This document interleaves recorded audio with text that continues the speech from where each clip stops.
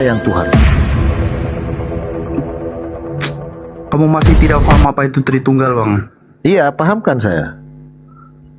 Saya sudah bagi tadi, Bapa itu sendiri adalah Tuhan. Ya betul. Tuhan. Ini memang sudah jelas. Ya. Pertanyaannya, ada berapa Tuhan di sini?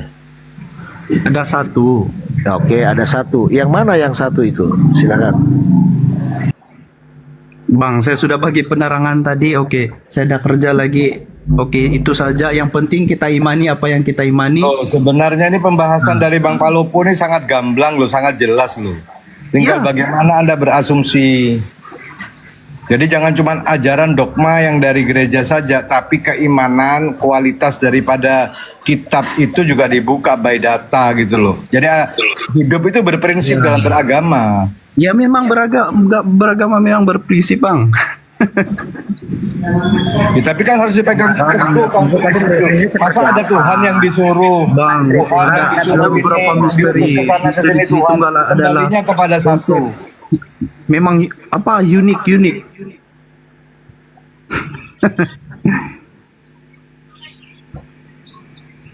Bukan unik, Iman Pak. jangan punya, jangan ambil. Karena keputusan begini, Pak. dia punya- Izin dulu Pak Plopo ya, teman-teman. Dengarkan, Pak. Ya, kalau kita rujukkan dari pengajaran Yesus, Yesus tidak pernah mengajarkan tiga Tuhan. Nah, Maksudnya sebagaimana orang Saduki bertanya perkara hukum Siapa yang ya, mengajarkan kepada tiga Yesus. Tuhan? Ya, tidak ada, Pak, tidak ada.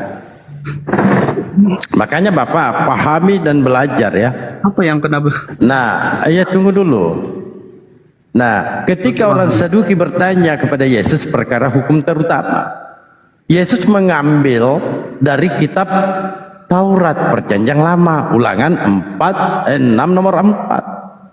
Dengarlah hai orang Israel, Tuhan Allah kita, Tuhan itu Esa, tunggal. Nah ini ketika Yesus ditanya oleh orang-orang Saduki, apa jawaban Yesus?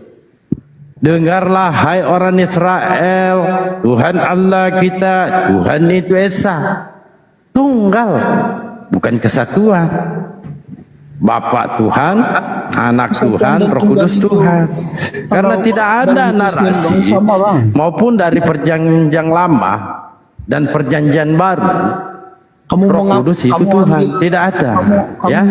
Nah begitu pun juga ketika Yesus menyampaikan hidup kekal.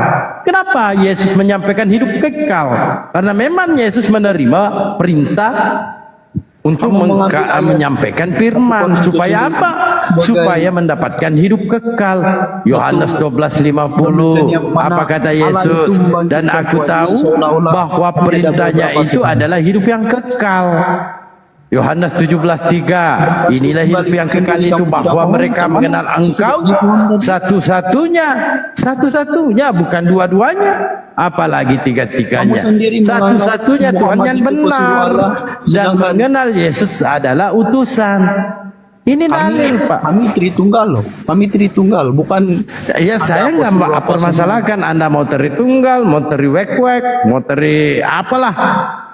Tetapi kita rujukan dari pengajaran Yesus. Ada enggak Yesus mengajarkan Tuhan tiga? Tidak ada, dia tidak ada. Memang tidak ada. Tidak ada. Itu yang saya katakan. Saya tadi sudah bagi tahu Tritunggal itu apa.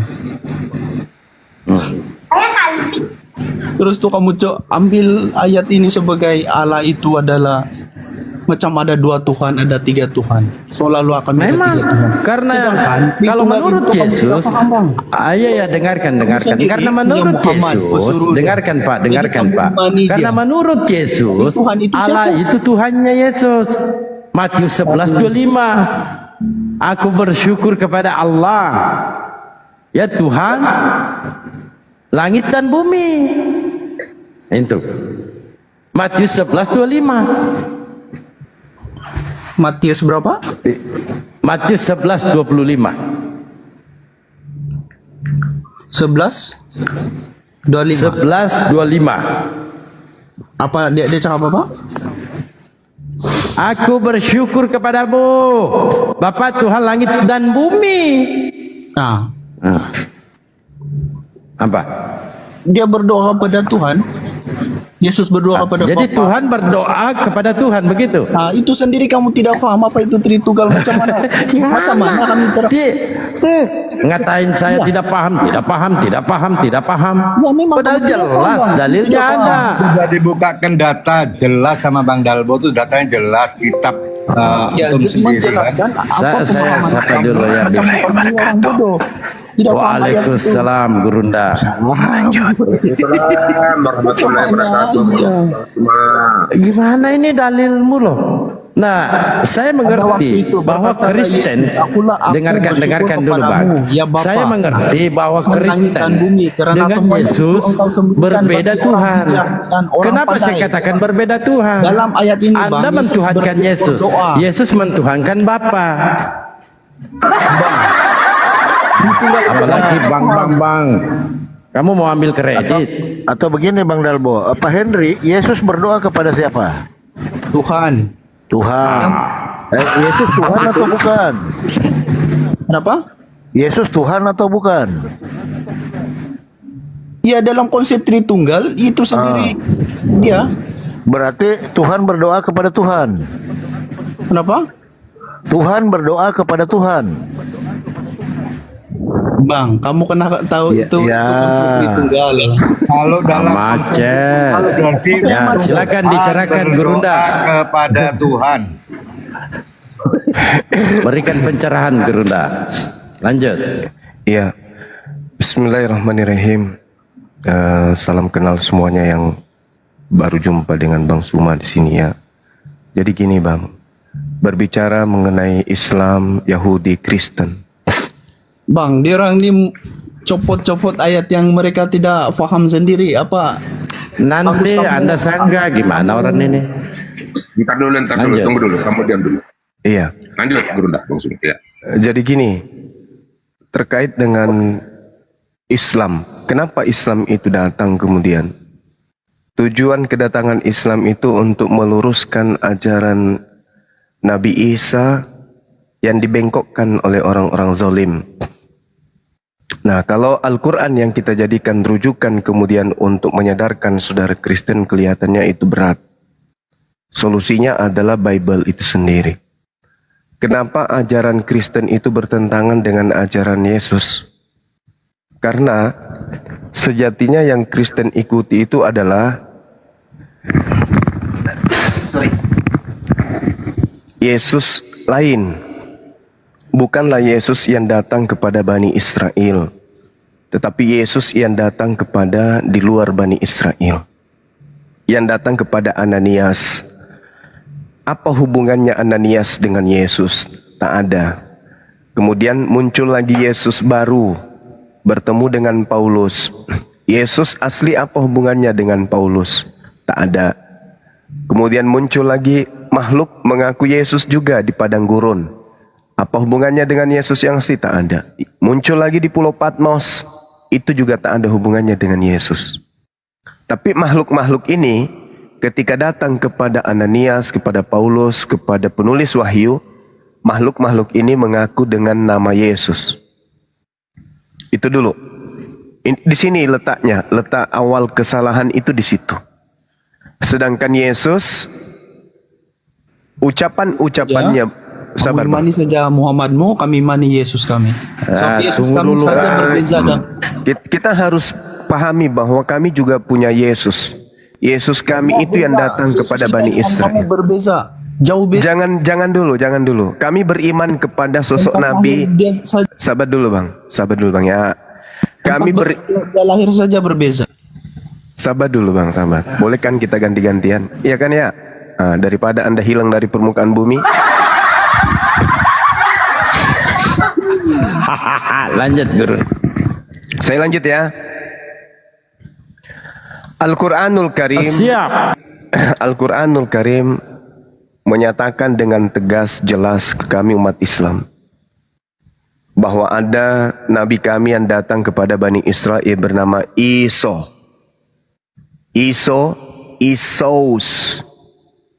Nanti di Indonesia baru berubah menjadi Yesus. Isos dalam bahasa Yunani Isos.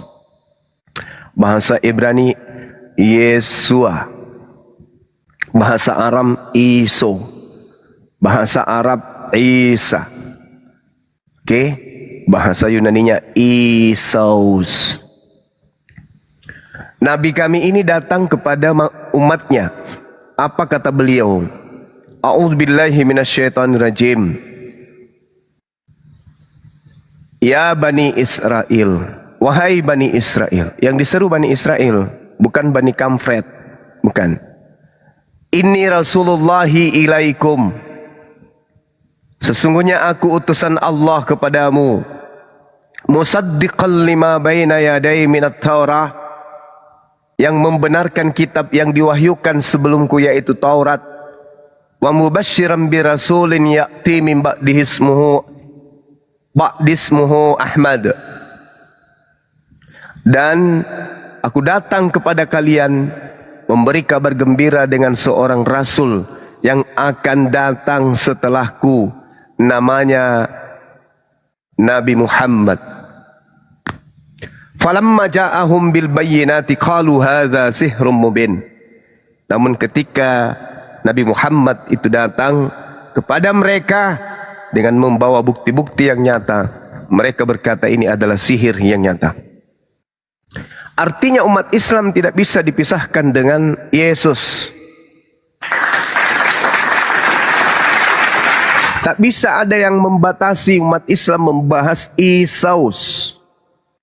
Tak ada kemudian disiplin ilmu yang mampu menghalau umat Islam mengetahui tentang Yesua, Isa, Al-Masih, Mesias, Isaus, Jesus, Yesus, Isa alaihi salam.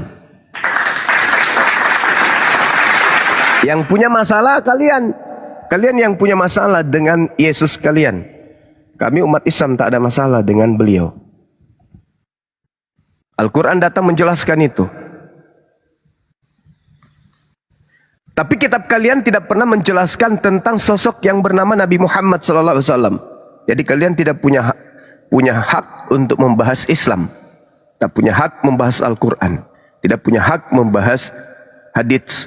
Tapi ketika umat Islam membahas tentang Isaus, membahas tentang Isa, Yesua, Isa, umat Islam punya hak untuk mengurai mulai dari Taurat, Zabur, Mazmur, Injil, dan seterusnya sampai kepada Al-Quran. Selayaknya anak Indonesia hari ini berhak mengetahui tentang Orde Lama itu kayak mana, Orde Baru itu kayak mana. Jadi anak Indonesia berhak untuk mengetahui sejarah kebangsaannya. Begitu juga umat Islam berhak mengetahui sejarah keislamannya. Berbicara mengenai Islam, cakupannya Allah dan para utusan. Ini nggak boleh dibantah. Tidak boleh dibantah. Siapapun tidak ada hak untuk membantah itu. Jadi umat Islam berhak membahas Yesus, umat Islam membahas tentang Isa, Esaus, Yesua, Isa alaihi salam. Tak boleh dibatasin. Seperti itu saudara-saudara. Silakan. Masya Allah. Pak Pelopok, kamu moderator Pak Pelopok ya. Oke, siap. Selamat pagi. Iya, selamat pagi Bang Juma. Maaf semalam itu Bang Juma ada urusan itu, jadi nggak bisa kita lanjutkan dialog kita. Bang Mei, jam berapa mau syahadat Bang? Biar kita siapkan semua. Mungkin dalam waktu dekat inilah saya rencana untuk bersyahadat. Masya Allah. Ya. Anu lagi nih, naik lagi birahinya kalau gini. Lagi birahinya.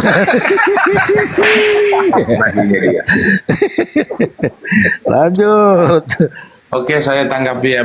Bang Juma boleh ditanggapi ya. Boleh, Ini kan boleh, dialog boleh. santai kita sambil ngobrol. Boleh. Iya, paparan Bang Juma ini telah membuat saya rangsang. Nah, rangsang yang jangan sabar dulu. Apalagi nih bawa-bawa gituan. Lanjut. Oke, saya lanjutkan.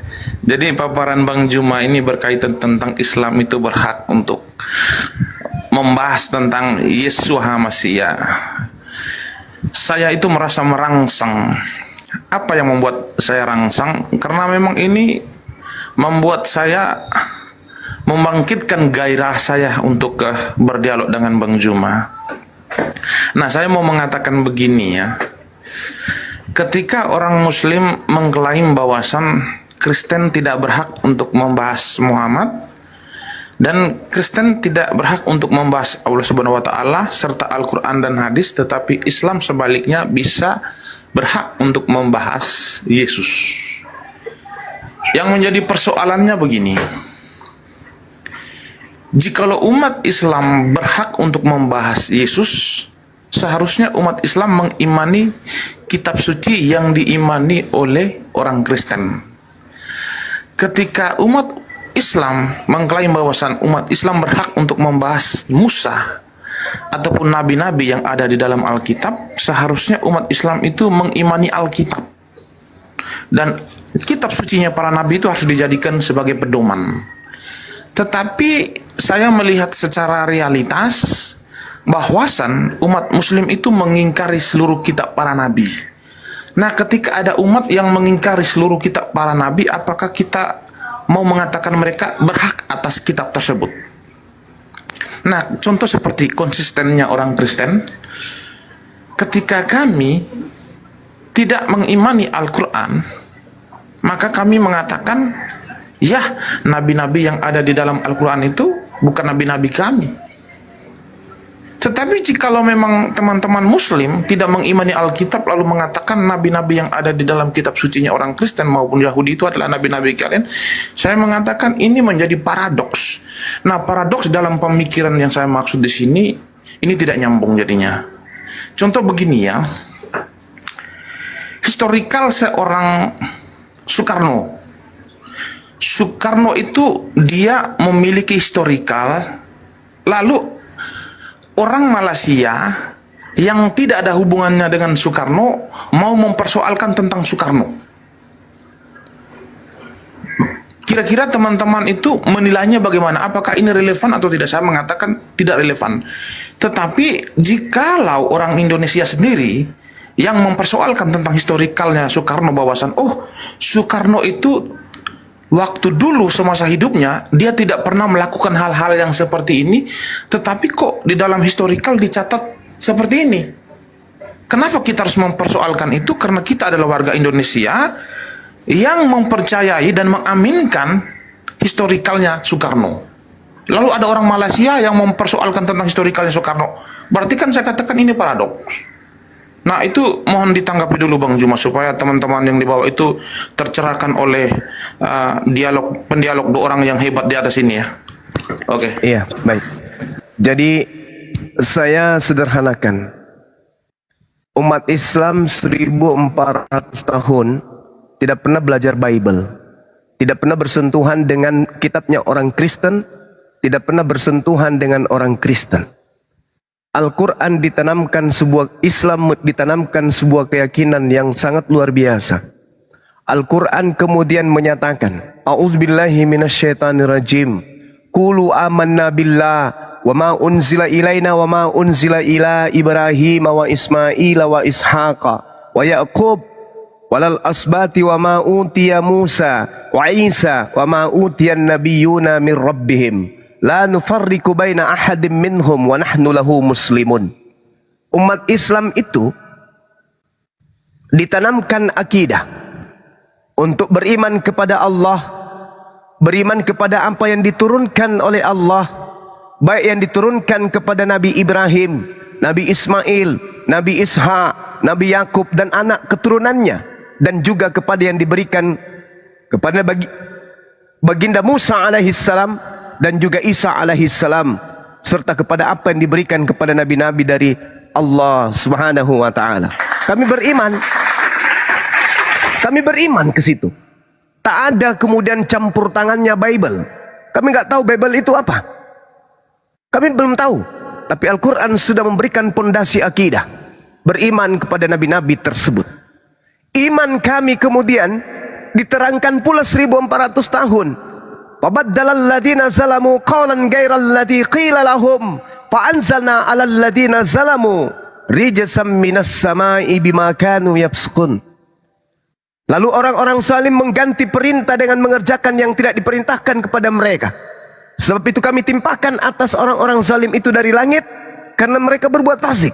Kami penasaran dong, siapa orang zalim ini yang mengganti firman Allah yang datang kepada para nabi dengan perintah-perintah manusia. Afatatma'una ayyu'minul lakum wa qad kana fariqum minhum yasma'una kalam Allah summa yuharrifuna min ba'di ma aqalu wa hum ya'lamun. Apakah kamu masih mengharapkan mereka akan percaya kepadamu?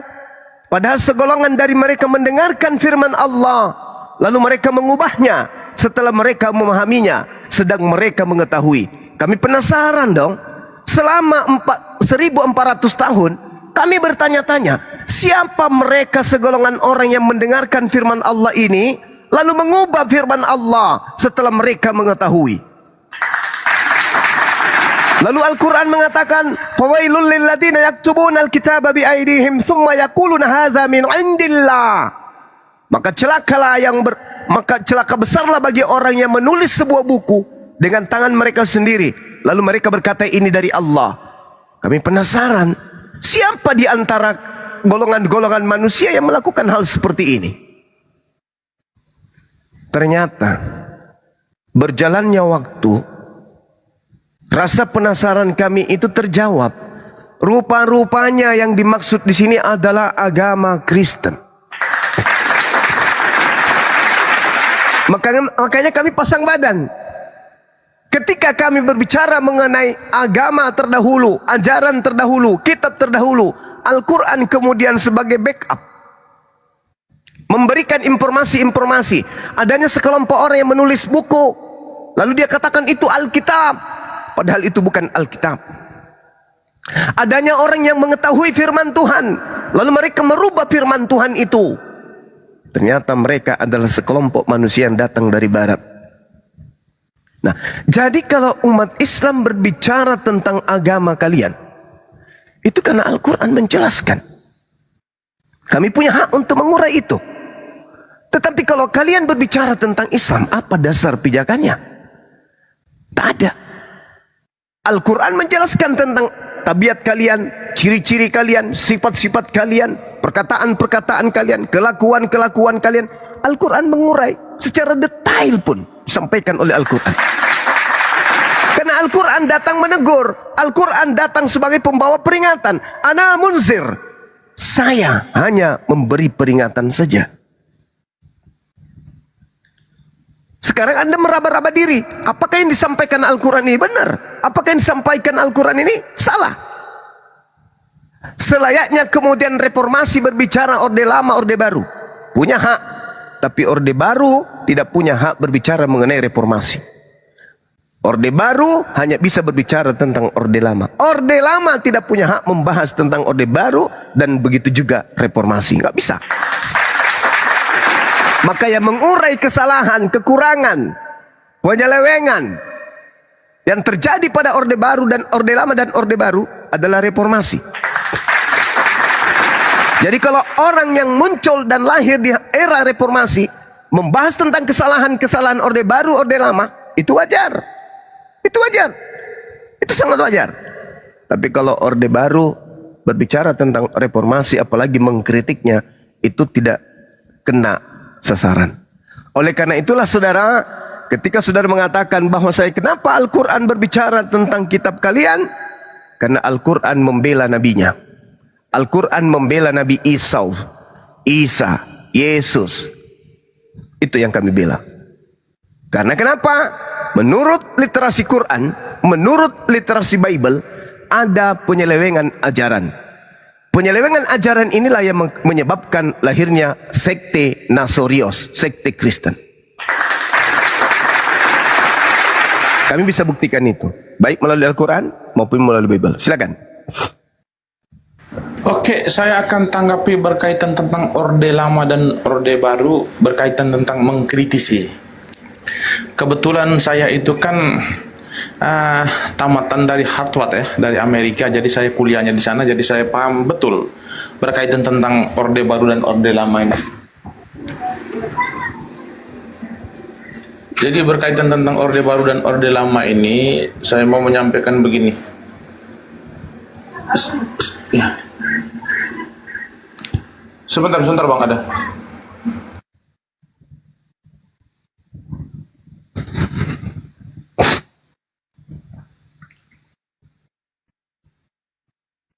Buat dikecil-kecilin nah.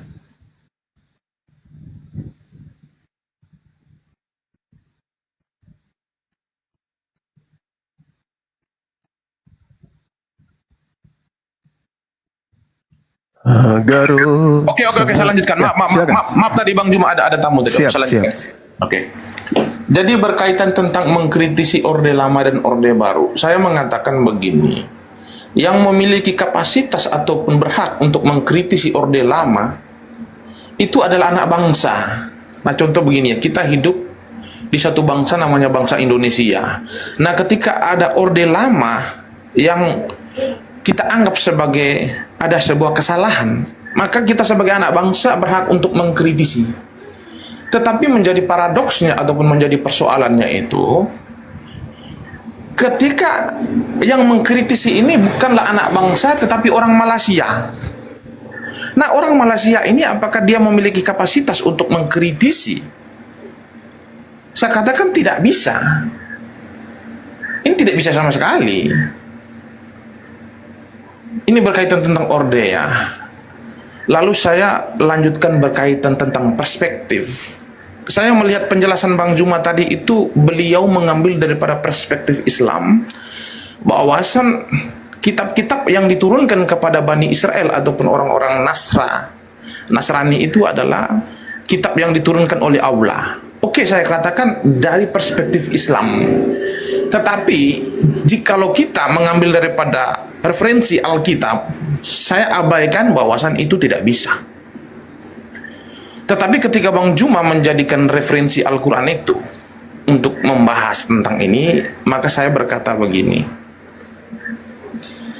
Ketika Al-Quran itu ataupun kitab suci yang diturunkan Allah kepada Bani Israel ataupun bani-bani yang lain, lalu kitab itu dirubah-rubah oleh orang-orang tersebut, maka Allah Subhanahu wa Ta'ala ini menurunkan kitab yang terakhir yang dianggap sempurna, dan tujuannya itu untuk memperbaiki ajaran-ajaran yang sebelumnya itu kepada Muhammad.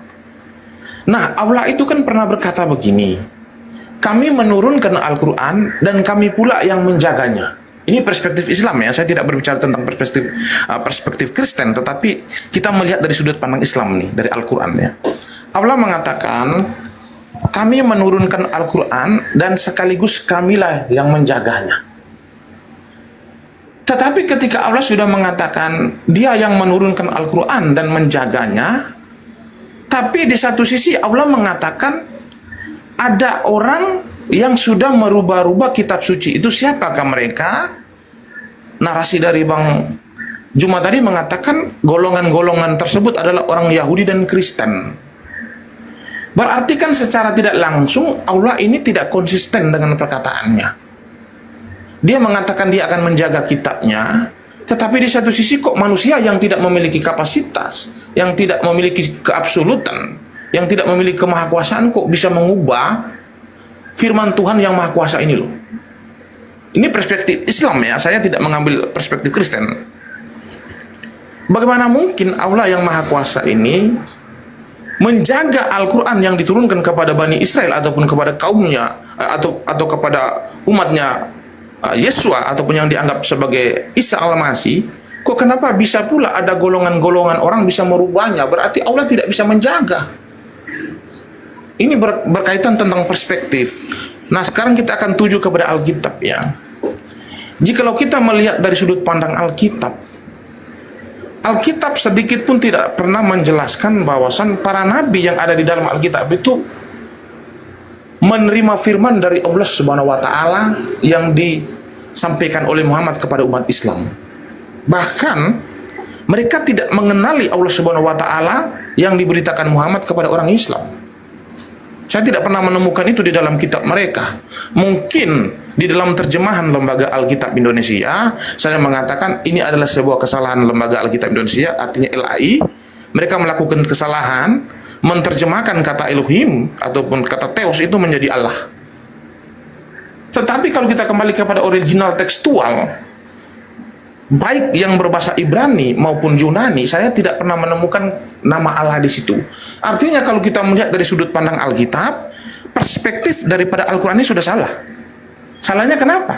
Saya mengatakan salah bahwasan dari sudut pandang Alkitab, para nabi tidak pernah menerima firman dari Allah Subhanahu wa taala, tetapi para nabi itu hanya menerima firman dan berbicara langsung kepada Tuhan yang bukan bernama Allah Subhanahu wa taala, tetapi yang bernama Yahweh yang dibaca dengan Jehovah. Maka saya katakan kadang-kadang Al-Quran ini memiliki perspektif yang tidak tepat, yang mempunyai sudut pandang yang salah terhadap kitab-kitab sebelumnya. Nah, itu untuk sementara narasi dari saya. Jadi teman-teman yang dibawa, kalau supaya kalian tahu siapa saya ini doktor dari University dari Harvard, Amerika. Silakan Bang. Baik. Jadi berbagai upaya kemudian yang dilakukan oleh iblis dan sekutunya untuk menolak Al-Quran itu wajar. Karena memang di kehidupan kita ini harus seiring sejalan antara orang beriman dan orang-orang kufur. Pembelokan kemudian firman Tuhan yang datang di tengah-tengah Bani Israel, kemudian pembelokan ajaran Tuhan yang datang di tengah-tengah Bani Israel melalui Nabi Musa dan juga Yesus, itu dibelokkan semuanya. Lalu datang lagi Al-Quran pun akan ditolak. Kenapa? Karena mustahil iblis itu bisa tenang sebelum membawa seluruh umat manusia ke dalam api neraka. Nah, Al-Quran ini diterangkan kemudian, wa min qablihi kitabu Musa imaman wa rahmah wa hadza kitabun musaddiqul lima wa hadza kitabun musaddiqul lisanan arabiyyan liyunziral ladina zalamu wa busyra lil muhsinin. Sebelum Al-Quran telah ada kitab Musa, Taurat, sebagai petunjuk dan sebagai rahmat. Dan Al-Quran ini adalah kitab yang membenarkannya dalam bahasa Arab untuk memberi peringatan kepada orang-orang zalim dan memberi kabar gembira kepada orang-orang yang berbuat baik. Jadi adalah sesuatu yang menggelikan ketika kita membaca buku bahasa Inggris, lalu kita mencari kata pisang di dalamnya. Wah, ini nggak sama ini. Karena di dalam buku kami tidak ada kata pisang. Tuyul, mana ada kata pisang? Itu kan buku bahasa Inggris.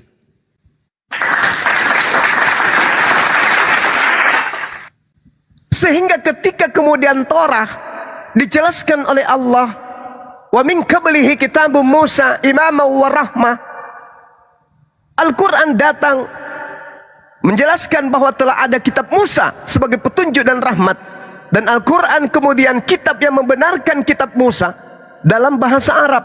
Sudah pasti yang digunakan adalah bahasa Arab. Kata-kata di dalamnya tentu berbeda.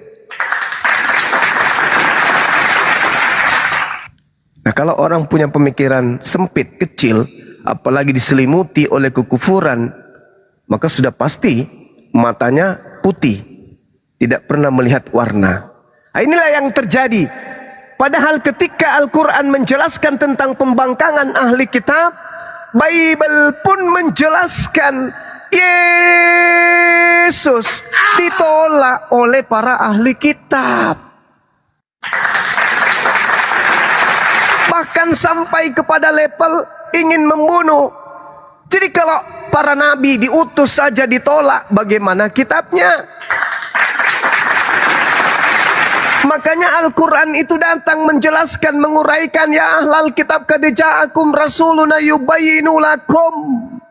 Wahai orang Yahudi, wahai orang Nasara, dan orang-orang zalim di antara keduanya, telah datang kepada kalian Nabi kami Muhammad sallallahu alaihi wasallam untuk menjelaskan sebagian dari isi kitab yang kalian sembunyikan. Telah datang kepada kalian, ya, kitab sebagai cahaya dan pembawa kepada jalan keselamatan, yaitu Al-Quran.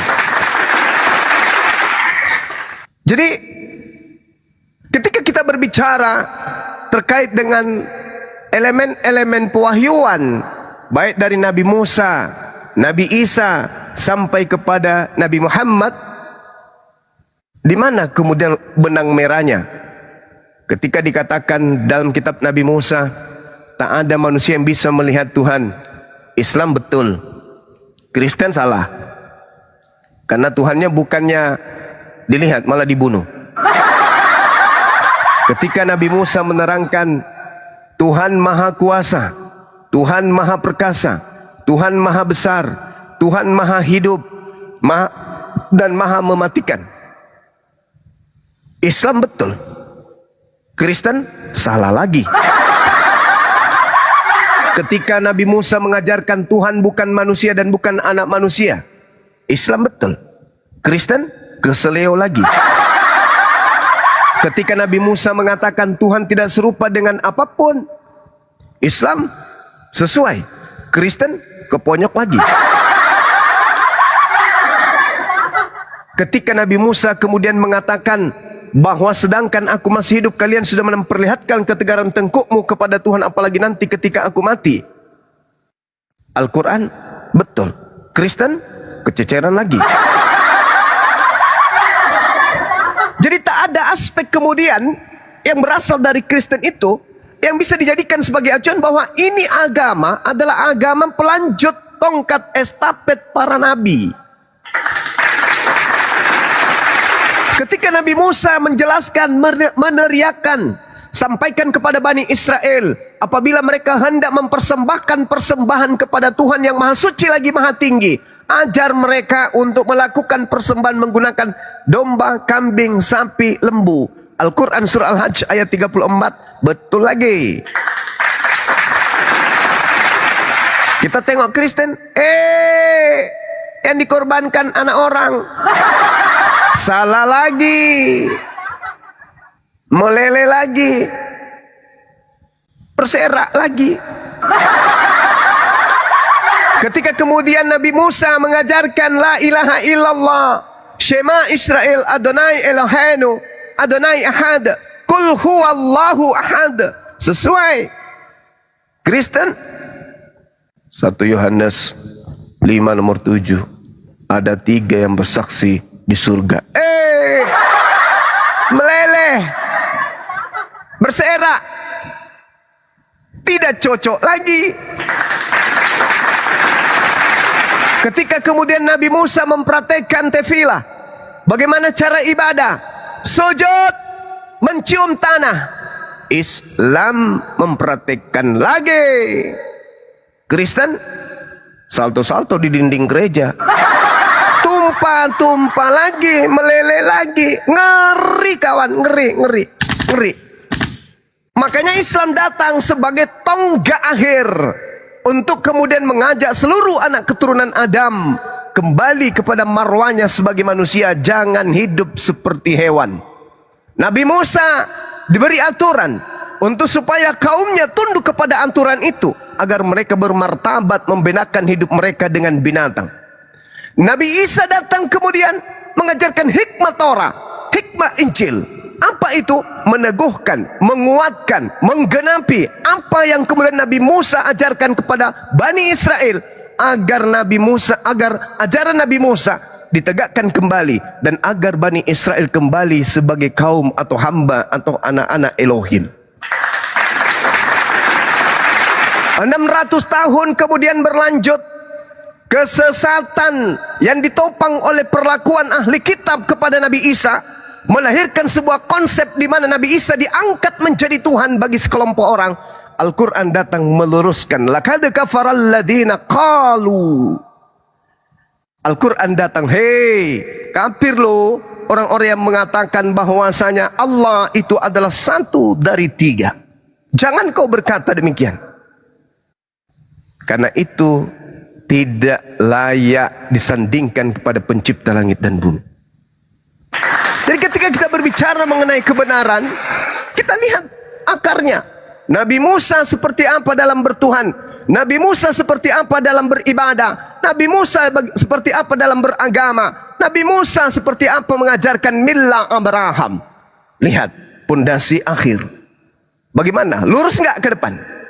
Kalau berserak kemana-mana, maka itu bukan berasal dari Tuhan, tapi berasal dari iblis. Nah, kesimpulan terakhir adalah yang Al-Quran titik beratkan adanya Nabi yang diutus oleh Allah, yang diajarkan kemudian mati untuk nebus dosa, lalu dikatakan itu adalah inkarnasi Tuhan. Inilah yang dikritisin dan yang diluruskan oleh Al-Quran. Berarti saudara Kristen punya kewajiban berat untuk membuktikan kepada dunia bahwa yang disalib benar-benar adalah Nabiullah, Rasulullah, bukan penjahat, bukan pengkhianat, bukan pembunuh, bukan penista, bukan iblis. Nah, ini tugas berat. Sayangnya sampai hari ini belum ada saudara Kristen yang mampu membuktikan itu. Demikian. Oke, terima kasih paparan Bang Juma ini sangat. Oke, terima kasih paparan Bang Juma ini sangat bagus ya. Saya akan selalu mengikuti penggiringan opini karena memang saya ini adalah seorang tukang servis penggiringan opini. Nah, untuk hari ini saya akan selalu mengikuti penggiringan opini ya. Saya mendengar dan menilainya bahwasan paparan Bang Juma tadi, beliau mengangkat dua perspektif. Nah, perspektif apa yang saya maksud di sini? Beliau mengangkat dua perspektif, yaitu perspektif Al-Quran dan perspektif Alkitab. Apa yang saya maksud perspektif di sini? Beliau mengkomparasikan dua sudut pandang, lalu mengkomparasikan bahwasan ajaran-ajaran nabi-nabi yang ada di dalam Alkitab itu, ketika di zaman orang Kristen mereka melencengkan, lalu Allah Subhanahu wa Ta'ala ataupun Tuhan yang para nabi itu mengutus Muhammad untuk meluruskannya kembali. Dia mengambil dua perspektif. Oke, saya akan lanjutkan ya. Ketika Bang Juma mengambil dua perspektif, dua sudut pandang Alkitab maupun Al-Quran, maka saya akan mengatakan ketika saya mengutip sebuah perspektif daripada Alkitab, saya mengatakan bahwasan Muhammad itu bukanlah tongkat estafet yang seperti yang disampaikan oleh Bang Juma. Kenapa saya mengatakan bukanlah tongkat estafet? Tongkat estafet itu artinya kepemimpinannya itu akan berganti. Artinya di zaman Alkitab setelah Musa memberikan amanah kepada Yosua bin Nun, dan setelah Yosua bin Nun, Yosua akan memberikan amanah kepada yang selanjutnya. Maka saya membatalkan berkaitan tentang perspektif Alkitab bahwasan Muhammad bukanlah yang melanjutkan tongkat estafet daripada Tuhannya para nabi yang ada di dalam Alkitab. Apa alasannya? Alasannya bahwasan pintu iman ataupun para nabi itu tidak akan diturunkan melalui keturunan Ismail, tetapi hanya diturunkan melalui Yitzhak. Maka saudara-saudaraku yang sekalian yang ada di bawah, perspektif Alkitab, jikalau kalian ingin mengenal kepada Tuhannya para nabi, maka kalian itu harus mendapatkan pemberitaan tentang keselamatan dari Tuhan melalui bangsa Israel. Dan berita pertobatan itu haruslah mulai dari Yerusalem sampai ke ujung bumi. Tetapi jikalau teman-teman yang beragama Islam mendapatkan berita pertobatan itu mulai dari tanah Arab sampai ke ujung bumi, saya mengatakan dari sudut pandang Alkitab ini adalah sebuah pemahaman yang sangat salah. Apa alasan salah? Saya berani mengatakan salah di sini karena Alkitab itu sudah menegaskan bahwasan Tuhan sudah berjanji dengan para nabinya tidak akan menurunkan para nabi itu melalui keturunan Ismail. Tetapi Ismail itu tidak akan dilupakan.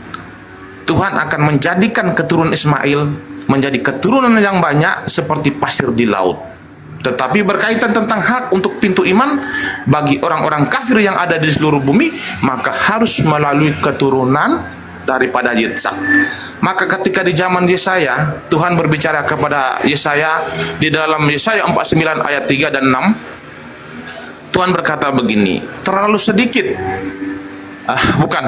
Dia berkata begini, Israel, olehmu aku akan menyatakan keagunganku. Lalu di ayat 6-nya Tuhan berkata begini, terlalu sedikit bagimu untuk menjadi hambaku, untuk menegakkan suku-suku Yakub yang terserak berai. Tetapi aku akan menjadikan engkau untuk menjadi terang bagi bangsa-bangsa, supaya keselamatan yang daripadaku akan sampai kepada ujung bumi. Artinya Tuhan menetapkan bangsa Israel ini sebagai pintu iman, supaya apa? Supaya keselamatan yang daripadanya yang disampaikan kepada bangsa Israel ini akan sampai kepada ujung bumi. Jadi jikalau teman-teman mendapatkan informasi tentang keselamatan dari tanah Arab, ataupun berita pertobatan itu berawal dari tanah Arab, maka saya mengatakan dari Alkitab mengatakan kalian salah. Saya mengatakan kalau kalian mempunyai sudut pandang dari Al-Quran, saya mengatakan ya, monggo. Karena itu adalah doktrinal, itu adalah klaim teologis kalian, kami tidak bisa memaksakan. Tetapi jikalau kalian mengajak untuk membenturkan antara teologis Al-Quran dan Alkitab, maka kami mempunyai sudut pandang yang berbeda. Kami mengatakan dan berhak untuk membantah bahwasan Muhammad bukanlah nabi daripada Tuhannya Abraham, Ishak dan Yakub, ataupun Tuhannya para nabi yang ada di dalam Alkitab. Itu sudah pasti. Jadi berkaitan tentang Tuhan yang diberitakan oleh Muhammad kepada kalian adalah Tuhan yang berbeda dan Tuhan yang tidak sama. Nah, kalau sudah dikatakan Tuhan yang tidak sama, lalu kapasitasnya Al-Quran ataupun kapasitasnya orang Muslim ataupun kapasitasnya Muhammad untuk memperbaiki orang Yahudi, untuk memperbaiki orang Kristen, itu kapasitasnya apa? Saya sudah mengatakan tadi, ketika kita berada di Indonesia, kita sekarang itu berhak untuk mengkritisi Orde Lama. Tetapi jika ada orang Malaysia yang tidak ada hubungan dengan bangsa Indonesia, lalu dia mencoba untuk mengkritisi dan memperbaiki, orang akan mengatakan begini, saudaraku, kamu salah orang. Ini bukanlah wadahmu, ini bukanlah tempatmu, dan kapasitasmu tidak ada. Maka saya mengatakan Al-Quran tidak memiliki kapasitas, dan Nabi Muhammad dan sekaligus umat-umatnya tidak memiliki kapasitas untuk mengait-ngaitkan Tuhan yang ada di dalam Alkitab dengan Tuhan yang ada di dalam Al-Quran adalah sosok yang sama. Dan klaim yang mengatakan Al-Quran datang untuk memperbaiki ajaran-ajaran sebelumnya, saya mengatakan gugur. Kenapa saya mengatakan gugur? Begini, Rasul Paulus itu dia sudah mengantisipasi. Apa antisipasinya? Dia mengatakan begini, jikalau ada orang yang memberitakan Injil kepada kalian yang berbeda dengan apa yang kami beritakan kepada kalian, maka sekalipun dia adalah malaikat, terkutuklah dia. Nah, kita lihat pemberitaan yang disampaikan Muhammad kepada kalian berkaitan tentang Isa yang kan kalian klaim sebagai Yesus. Ketika para rasul memberitakan Injil ataupun kabar baik, kabar keselamatan kepada murid-murid yang mengatakan Yesus disalib, lalu Muhammad mengatakan Yesus tidak disalib. Artinya Muhammad telah melawan apa yang disampaikan oleh Rasul Paulus. Dia mengatakan, jikalau ada orang yang memberitakan Injil yang berbeda dengan apa yang kami beritakan kepadamu, sekalipun dia malaikat, terkutuklah dia. Dan terbukti pemberitaan yang disampaikan oleh Muhammad kepada kalian tidak sama dengan pemberitaan yang dilakukan oleh para rasul. Saya katakan salah besar. Silakan Bang Juma. Oke, baik. Nabi Abraham dijanjikan kemudian untuk menjadi bapak para nabi. Keturunannya kemudian dijanjikan oleh Allah, dan kemudian keturunan Abraham itu ada dari Ismail, ada dari Ishak. Dari Ishak melahirkan Yudaism, dari Ismail melahirkan Islam. Nah, yang melahirkan Kristen ini yang masih tanda tanya. Itu yang pertama. Kemudian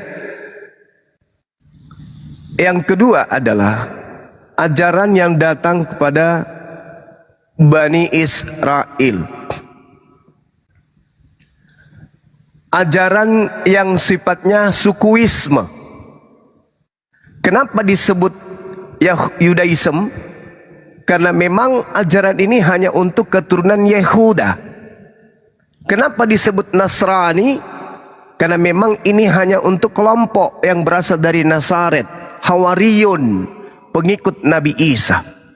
Sedangkan Kristen adalah agama yang lahir di Turki, Antioquia, dibawa oleh Paulus. Mari kita lihat di dalam Mazmur 147 di data nomor 1920, Tuhan memberikan firman-Nya kepada Yakub, ketetapan-ketetapannya dan hukum-hukumnya kepada Israel. Tuhan tidak berbuat demikian kepada segala bangsa, dan hukum-hukumnya tidak mereka kenal. Lalu kenapa ada hukum-hukum Israel di agama Kristen? Lalu kenapa kemudian ada terjemahan kitab Tanakh di agama Kristen? Lalu kenapa kemudian ada ajaran Nefiim, Ketubim, Taurat di agama Kristen? Padahal semua itu adalah aturan main, hukum, ketetapan dan ketentuan Tuhan yang berlaku hanya kepada Bani Yakub. Lukas bab 1 nomor 33 menjelaskan Yesus akan menjadi raja atas kaum keturunan Yakub sampai selama-lamanya, dan kerajaannya tidak akan berkesudahan. Saya ulang, Yesus akan menjadi raja atas kaum keturunan Yakub, menjadi raja atas keturunan Yakub selama-lamanya. Tidak pernah menjadi raja terhadap orang Indonesia, hanya keturunan Yakub. Makanya yang digantung di atas salib yang tertulis di dalam Yohanes 18:36, kerajaanku bukan dari dunia ini. Jika kerajaanku dari dunia ini, pasti hamba-hambaku telah melawan supaya aku jangan diserahkan kepada orang Yahudi. Itu bukan Yesus. Yang berkata kerajaanku bukan dari dunia ini, itu bukan Yesus itu. Dan itu nanti di materi yang lain kita akan bahas. Yang mengatakan kerajaanku bukan dari dunia itu bukan Yesus. Karena Yesus itu diperuntukkan untuk menjadi raja, meskipun gagal. Lukas Kisah Para Rasul 2 nomor 22. Yesus, orang Israel harus tahu, yang aku maksud adalah Yesus dari Nazaret, seorang yang ditentukan Tuhan untuk melakukan tanda-tanda mujizat dan kekuatan di tengah-tengah Bani Israel, seperti yang engkau tahu. Orang Israel harus tahu itu, yang dilakukan oleh Allah melalui perantaraan Yesus. Kisah Para Rasul 13 nomor 13.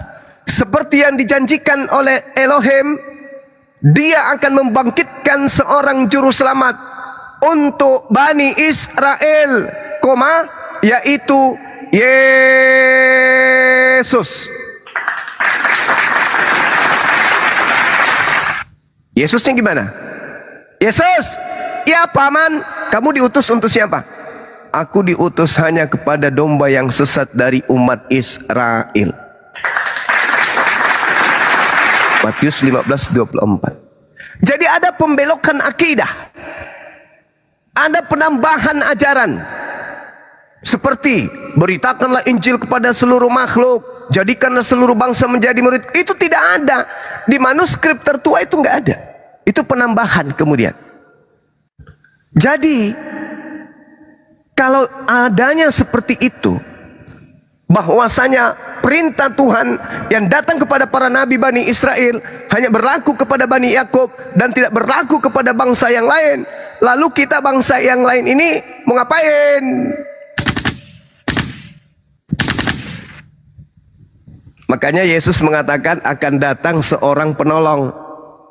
Kenapa penolong ini disebut penghibur? Karena dia akan memberikan penghiburan kepada seluruh bumi. Nabi Abraham datang, diberi ketetapan hanya berlaku kepada keturunannya.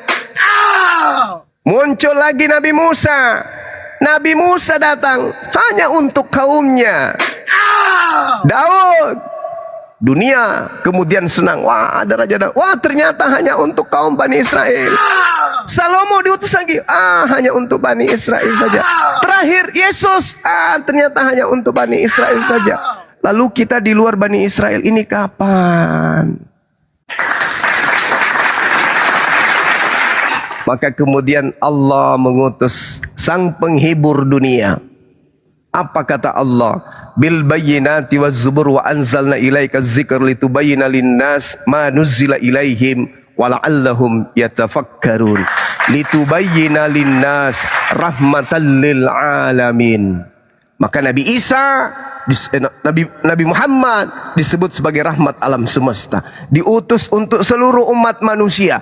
Di dalam Bible tak ada Musa disebut untuk seluruh manusia. Tak ada Yesus untuk seluruh umat manusia. Tak ada. Aku diutus hanya kepada domba yang hilang dari umat Israel. Kenapa kemudian ada perintah ke seluruh dunia? Karena Bani Israel sudah berpencar di seluruh dunia. Maka murid-murid Yesus harus ke seluruh dunia mencari keturunan Yakub. Jadi Kristen ini bukan umatnya Nabi Isa, Yesus, bukan. Kristen ini penumpang gelap. Tak ada hubungannya antara Yesus dengan Kristen. Kristen hanya berhubungan dengan makhluk yang mengaku-ngaku bernama Yesus yang datang kepada Paulus in the gang. Tapi Yesus anak Maria yang memberitakan Injil di tengah-tengah kaumnya Bani Israel itu tak ada hubungannya dengan Kristen.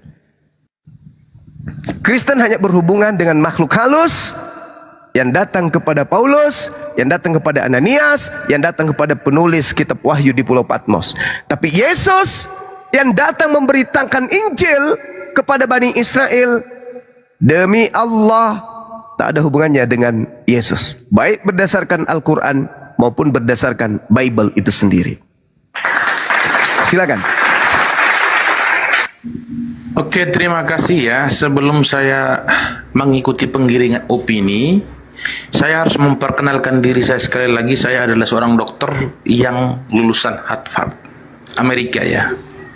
Baik, sangat menarik ketika Bang Juma mengangkat sebuah ayat yang ada di dalam Alkitab, khususnya Mazmur Daud 147:19-20. Dan ayat itu memang berbicara tentang hukum-hukum Tuhan yang akan diturunkan hanya kepada bangsa Israel. Saya mau mengatakan begini ya. Orang Kristen itu konsisten. Kenapa saya katakan konsisten? Ketika Tuhan mengatakan hukum-hukum seremonial dan lahiriah itu hanya diperuntukkan kepada bangsa Israel, maka kami itu berhak. Bukan berhak, dan kami itu tidak berhak untuk menjalankan hukum-hukum yang diturunkan Tuhan kepada Bani Israel. Maka sekarang kita lihat, apakah orang Kristen bersunat? Enggak.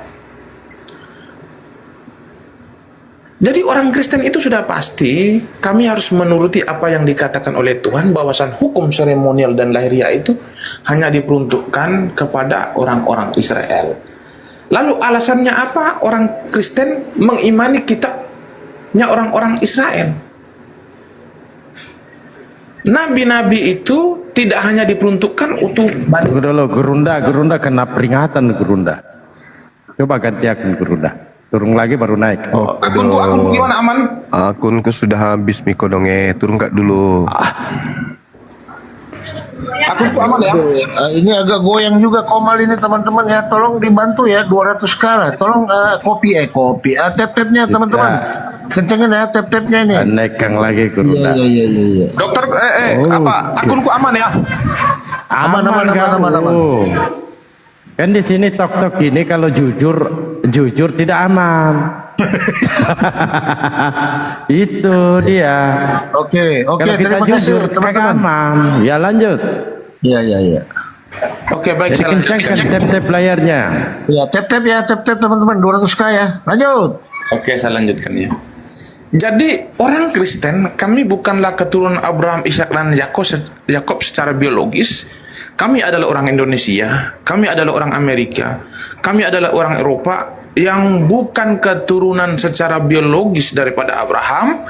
Makanya kami tidak berhak untuk menjalankan hukum Taurat secara seremonial dan lahiriah seperti apa yang diangkat oleh Bang Juma tadi yang ada di dalam Mazmur 147 19-20. Itu udah pas, tepat.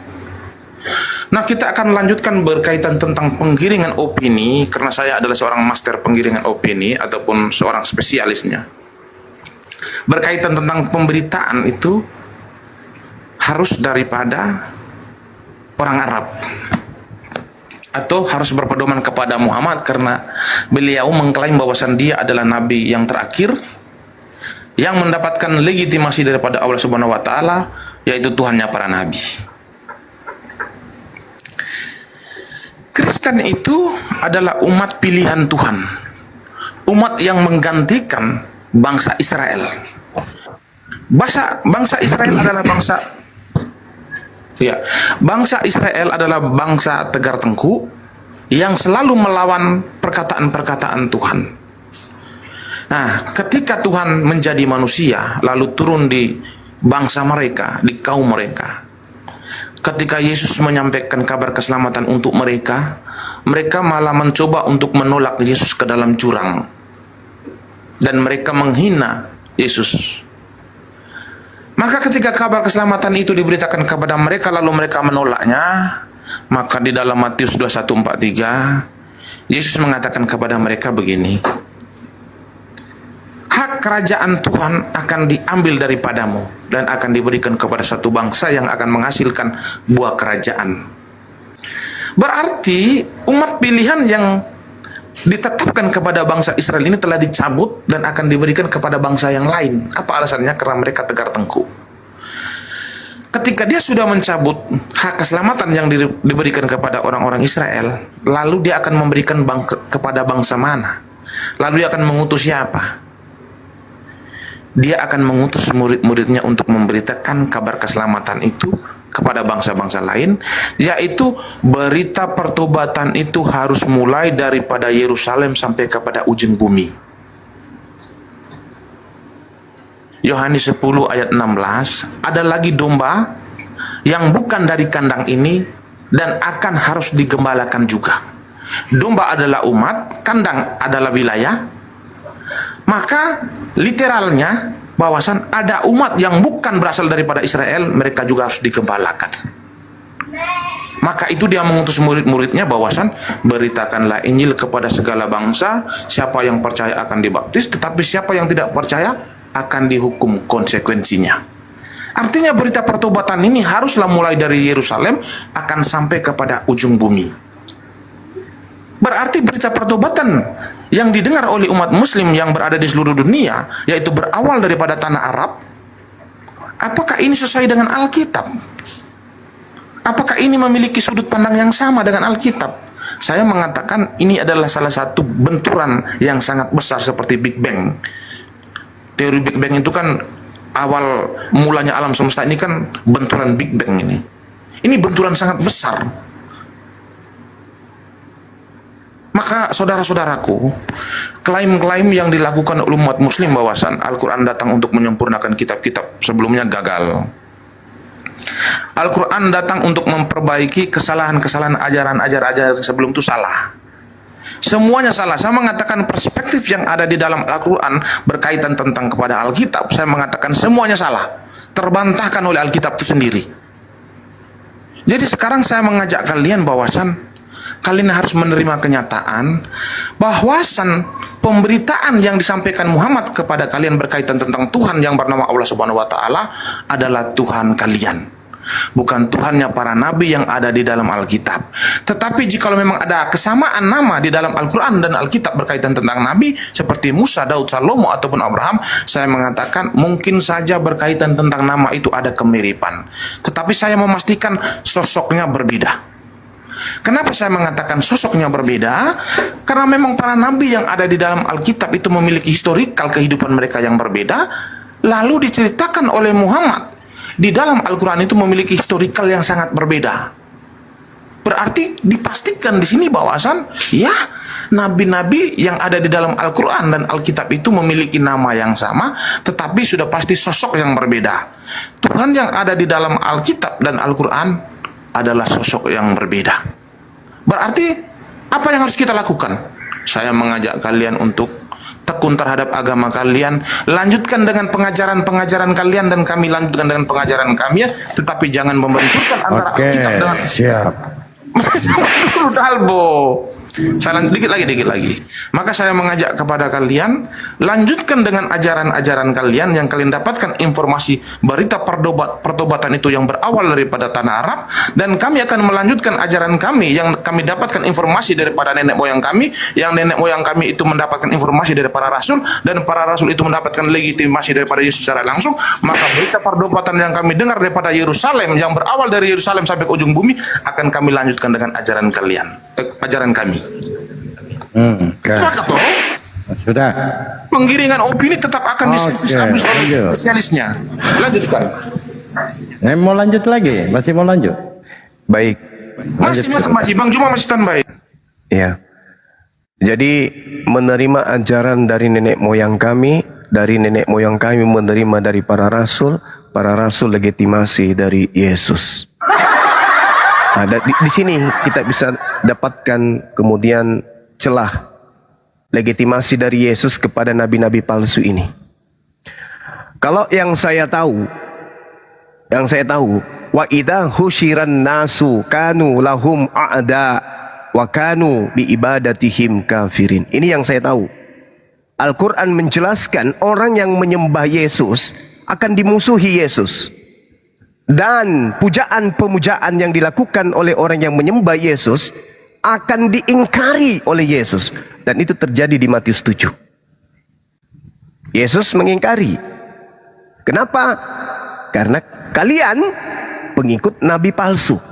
Siapa nabi palsu itu? Lukas, Markus, penulis Matius, penulis Yohanes, Paulus, penulis kitab Wahyu, penulis kisah para rasul, penulis kitab Petrus, dan seterusnya. Itu adalah nabi-nabi palsu. Anda harus ngerti nabi. Nabi adalah orang yang menerima ilham. Nabi adalah orang yang menerima firman. Lukas tidak pernah menerima firman.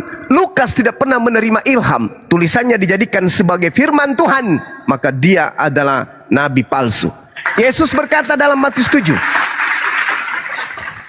waspadalah kepada nabi-nabi palsu yang datang kepada Bani Israel dengan menyamar seperti Bani Israel, tetapi sesungguhnya mereka adalah serigala yang buas. Siapa yang datang kepada Bani Israel yang bukan Bani Israel sampai hari ini teriak-teriak kami adalah orang Israel, kami adalah pelanjut tongkat Bani Israel, kami adalah Israel rohani. Itu siapa? Jadi Bung, ketika Yesus mengatakan waspadalah terhadap nabi-nabi palsu yang datang kepadamu, di sini muridnya Yesus Bani Israel dengan menyamar seperti Bani Israel, tetapi sesungguhnya mereka adalah serigala yang buas. Satu-satunya kelompok yang datang kemudian ke tengah-tengah Bani Israel dan ke seluruh penjuru bumi hanya orang Kristen yang mengaku diri mereka adalah sekelompok dengan Bani Israel, tapi bukan. Sekelompok kemudian orang menggunakan baju brimob. Semua menggunakan seragam brimob. Tapi sekelompok dari orang yang menggunakan seragam brimob ini ternyata bukan dari kesatuan brimob. Hanya menggunakan seragam tok. Palsu. Bukan Bani Israel, tapi Bani Kamfret yang ngaku-ngaku Bani Israel. Waspadalah kepada nabi-nabi palsu yang datang kepadamu dengan menyamar seperti domba, padahal mereka adalah serigala yang buas. Dari buahnya kamu akan mengenal mereka. Dari buahnya. Dapatkah orang memetik buah anggur dari semak duri, buah ara dari rumput duri? Demikian pula pohon yang baik menghasilkan buah yang baik, sedang pohon yang tidak baik menghasilkan buah yang tidak baik. Tidak mungkin pohon yang baik itu menghasilkan buah yang tidak baik, ataupun pohon yang tidak baik itu menghasilkan buah yang baik. Dan setiap pohon yang tidak menghasilkan buah yang baik pasti ditebang dan dibuang ke dalam api. Ini yang diterangkan oleh Al-Quran dan diterangkan pula di dalam Bible. Kenapa diterangkan seperti ini? Karena penulis buku Matius melakukan penyelidikan terhadap ucapan-ucapan Yesus. Jadi masih ada unsur informasi yang datang kemudian kepada kita melalui penulis-penulis ini. Jadi dari buahnya kamu akan mengenal mereka. Dari buahnya kamu akan mengenal nabi palsu itu. Apa buahnya? Memanggil Yesus Tuhan, bernubuat pakai nama Yesus, mengusir setan pakai nama Yesus, bermukjizat pakai nama Yesus. Di luar Yahudi, di luar murid-murid Yesus, hanya ada satu kelompok yang melakukan itu, namanya Kristen. Umat Islam tak pernah melakukan itu. Tidak pernah kita mengaku-ngaku nama Yesus. Dalam nama Yesus ku tendang bisumu pecah. Nggak ada. Hanya ada di dalam Kristen. Hanya di Kristen menggunakan nama Yesus. Dan Kristen ini ternyata selidik punya selidik. Mereka bukan Bani Israel. Mereka bukan Bani Israel. Ketika kemudian kitabnya Yahudi dikatakan tidak diberikan kepada bangsa lain, hanya milik hak kepunyaan Bani Yakub. Firman Tuhan hanya berlaku kepada Bani Israel. Lalu kemudian Tuhan mengatakan, aku akan mengadakan perjanjian baru dengan Bani Israel dan Bani Yehuda. Aku akan memasukkan firman Torah kepada batin setiap Bani Israel. Hanya kepada Bani Israel. Tiba-tiba muncul Kristen dari Belanda, dari Barat, membawa terjemahan dari kitabnya orang Israel. Siapa kalian? Siapa kalian? Bani Israel kagak, Bani Yakub bukan, Bani Lewi bukan. Lalu siapa kalian ini? Kalian adalah serigala yang nyamar domba. Dari buahnya, lihat, Kristen memanggil siapa? Tuhan. Pada siapa? Yesus. Bernubuat, mengusir setan, bermujizat pakai nama siapa? Yesus. Kena. Wa idza husyiran nasu kanu lahum a'da wa kanu bi ibadatihim kafir. Kena. Ini yang diterangkan Al-Quran dan Bible. Jadi dari buahnya kamu akan mengenal mereka. Bukan setiap orang yang berseru kepadaku, Tuhan, Tuhan, akan masuk ke dalam kerajaan langit. Melainkan dia melakukan kehendak. Kehendak siapa? Kehendak Bapa yang ada di langit. Bukan kehendak Paulus yang ada di Amfipi. Oke? Nah sekarang kalau ditanya orang Kristen, wahai orang Kristen, atas kehendak siapa kalian menuhankan anak Maria? Atas kehendak siapa kalian merasulkan Paulus? Atas kehendak siapa kalian merasulkan Lukas, Markus? Narasimu sesat. Atas kehendak siapa kalian kemudian ibadah minggu? Atas kehendak siapa kalian ke gereja? Atas kehendak siapa kalian makan babi? Atas kehendak siapa kalian menjadi Kristen? Tak ada kehendak Bapa Elohim. Semua hanya kehendak Paulus. Karena Paulus didatangi makhluk halus bernama Yesus. Nah ini. Oleh karena itulah kemudian, karena Yesus mengaku hanya untuk Bani Israel, didatangkanlah penolong lain yang mencakup seluruh anak keturunan Adam. Diutus litubayyina linnas ma nuzzila ilaihim wala'allahum yatafakkarun. Nabi Muhammad diutus untuk seluruh manusia. Yesus diutus hanya untuk Bani Yakub. Ajarannya hanya untuk Bani Israel. Siapa Kristen? Bukan pengikut Yesus, tapi pengikut Paulus melalui makhluk yang mengaku-ngaku Yesus. Ingat, Yesus berkata, waspadalah kepada penyesat yang datang kepadamu dengan memakai namaku dan berkata akulah dia. Waktunya sudah dekat. Jangan kau percaya, jangan kau ikuti. Makanya orang Yahudi sampai hari ini tidak menjadi Kristen. Karena mereka dipesan, jangan kau ikuti, jangan kau ikuti. Kenapa orang Yahudi tidak menyembah Yesus? Karena mereka dipesan, jangan ada Tuhan lain di hadapanku. Maka Tuhan yang dijual oleh orang-orang Farisi kepada Roma hanya laku untuk Roma, tapi tidak laku untuk Bani Israel. Sekira begitu, saya izin sejenak karena di sini zuhur. Silakan. Oke, terima kasih. Saya tetap tanggapi Bang Juma ya. Bang Juma? Ya. Iya, silakan. Oke, saya tanggapi ya. Jadi saya adalah seorang spesialis penggiringan opini. Jadi saya akan selalu mengikuti penggiringan opini ya. Bang Juma mengatakan begini,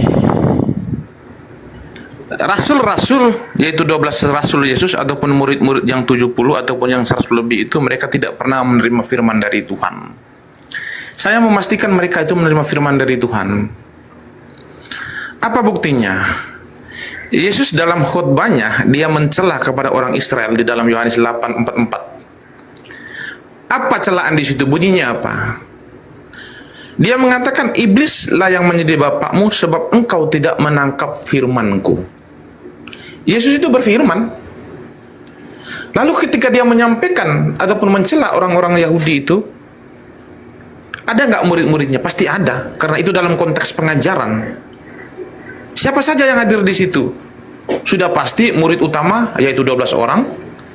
Kategori murid yang kedua yaitu 70 murid. Kategori yang ketiga adalah 100 orang lebih. Artinya mereka di situ mendengarkan firman Tuhan yang disampaikan oleh Yesus. Yesus berfirman di situ. Jadi manusia satu-satunya di muka bumi yang berfirman hanya Yesus. Muhammad tidak bisa berfirman. Musa ataupun yang lain-lain itu tidak bisa berfirman. Apa alasannya? Mereka bukan Tuhan, Pak. Bagaimana mungkin mereka mau bisa berfirman? Yang bisa berfirman hanya Tuhan. Yesuslah. Hanya dia satu-satunya yang bisa berfirman. Lalu bagaimana dengan Lukas? Lalu bagaimana dengan Markus? Apakah dia bagian daripada murid utama Yesus?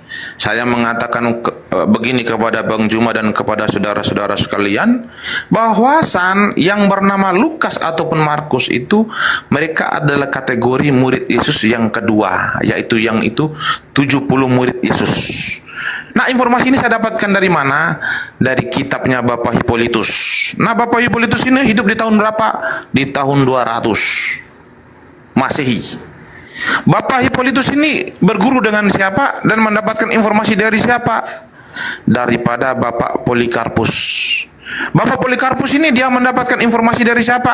Dari Rasul Yohanes. Rasul Yohanes ini mendapatkan informasi dari siapa? Dari Yeshua HaMashiach ataupun daripada historikalnya sendiri. Jadi kalau Bang Juma mengatakan murid-murid Yesus itu tidak pernah mendengarkan firman, saya mengatakan Yesus berfirman mereka berdengar. Yesus berfirman mereka mendengar. Selesai Pak soal itu Pak. Nah sekarang kita akan masuk ke ranah berkaitan tentang ajaran-ajaran Taurat ya.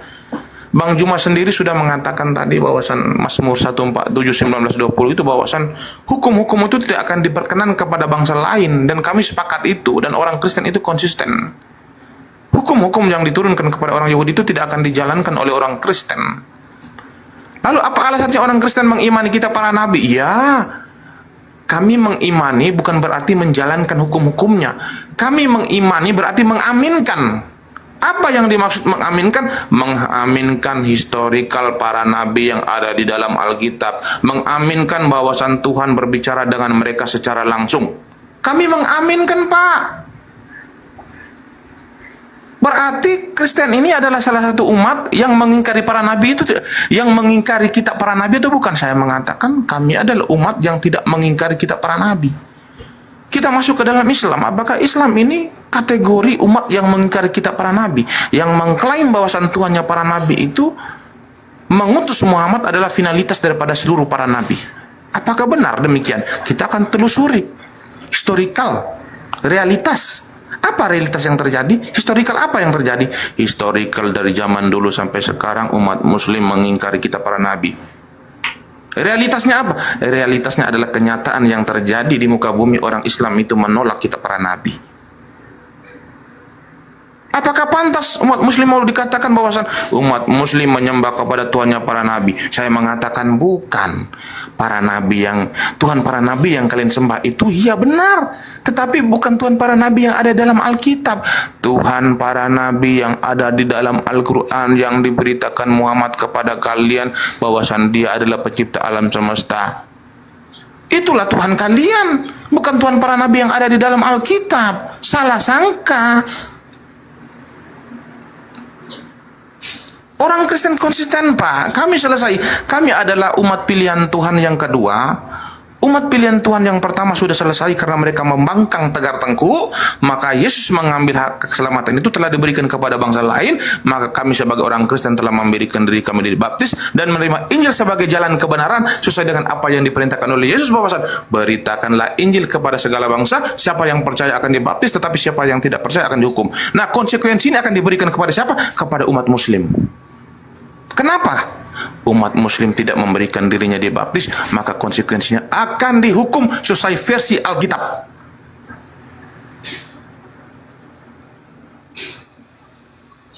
Jadi orang Kristen ini kami sudah selesai, Pak, dengan ajaran kami. Kami sudah selesai dengan Tuhan kami. Kami sudah selesai ketika Tuhan mengatakan hukum-hukumnya tidak akan diperuntukkan kepada bangsa lain. Kami sudah selesai, Pak. Yang menjadi persoalan itu umat muslim ini melakukan sunat ataupun hukum-hukum yang berkaitan tentang hubungan dengan orang Israel ini. Apa urusannya kalian? Sunat itu kan hanya diperuntukkan kepada orang Israel versi Alkitab. Kenapa kalian sunat? Maka saya katakan kepada teman-teman, perspektif yang ada di dalam Al-Quran berkaitan tentang Alkitab semuanya salah. Salah tujuan semuanya. Lalu Al-Quran menuduh bahwasan orang Kristen itu menjadikan Bunda Maria sebagai Tuhan karena Isa itu katanya mengaku-ngaku bahwasan dia dan ibunya adalah Tuhan dan sembahlah dia. Orang Kristen tidak pernah menjadikan Maria masuk dalam lingkaran Tritunggal. Jadi sudut pandang Allah Subhanahu wa taala ini salah terhadap Alkitab. Lalu Allah menuduh bahwasan orang Kristen itu menjadikan Yesus sebagai anak Allah. Yang dimaksud Al-Quran ataupun Allah Subhanahu wa taala ini, Yesus ini anak secara biologis. Padahal orang Kristen tidak pernah mengimani Yesus sebagai anak biologis daripada Tuhan. Jadi mempunyai perspektif yang salah semua, sudut pandang yang salah. Jadi Al-Quran ini mempunyai perspektif ataupun tujuan pandang terhadap Alkitab ini semuanya salah, melenceng semua, Pak. Maka saya katakan begini, saudara-saudaraku, imanilah Tuhan yang diajarkan oleh Muhammad kepada kalian. Kami mengimani Tuhan yang diajarkan oleh para nabi yang ada di dalam Alkitab. Kita lanjutkan dengan ajaran kita masing-masing. Marilah kita berdamai, kita saling mencintai sesuai dengan ajaran Yesus, karena hanya Yesus yang mengajarkan kasih kepada manusia, bahwa kasihilah sesamamu seperti engkau mengasihi dirimu sendiri. Tidak ada Muhammad mengajarkan kalian untuk mengasihi sesama manusia, tidak ada. Maka ikuti ajaran Yesus bahwasan harus mengasihi. Selesai, Pak, aman kita. Lanjutkan Bang Juma.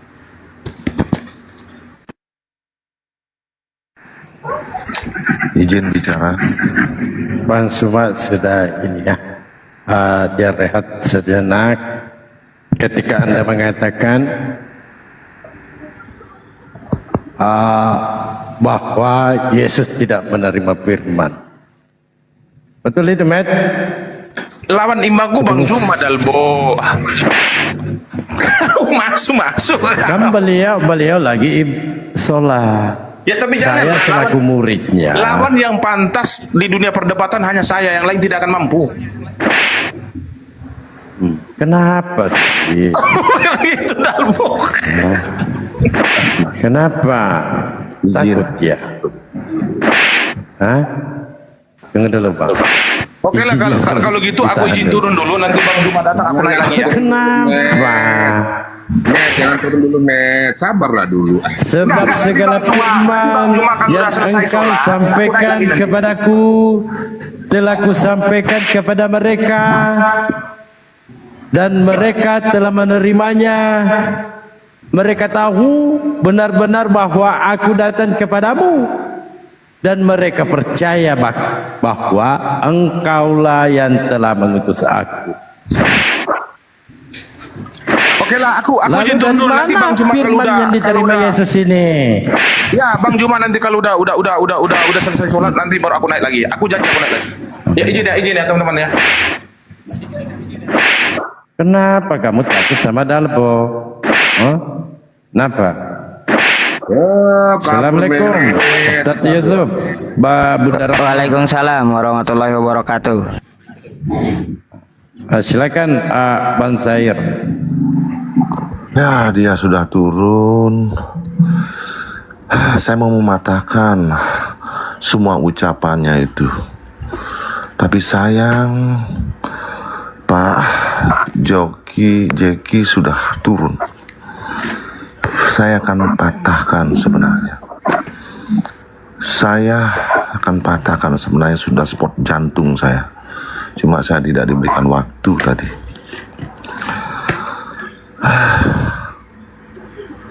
Ya sudah, saya tunggu saja. Kan sudah Bang, sudah dibantah habis-habisan oleh Bang Su. Kalau kita narasikan dari luar Bible, Pak, Bible aja dia tidak percaya, bayangkan. Ya, begini. Yang dijabarkan Bang Suma itu isi Bible. Nah kalau itu yang dia tidak percaya, bagaimana mungkin kita menjabarkan di luar Bible? Benar. Saya sebenarnya mau masuk. Saya sebenarnya mau mematahkan dari adanya referensi berdasarkan kitab-kitab yang lain. Maka apa yang dinyatakan oleh Jeki semua itu terpatahkan sebenarnya. Cuma saya belum kesempatan berbicara. Jadi semua pada. Tapi saya salut dengan Bang Suma, apa yang dikatakan itu. Coba dengan ini Bang Sair.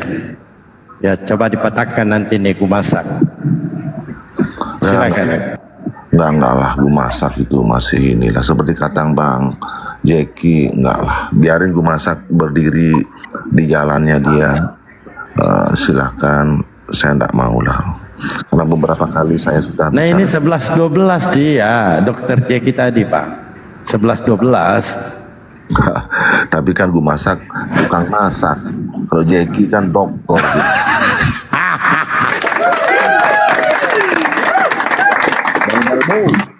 Bandalbu.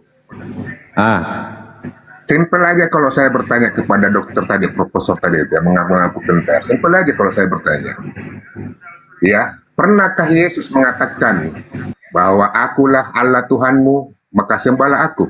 Nggak pernah, di dalam Bible itu nggak pernah.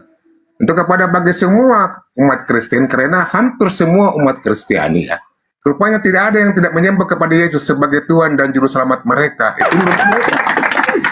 Tapi ternyata setelah narasi Anda ini nanti dibantu oleh tukang masak. Dulu, saya masih lanjut. Setelah saya pelajari, mengkaji, kemudian mendalami, ternyata tidak ada satupun dalil di dalam Alkitab atau Bible di mana Yesus pernah mengatakan, akulah Allah Tuhanmu, maka sembahlah aku. Aku saja, kata Yesus. Jawabnya tentu tidak ada.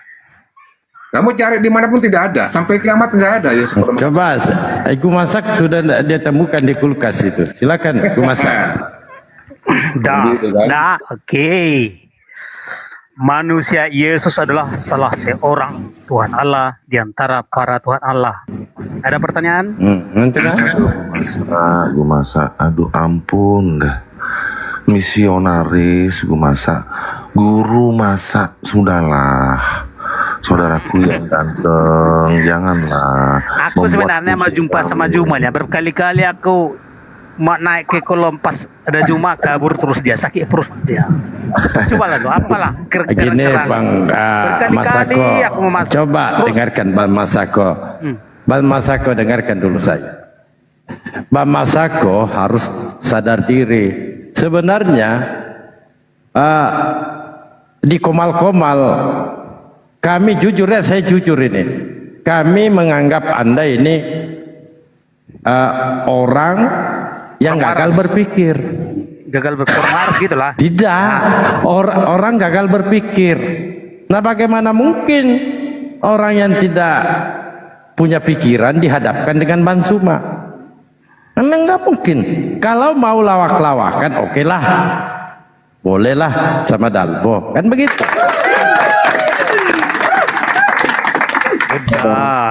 Saudaraku masak. Kan bisa itu. Sebentar. Narasi dulu.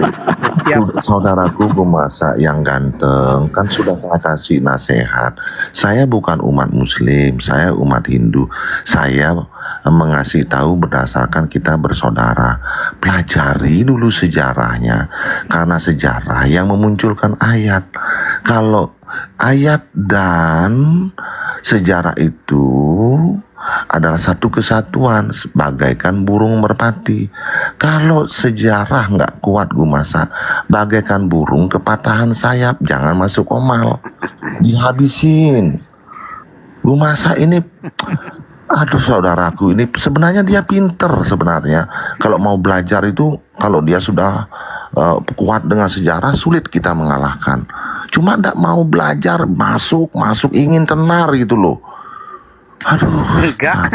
Enggak. Kalau mau tenar, saya mungkin masuk tiap hari. Enggak. Jadi mana si Farid tadi bertanya itu mana? Saya. Ya, kenapa bro? Ayo. Manusia Yesus adalah salah seorang Tuhan Allah di antara para Tuhan Allah. Oke. Ku jawab ya. Ku jawab. Ya. Mengapa Yesus berkata dalam perintah Yesus, sembahlah Allah Tuhanmu dan hanya kepada Dia sajalah engkau berbakti. Mengapa Yesus berkata begitu? Yuk. Karena Yesus yang Tuhan Allah juga bertuhan Allah kepada Nah, Yahweh. jawabnya macet lagi. Yesus perintahnya sendiri kok. Sembahlah Tuhan Yesus Allah. bertuhan. Yesus bosku, dia berbos kepada bapaknya. Siapa itu Bapak? Yahweh. Tuhan. Tuhan artinya kan bos. Bos. Tuhan. Bos. Tuhan menyembah Iya. kepada Tuhan. Bosku berbos. Apa masalahnya? Gumasa, kan sudah saya kasih.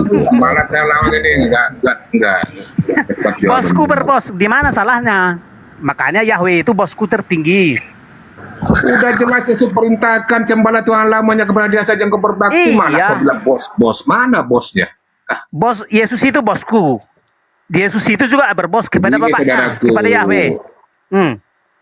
Begini dengar, ucapan atau sabda yang Yesus sebutkan tersebut memberikan suatu pengertian kepada kita bahwasanya Yesus bukan Tuhan atau Allah yang harus disembah. Karena Dia hanyalah seorang nabi rasul. Itu kata Yesus sendiri. Iya, Apa sih memang Anda Yesus ini itu nggak- rasul, tapi bosku dia, Tuhanku dia. Bos apa? Tuhan artinya bos. Hancur. Ini gara-gara kebanyakan menonton Edis begini, hancur semua otak. Bukan loh. Gumasa. Pak Tuhan Pelopo, artinya kan bos. dikendalikan dulu ya Bos Pak di Pelopo. surga. Pak Pelopo. Siap. Pelopo, Ye. saya izin sebentar ya 10 menit Ya. mau Oke, sholat. siap. Lanjut. Inilah Hadir teman-teman semua ya. sakit perut ini. Ya, inilah Farid. teman-teman. Tanya dah, sebolak mau tanya sama kau. Apa lagi Farid. kau tanya sama saya? Saya mau sholat dulu. Ntar lagi semua sholat. Semua, Apa kalau lagi? datang aku semua sholat. Kok gitu kalian semua? Apa lagi di mana lagi kau belajar bos macam-macam kalian ini. Gumasa ini. Artinya bos itu kan perintahnya harus ditaati. Aduh. Ya, Yesus itu bosku. Artinya perintah Yesus harus kutaati. Kan gitu artinya bos. Astagfirullah. Inilah kalau Gumasa ini. jadi Pertanyaan itu beli. siapalah bosmu di semesta ini? Siapalah bosmu di semesta ini dulu Farid? Kalau kau baru Memang ini waras. Karesteng ini saena jidat gitu loh. Parah kau. Tanya itu Masa Farid. konsep ketuhanan di bawah basmos. Ya, kalau kamu sama Bang Pelopo aja, kamu sama Pelopo, saya kamu Siapalah sama Pelopo. bosmu di semesta ini? Halah.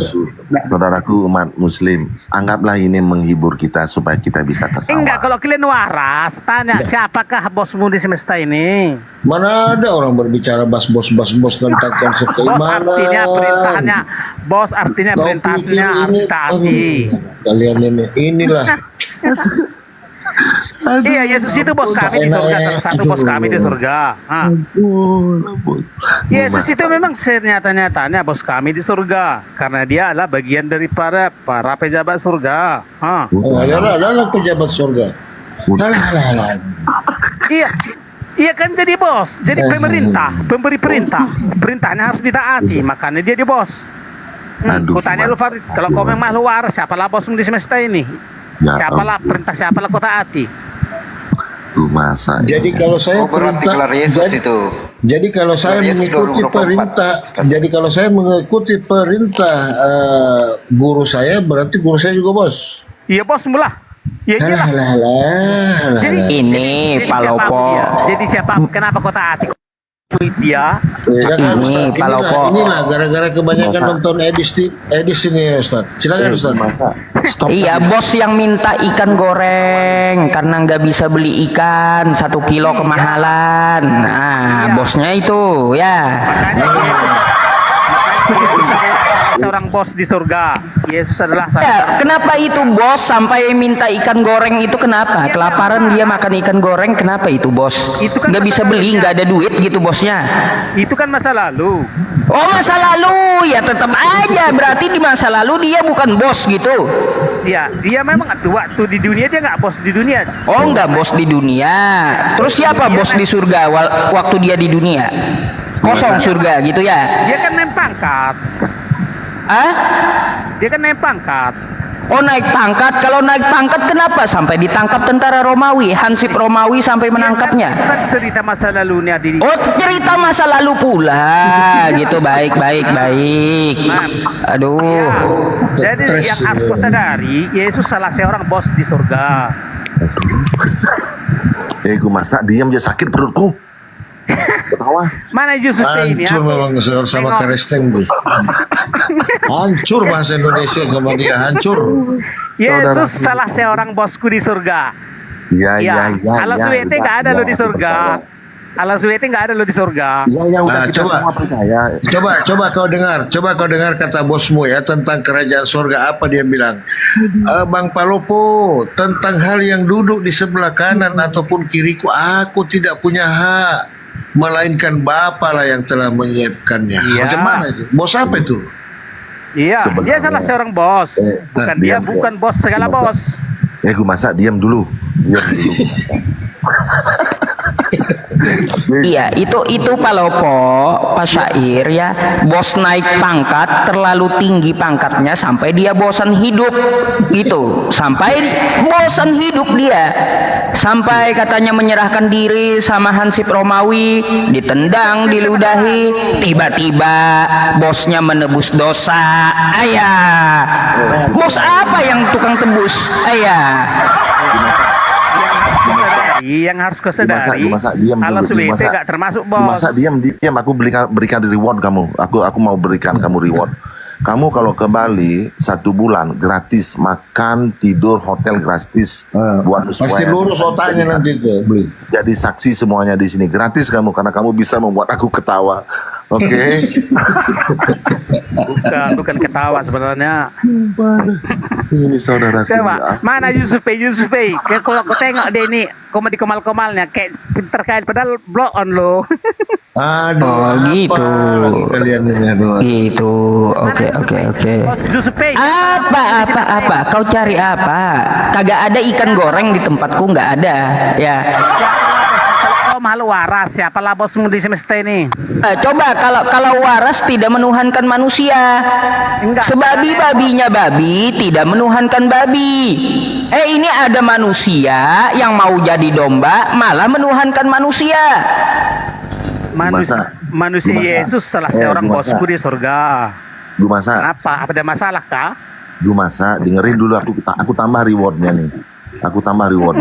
Yusuf Kamu ke Bali, tiket pesawat, nanti aku yang nanggung. Yang penting kamu sampai di Bali dulu. Nanti aku ganti tiket pesawat. Aku belikan lagi tiket pesawat. 1 bulan kamu free makan, minum, mobil, ada sopir. 1 bulan kamu kasih free, ya. Kayak mana lah makhluk muslim ini hidup tapi tanpa bos? Kayak mana kayak gitu? Jadi begitulah beli tentang di kekristenan itu. Sakarep gitu loh, seenaknya gitu menganggap ada ya Bukan loh, kayak makanya. mana lah? Jangan Gimana lah kewarasan kalian? Hidup Dimana? tanpa bos. Waras di mana? Tuh masa bosnya dipaku? Percaya lagi. Macam mana Itu kan itu? cerita masa lalu. Sekarang dia sudah bos kawan. Saya mau tanya dia, Pak Lopo. Gu masak. Bos kau itu Yesus ya? Kau sembah itu bos kau? Iya namanya bos, sangat ditaati. Oh, jadi dia itu manusia kan bosnya itu? Iya, manusia Yesus. Oh iya. Kalau bosnya manusia itu punya kotoran. Kotorannya kau sembah juga itu? Enggak, sama kayak gitu. Kenapa enggak?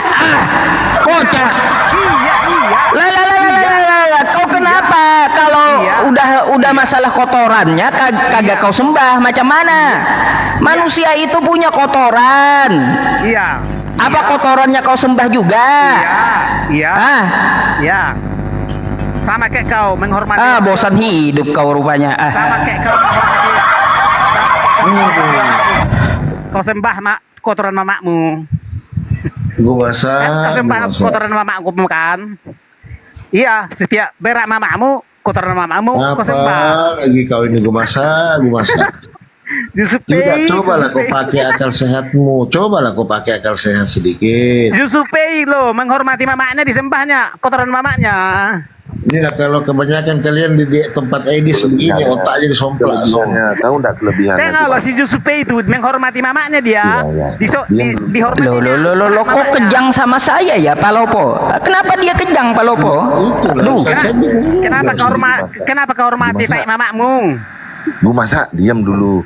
Kamu itu orang yang paling hebat aku rasa di Komal ini. Tambah reward lagi, tambah lagi reward. Kamu tidak bisa marah. Dua tuh kelebihanmu. Kamu tidak bisa marah, kamu bikin orang ketawa. Itu loh hebatmu tuh. Tapi kalau masalah ilmu, kamu tingkat ngarang. Gitu loh. Bukan loh. Semua pengetahuan saya ini ada di otak kalian semua. Tengoklah, Jusupei menghormati mamaknya, menghormati tai mamaknya. Iya, Jusupei itu menghormati mamaknya, itu menghormati kemaluan mamaknya. Jusupei itu menghormati orang tuanya, menghormati kentuk mamaknya. Nggak jelas ini orang ya, nggak jelas. Inilah kalau gini ya, kalaunya pemakan babi itu ya sampai ke otak beku darahnya gitu loh. Akhirnya akalnya nggak jalan gitu ya. Sampai manusia disembah, kotorannya kagak mau dia nyembah kotorannya. Padahal kan kalau manusia itu ada congeknya, kan ada ingusnya. Kenapa kau tidak sembah ingusnya juga? Kenapa kau pilih-pilih? Kenapa kau sembah? Oke, coba kita kasih pusing kita kasih ini satu yang Tuhannya Paulus. Ada ya. Dia kan menganggap bahwa apa yang kita ikuti perintah adalah Tuhan. Silakan Edis yang menuhankan Paulus.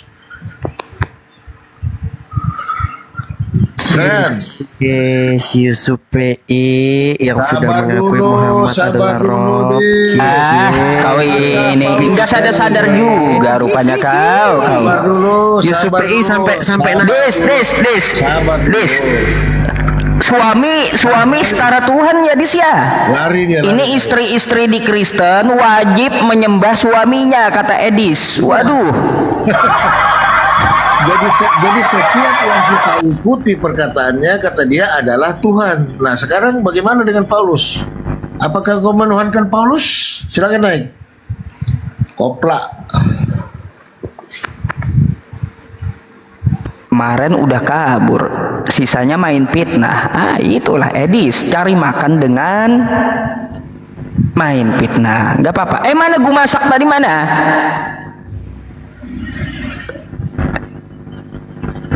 Wah ini gua masak nih. Ya. Kenapa kau menghormati pantat mamakmu? Enggak gini, kalau kau kata Edis tuh ya, kalau kau menuruti perintah orang tuamu, maka kau menuhankan orang tuamu. Nah, kalau kau menuhankan orang tuamu, maka kau sembah orang tuamu. Orang tuamu itu setara dengan Yesus. Efesus 5. Ya. Nah, jadi kalau kau sembah orang tuamu, kentutnya, ingusnya, terus kotorannya kau sembah juga. Kenapa tidak? Kan sama dengan Yesus manusia tuh ya, orang tuamu tuh, ya. Artinya mentaati perintah orang tua saya. saya menyembah Yesus artinya Iya, kalau mentaati orang tua Anda itu berarti orang tua Anda, kata Edis, adalah Tuhan. iya sangat Itu kata Edis. Tuhan kau banyak di Kristen itu, bukan cuma 3. Tuhan artinya sangat-sangat ditaati. Tuhan artinya sangat-sangat ditaati. Berarti Paulus adalah Tuhan. Iya, Tuhan bagi saya artinya Paulus adalah Tuhan katanya. Inilah murid Edis. Kalaunya kebanyakan nonton Edis nggak waras. Sampai Paulus aja dituhankan sekarang. Parah kan?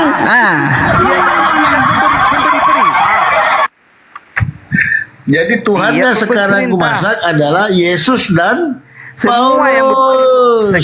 segala oknum yang saya taati itu namanya sangat-sangat Tuhan. Sangat-sangat Tuhan artinya sangat-sangat pemerintah. Sangat-sangat pemerintah artinya sangat-sangat penguasa. Sangat-sangat penguasa. Oke, artinya Tuhan. oke, sepakat dulu kita. Apa kata Ustaz tadi? Berarti kau menuhankan juga Paulus. Sepakat? Semua pemberi perintah, tapi hanya satu Oke. Tuhan tertinggi Berarti itu Tuhanmu Yahweh. Paulus dan Yesus. Sepakat? Mulai dari orang tua saya. karena Tuhan artinya sangat-sangat ditaati perintahnya.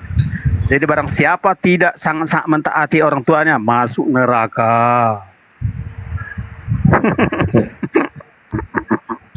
Inilah Kristen beli. Saya enak juga beli. Macam mana ini? Mau diapakan ini Kristen ini beli? Artinya kan Tuhan kan sangat-sangat Tuhan artinya sangat-sangat Tuhan, sangat-sangat ditaati perintahnya. Jadi orang tua saya itu pasti Tuhan bagi saya. Karena apa? Karena perintahnya harus sangat-sangat saya taati. Artinya kenapa saya sangat taati? Artinya saya merasa sangat-sangat hamba. Gitu kawan. Artinya kalau seseorang sebut Tuhan, artinya saya merasa sangat-sangat hamba. Oke. Ya. Kau mendengarkan apa perintah apa yang dikatakan Edis? Kau mendengarkan, betul? Iya, Edis juga Tuhannya Gumasak masalahnya. Ya. Gumasak itu dia menaati perintah Edis. Makanya Edis juga Tuhan. Paulus Tuhan, Yesus Tuhan, orang tuanya Tuhan. Lama-lama tiang listrik juga dituhankannya. Tidak pernah diperintah Edis. Saya tidak pernah diperintah Edis. Sudah. Jadi kenapalah kau menghormati tai mamakmu Joseph Pei? Aduh. Gua Jawab masak. dulu, kenapa kau? Karena kau kan Ada menghormati ada orang ambulan tuamu. nggak di bawah? Ambulan, tolong telepon dulu ambulan. Artinya kau menghormati tai mamakmu. Ini si pasien siapa sih yang lepas ya? Nggak tahu Ini ini. keluar habis nonton dari Edis kok jadi tambah gila rupanya ya, nonton di tempat Edis itu ya. Hancur semua. Udah, jawab dulu Joseph Pei. Kau bilang tadi kau menghormati orang tuamu. Udah, kau basi udah menghormati. tuh. Inilah kalian ini, aduh, makanya belajar tuh kayak beli tuh. Belajar, makanya hancur bahasa Indonesia gara-gara kalian ini. Enggak, katanya si Joseph Pei menghormati Semua orang hancur. tuanya. Katanya Joseph Pei menghormati orang tuanya, artinya dia menghormati tai mamaknya. Karena mamaknya bertai. Itu kan wajar manusia, tapi kan saya tidak menuhankan orang tua saya. Lah kayak kan Yesus kan juga punya tai itu. Tainya kau sembah juga. Coba kau jawab. Ingusnya kau sembah itu Yesus ya.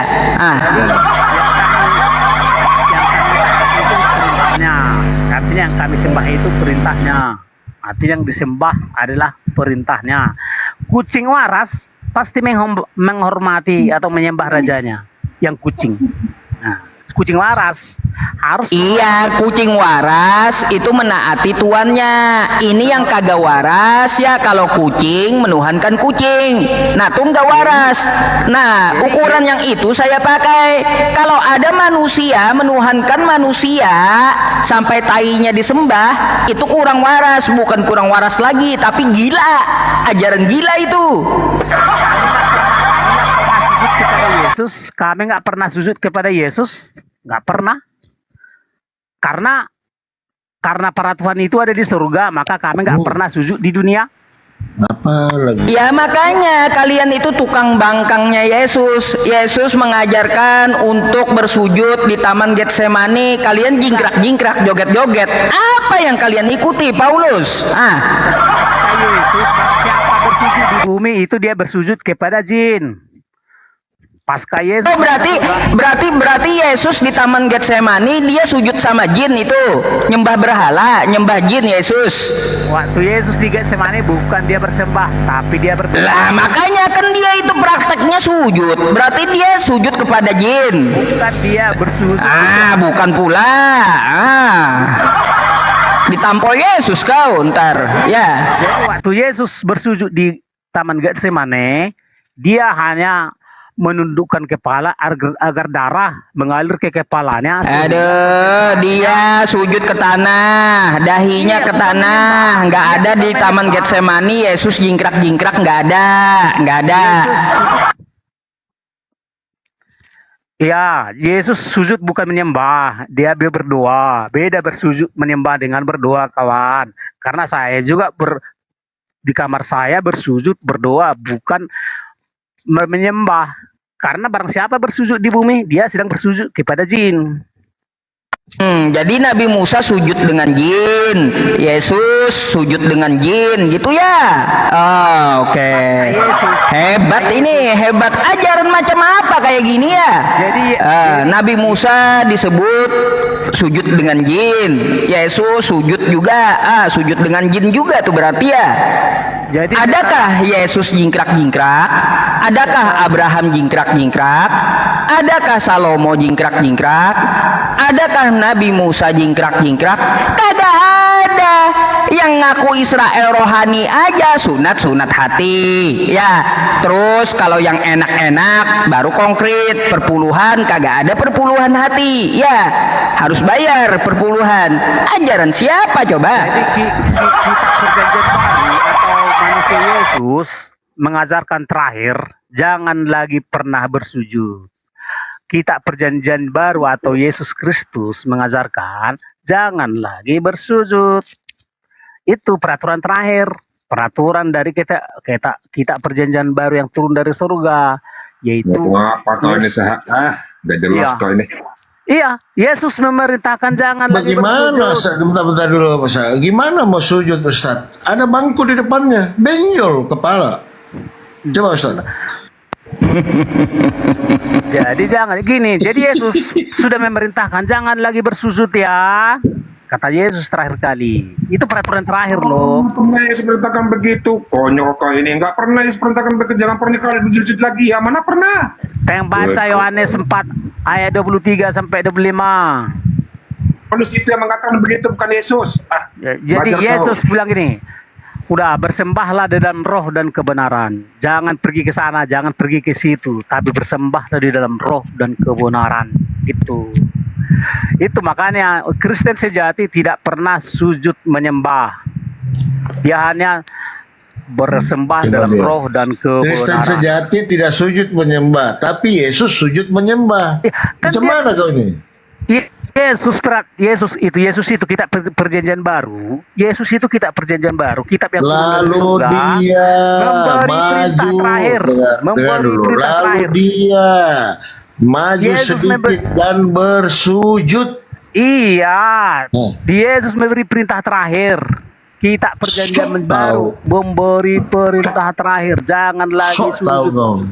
Aku baca Sejak lagi. kapan coba Yesus mengajarkan kitab Yohanes, kitab Paulus, kitab Markus, kitab Lukas? Kapan Yesus ngajarin itu? Kapan? Yesus itu mengajarkan kitab para nabi, bukan mengajarkan kitab wartawan, bukan mengajarkan kitab tafsir mimpi, bukan mengajarkan kitab penyelidikan. Kapan coba Yesus mengajarkan kitab Lukas? Kapan? Kapan? Kapan?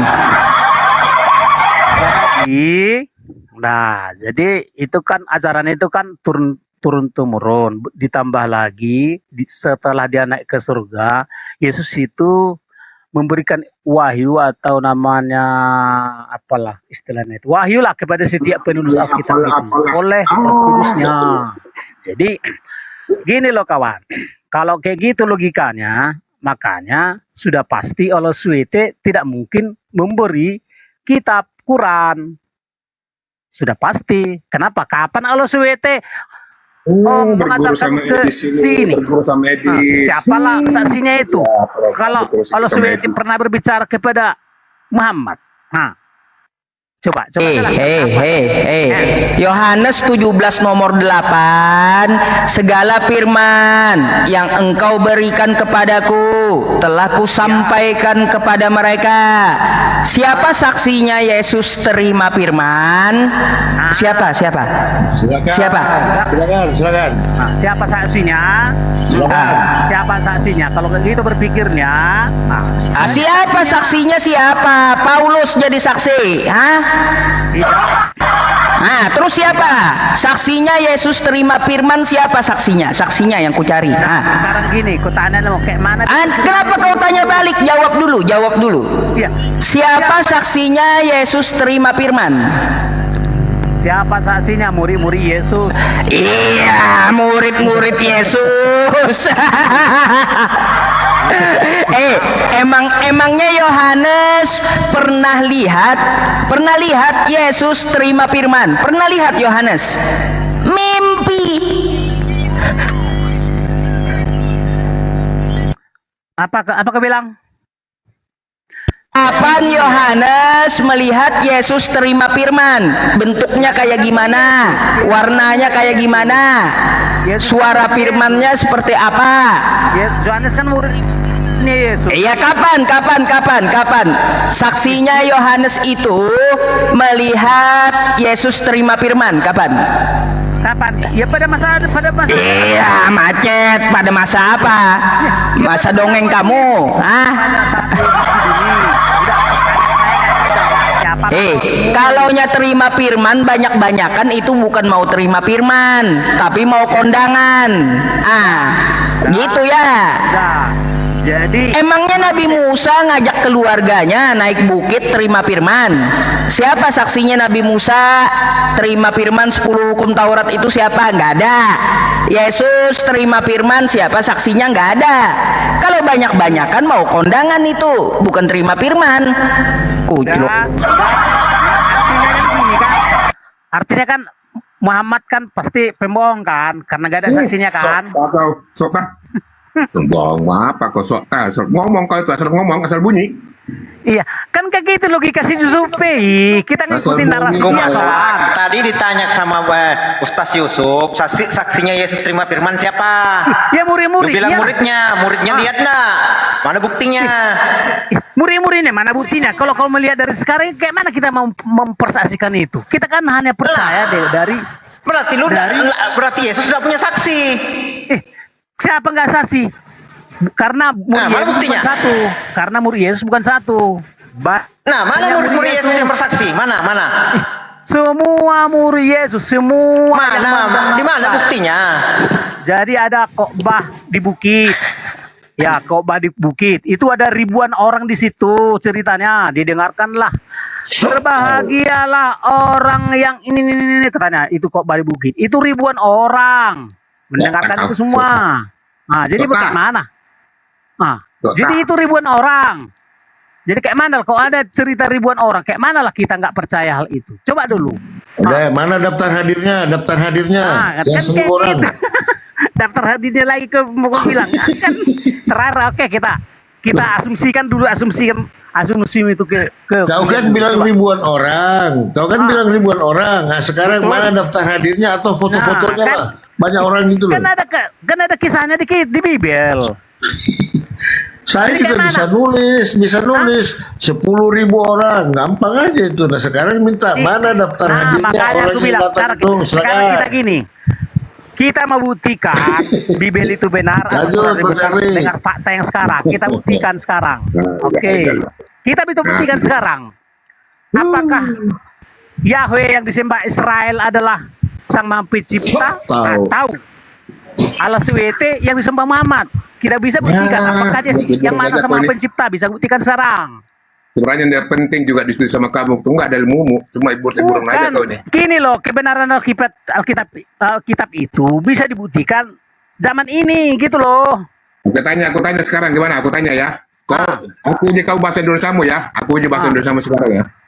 Bagaimana kalau Yesus berkata ya di dalam Yohanes 11:42, Aku Yesus tahu bahwa engkau selalu mendengarkan aku. Siapa ini engkau? Siapa ini engkau? Siapa ini engkau? Bapaknya Yesus. Nah, oke, bentar. Akan tetapi, oleh karena orang yang berada di sini mengeliling aku, dan aku mengatakannya supaya mereka percaya bahwa engkaulah yang telah mengutus aku. Itu di situ apa itu Yesus? Fungsinya apa itu? Yesus itu. Yesus utusan. Bagus, bentar. Kamu ada di situ nggak? Apa? Kamu ada di situ nggak? Kamu ada di situ nggak bersama Yesus? Ada nggak kamu di situ? Tidak. Terus, Nah. siapa yang ada di situ? Iya, yang Bersama mendengarkan Yesus. di situ. Siapa? Ada Markus Iya, enggak? Ada Markus enggak? Ada Lukas enggak di situ? Ada Lukas. Pokoknya para Ada Markus enggak? Ada Lukas itu Yesus. enggak? Ada Paulus enggak di situ? Woi. Paulus enggak. Pada saat itu Paulus enggak. Nah, bagaimana Anda bisa membenarkan itu kalau enggak ada? Pokoknya banyak orang mendengarkannya. Enggak ketemu lagi. Malah saya ngomong sama kau, enggak ketemu. Kenapa? Otakmu enggak nyampe. Nah, Mana jatuh. itu sepi waktu kau menghormati orang tuamu? Kau menghormati tanya ya? Mana kau diam bi? Mana? Panggil Zumanya dulu. Aku mau Zuma aja dulu. Gue masak. Ya. Aku mau tahu bulu keteknya Yesus itu termasuk Tuhan nggak? Coba dulu kawannya. Jadi yang Tuhan itu dengarkan dulu. Tuhan artinya perintah yang ditaati. Jadi gini, kalau kita kita taat sama Prabowo, bukan taat sama orangnya, tapi taat sama perintahnya. Kita taat sama itu dan semua namanya atasan-atasan kita. Gak pernah kita taat sama orangnya, tapi taat sama perintah. Siapa coba? Sehebat apapun kau, ya, setiap orang hanya taat kepada perintah. Udah. Jadi gitu. Jadi gak ada orang taat kayak mana taat sama bulu ketek. Jadi mau sama-sama pencipta pun, masih apapun itu, ya, yang ditaati cuma perintah kawan. Hah? Kayak mana lah kau mentaati? Yang ditaati cuma perintah. Ada orang coba bilang, kayak mana kau mentaati bapakmu? Yang kau taati perintah bapakmu. Gak pernah. Kayak mana mentaati tubuhnya? Kayak mana mentaati tubuhnya? Kayak mana? Yang kita taati perintahnya kawan. Makanya Yesus itu bukan persoalan manusia tidak manusia, tapi dia memberi perintah yang harus ditaati agar lulus ke surga. Makanya Yesus adalah sangat-sangat Tuhan bagi kami, sangat-sangat bos, sangat-sangat harus ditaati. Padahal Bo, Pak Lopo, coba besarin saya sebentar Pak Lopo. Ya.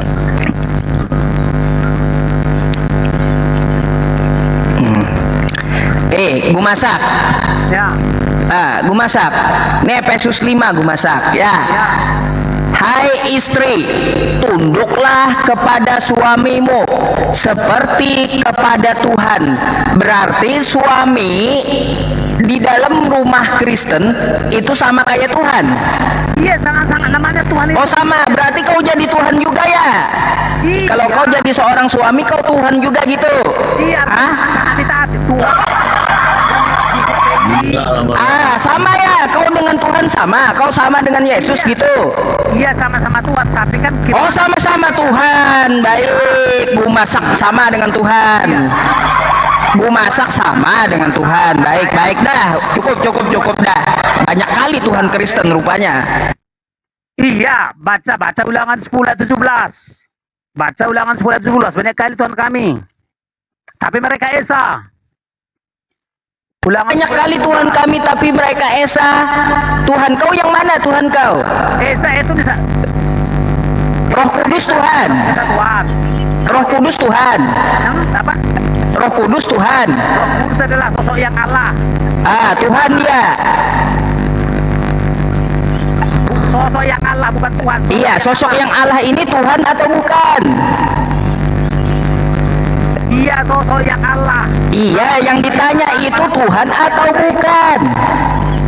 Iya, Roh Kudus bukan Tuhan karena dia hanya Oh, bukan Tuhan. Oke. Nah, beda-beda ya Kristen ini ya teman-teman.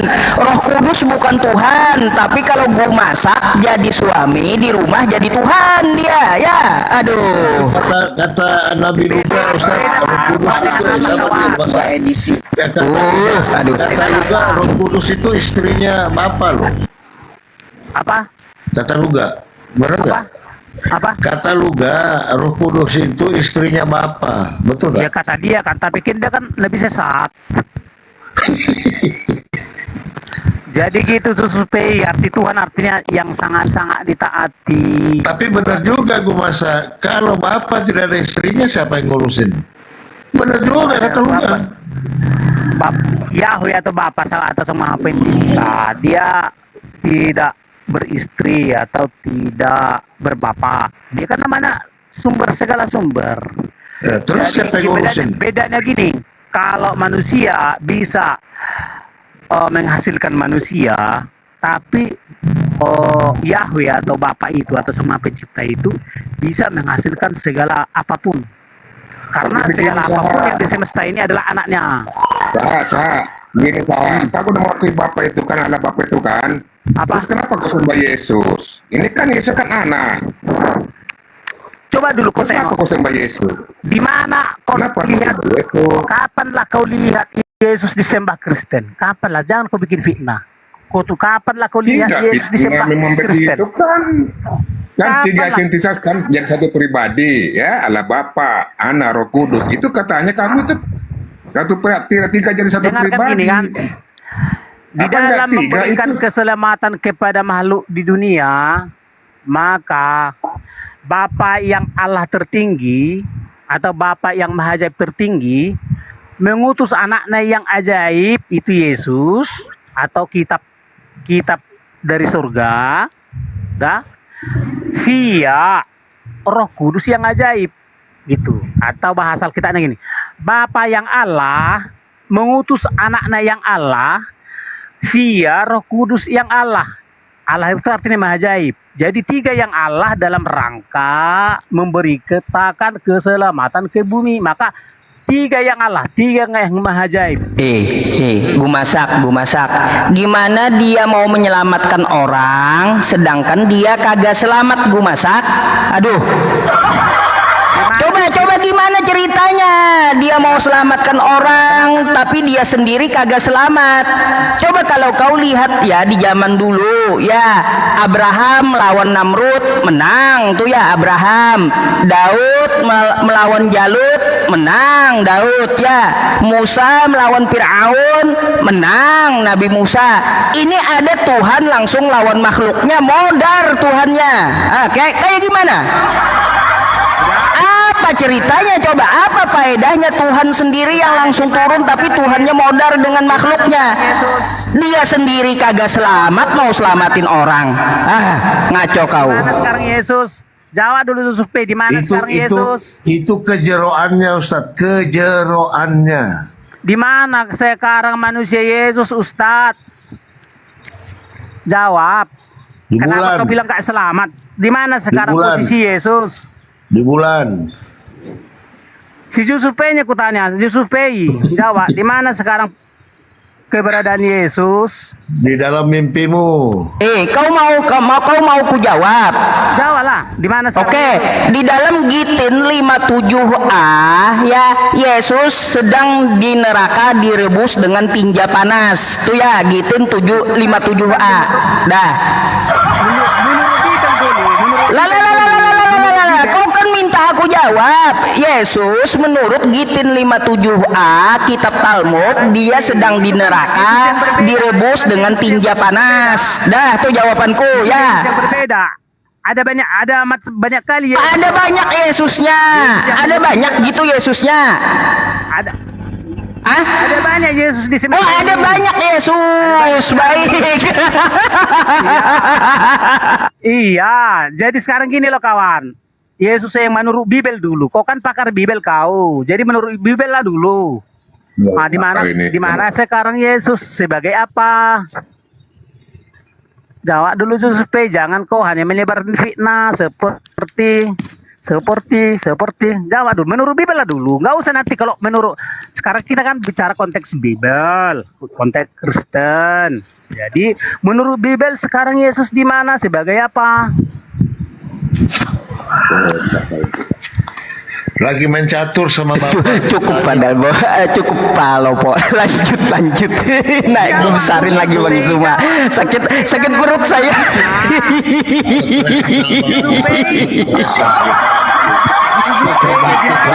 Coba Pak Plopo. Siapa tahu ini Kristen ini satu ini. Nah, Yusuf Pak gimana Aditya, sekarang? selamat Yesus siang. menurut Sabar Bible. dulu kau. Ya. Pak Aditya.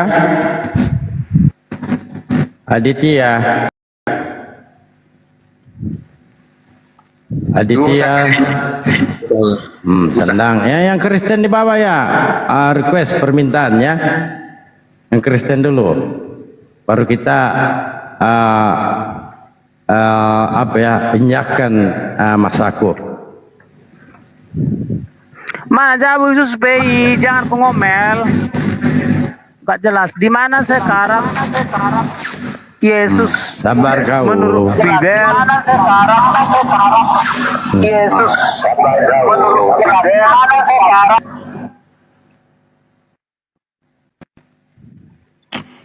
Kumasak Ya, tadi tunggu dulu, banyak tanya. sekali Yesus. Tadi banyak sekali Yesus. Itu Ya. termasuk Edis ya? Apa? Termasuk Edis ya? Ini sih nggak Yesus. Banyak loh Tadi Yesus. banyak. Jangankan di apa di negara-negara di Indonesia banyak Yesus bernama Yesus. Sekarang gini kita bercerita Yesus yang di Bibel kawan.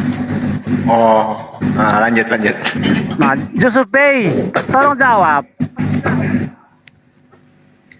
Apa yang mau dijawab? Apa maksud ini? Nggak ngerti kami. Menurut Bible, kan dia kan pakar Bibel katanya dia.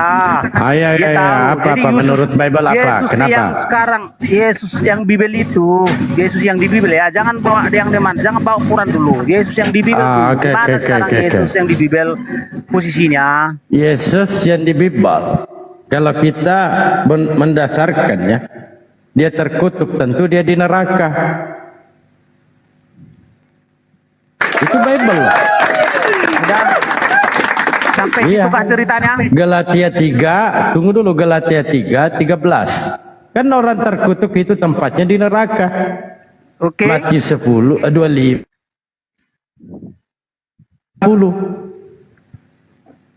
Masih mau nanya Oke. Bible? Boleh saya jawab? Jawab. Nah, jadi walau Yesus mati tersalib, mati terkutuk sekutu-kutunya, mati semati-matinya, tapi karena Bapaknya lah sama pencipta, sehingga dia bisa mengalahkan maut itu, bisa mengalahkan Tapi tempat keterkutukan itu. orang terkutuk di mana? Apa? Saya tanya samamu. Menurut Bible, tempat terkutuk itu di mana? Neraka. Nah, yang mati di tiang kayu salib yang terkutuk itu siapa? Yesus. Nah, selesai. Udah. Cari dia di neraka. Ceritanya kan nggak sampai di situ. Ceritanya kan nggak sampai di situ. Cari dia di Ceritanya kan sampai di neraka. situ. Kan begitu. Pada hari ketiga dia mengalahkan keterkutukan itu. Dia mengalahkan Apanya neraka lagi? itu. Pasti Pak. Gini, Kumasak, saya berikan salah satu analogika yang sederhana ya. Kenapa dia bangkit sebagai angkatan jahat? Tentu dia bangkit. Untuk apa? Mempertanggungjawabkan perbuatannya. Tentu dia di mana dia mempertanggungjawabkan?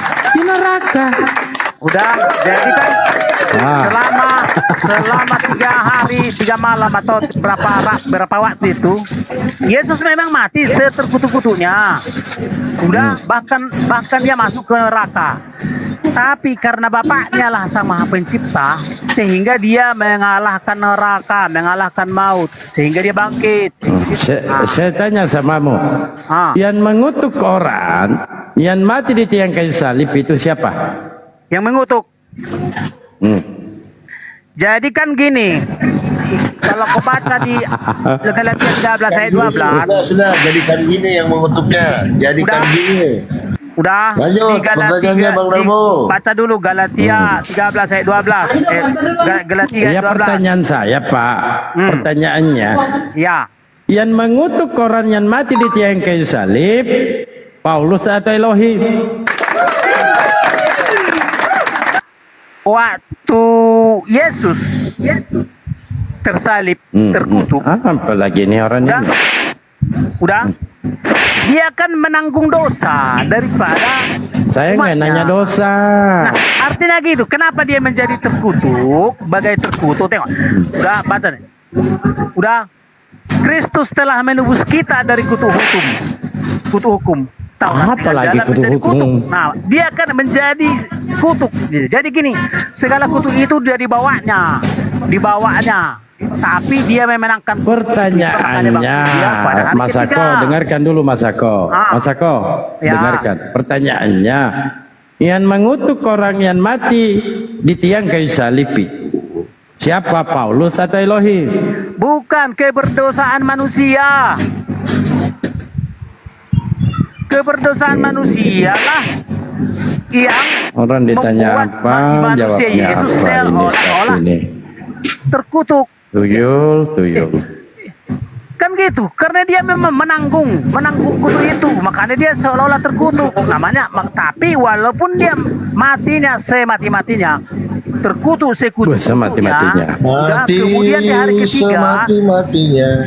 udah, Jadi ya kita jadikan anu aja Din. Jadi semua raja itu Tuhan bagimu.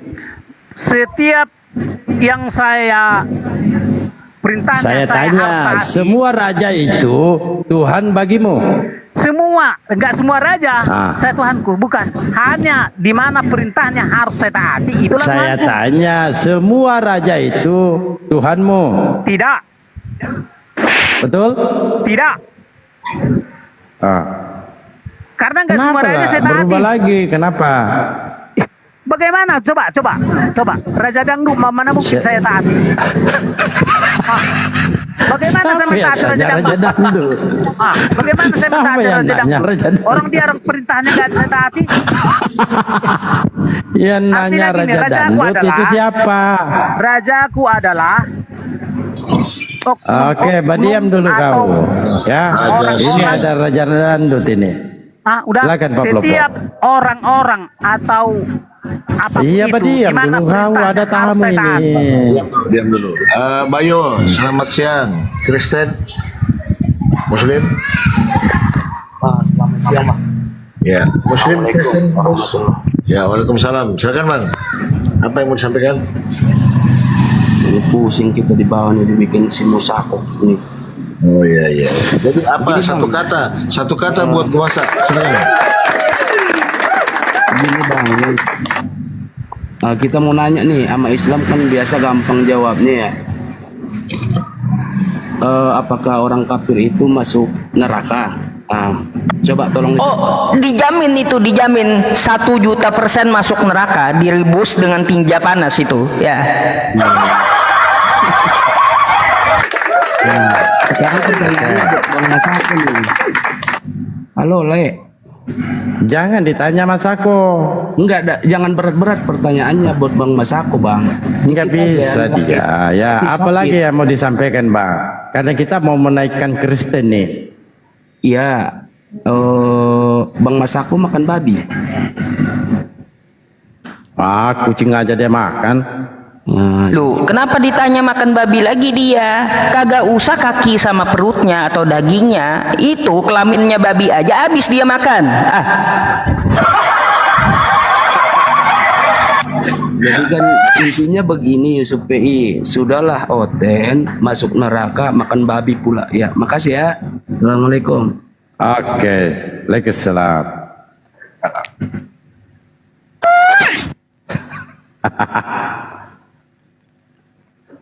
Ayo teman-teman Kristen di bawah, silakan request naik.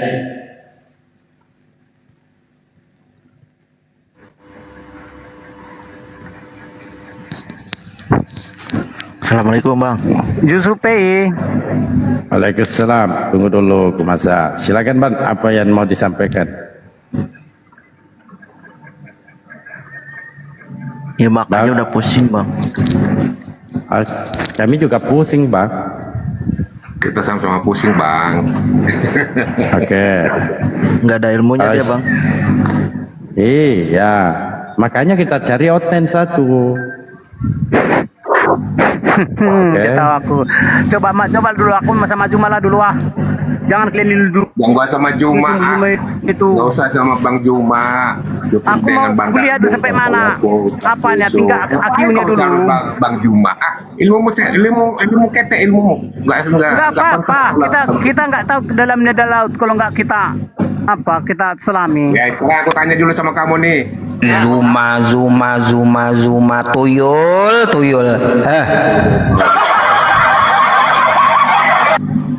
Ya, Lenggan. Selamat siang, Pak Lenggan. Lenggan. Juma itu jurang maut itu, jurang maut. Tunggu jurang maut. dulu. Oh.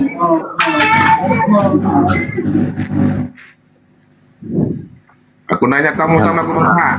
Kau jawab saya ya, Gumasa ya. Ya. Apa dasarmu sehingga Yesus disalibkan? Setahu saya Yesus tidak punya salah. Kok disalib, dikutuk? Apa salahnya Yesus? Kamu ada aja kamu ini. Udah. Orang nggak bersalah nggak berdosa kok dikutuk.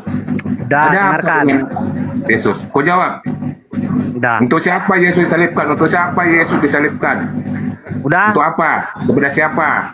Kau diam Tujuannya dulu kalau apa? udah cukup pertanyaanmu. Nah, iya, jawab. Tujuannya apa Yesus disalibkan? Untuk apa? Kepada siapa itu? Apakah perintah Allah Bapa atau siapa? Jawab. Karena begitu besar kasih Bapa dari surga sehingga dia mengaruniakan anaknya yang tunggal itu Yesus. Jadi artinya gini. Yesus diutus ke dunia, diutus Bapaknya untuk membuat pertunjukan dahsyat. Pertunjukan Monyet. Pertunjukan topeng monyet ya. Ya. Yesus diutus ke dunia, diutus Bapaknya untuk membuat pertunjukan spektakuler sehingga orang waras percaya bahwa Yesus adalah utusan dari surga itu. Apapun yang terjadi lakukan Yesus di dunia, semua itulah untuk membuat pertunjukan spektakuler yang mengherankan para makhluk-makhluk waras. Sehingga makhluk waras akan bertobat, sadar bahwa surga itu nyata. Gitu. Jadi semua pertunjukan manusia Yesus di sini adalah untuk memperkenalkan Bapaknya yang di surga. Bahasa Padahal Bo, minta besarin lagi saya sekali ya, diganti sama Bang Zuma bentar. Saya mau tunjukkan sama dia sesuatu nih, bonus buat dia nih. Ya, Gumasak. Nih, ya, katanya Yesus itu ya Gumasak ya, dan mereka berkata, Tuhan, kami ingat bahwa si penyesat itu sewaktu hidupnya berkata, sesudah 3 hari aku akan bangkit. Apa ini? Dari mana Yesus itu orang benar penyesat bagi Yahudi? Ya, kayak gimana? Ayo. Yesus itu penyesat bagi Yahudi, kenapa kau ikuti? Sesat kau. Jadi wajar ya Gumasak ya. Kau ini suka mengikuti kesesatan tuh. 2 Tesalonika 2:11. Dan itulah sebabnya Theos mendatangkan kesesatan atas Kristen yang menyebabkan mereka percaya akan dusta. Nah, tuh ya Gumasak, kau itu percaya dengan dusta. Siapa ajarannya berdusta? Ajaran Paulus. Tuh, tetapi jika kebenaran Allah oleh dustaku,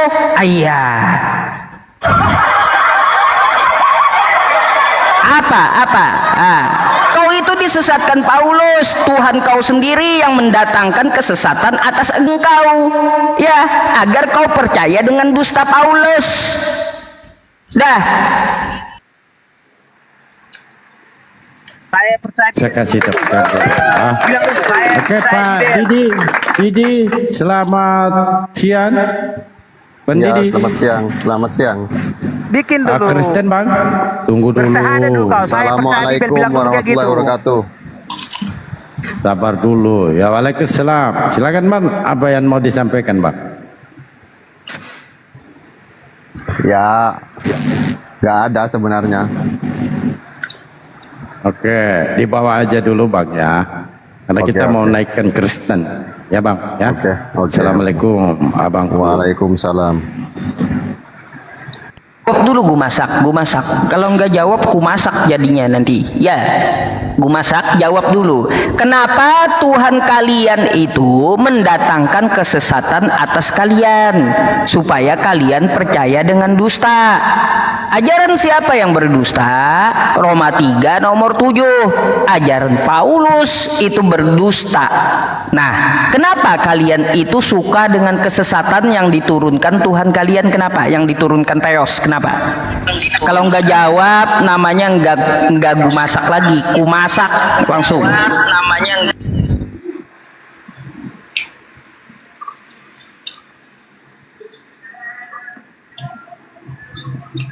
Kenapa? 2 Tesalonika 2 nomor 11. Tuhan kalian mendatangkan kesesatan atas kalian supaya kalian percaya dengan dusta. Apa kata Paulus di Roma 3 nomor 7? Jika kebenaran Allah oleh dustaku, ajaran pendusta itu ajaran Paulus dan kalian percaya, dan itu memang diturunkan oleh Tuhan kalian. Kenapa kalian suka yang sesat-sesat? Baca dari ayat 1. Emangnya di gereja kau pernah dibacain satu sekop gitu?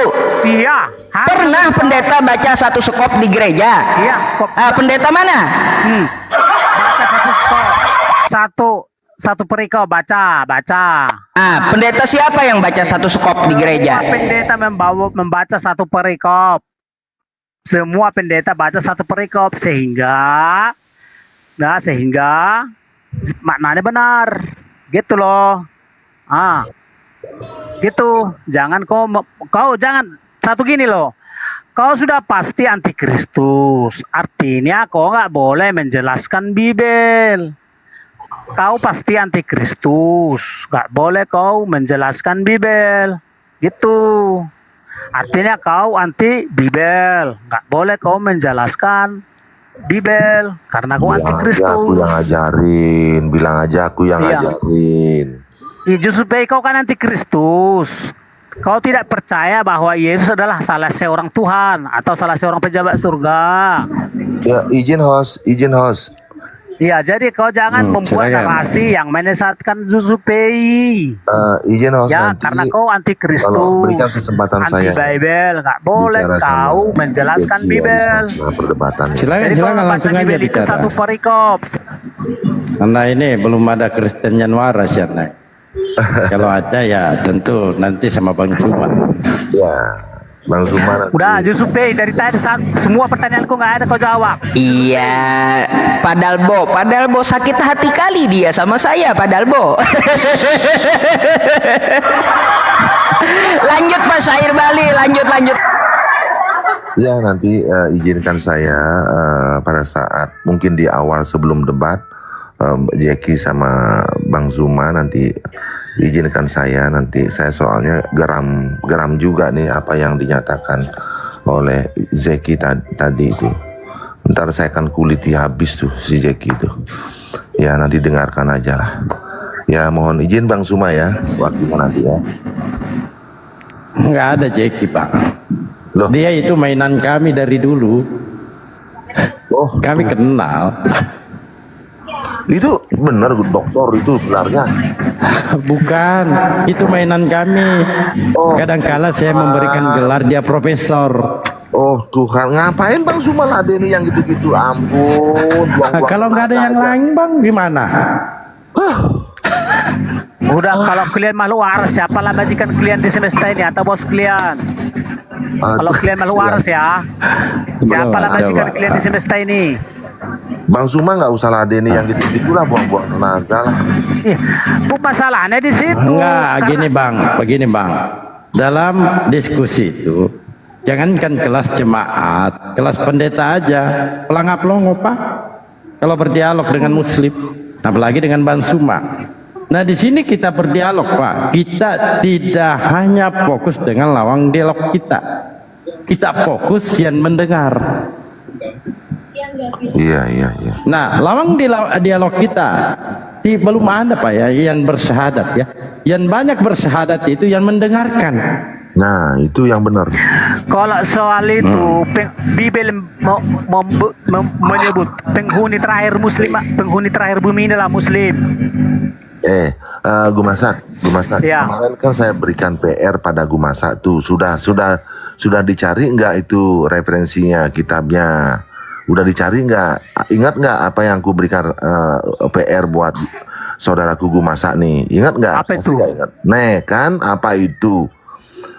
Saya suruh Gumasak cari nama saudara kembarnya Yesus. Nggak pernah tahu saya. Nah makanya cari, pelajari. Jadi kalau nggak ada, ya kalau nggak ada, masa kau suruh kau cari yang nggak ada? Enggak. Kalau saya sampai ngomong itu saya ada kitabnya. Ya kalau mengarang kitab bisanya kita ngarang kitab. Karena gini loh masalah sama pencipta itu. Bisanya kita ngarang kitab. Karena gini loh masalah kitab yang aku baca itu sudah mau dimakan rayap loh. Saking lamanya loh di peti. Enggak itu cerita. Jadi kan gini. Oke, kalau itu sama pencipta itu bisa dibuktikan ada atau tidak.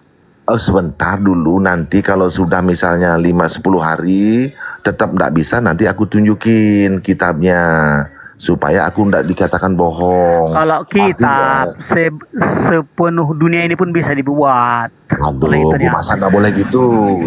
Sepenuh bumi ini bisa dibikin kitab. Dengerin dulu. Terus yang kedua, pertanyaanku yang kedua, yang disalib itu manusia apa bayangan, lalu siapa yang membuat bayangan itu, manusia apa dewa? Nah itu salah satunya benar itu manusia Yesus adalah salah seorang Tuhan Allah di antara para Tuhan Allah.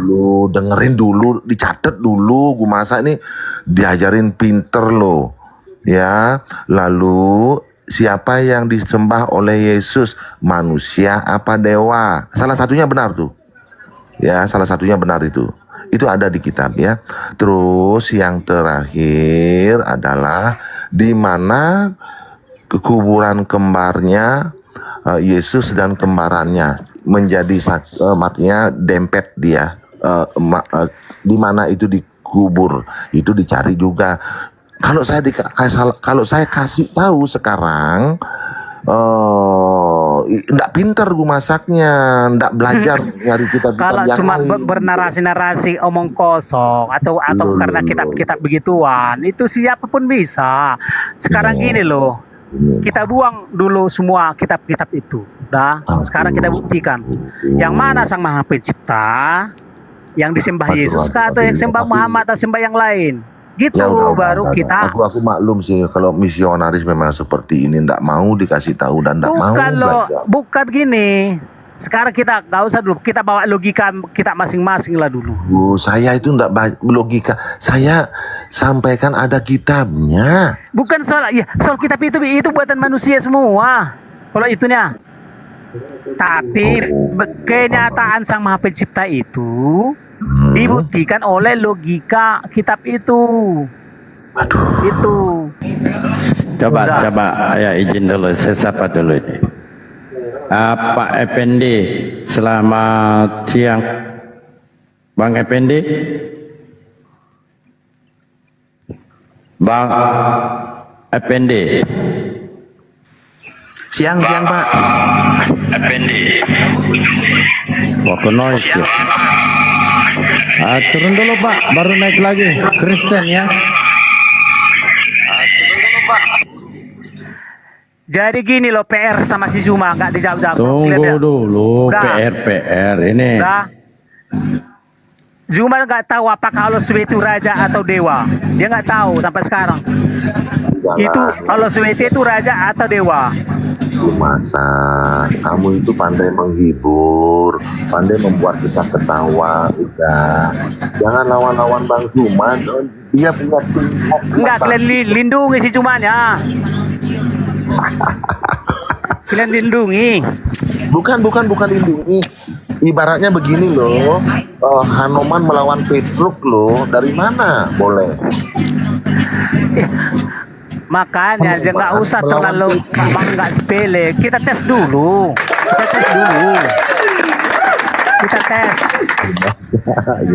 Kita tes. Apakah bilang dulu, tanya dulu sama si Cuma nanti. Apakah Oloswe itu raja atau dewa? Nggak usah. Ladeni yang lain ya jawab lah. Ya, atau siapapun yang bisa menjawab sini. Oloswe itu raja atau dewa? Bukan dewa. Bukan dewa, raja enggak? Gumasak, ini dulu. Gumasak, ini baru saya ada telepon dari dokter. Lu disuruh makan obat. Katanya obatnya makan siang belum. Ya, udah mungkin 5 minggu saya masuk komal-komal, tapi narasi Muslim cuma segitu. Udah, kalau oke, anggap saya nggak level Cuma. Udah, karena dia terlalu. Sudah, diam dulu.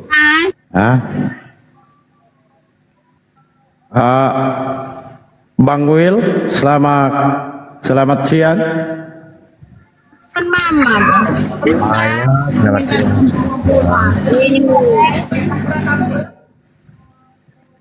Baik. Udah, kalau atau di sini siapapun Muslim di sini jawab. Itu Oloswe raja atau dewa? Sebentar gue masak, aku mau bicara sama hostnya. Sebentar gue masak. Izin host. Ya silakan. Kenapa host memberikan seseorang masuk memakai gelar, padahal dia tidak bergelar seperti itu? Ini saya nyatetnya sampai lempor loh tangan saya loh. Nah, Oten begitu semua Pak. Ini masih mending. Ada bergelarnya profesor loh. Oh Tuhan, ini saya jangankan Pak Sair ya.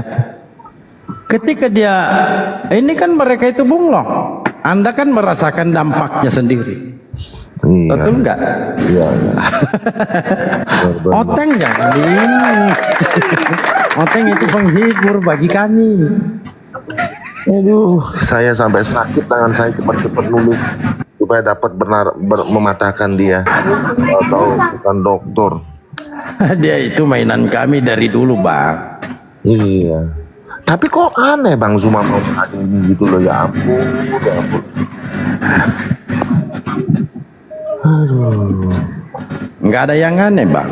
Setiap makhluk waras justru di situ membuktikan. Iya diamlah kau. Nah, di situ membuktikan Kristen yang di bawah ya, tentu masih banyak yang menggunakan akal mentelaah isi Bible-nya. Nah, ketika Bang Suma menyampaikan, bernarasi, berdialog dengan mereka, di sini ada perbandingan Bang. Ada perbandingannya. Jauh aja pertanyaan. Justru kehadiran Masako ini hadir di atas Komal selaku mewakili Kristen. Nah, yang Kristen di bawah ini paham sudah. Wah, ternyata begini toh isi Bible. Dari mana mereka tahu itu? Tentu dari penyampaian Bang Suma. Itu yang harus kita pahami. Cuma itu antikristus. Nantilah kau, sabarlah dulu kau.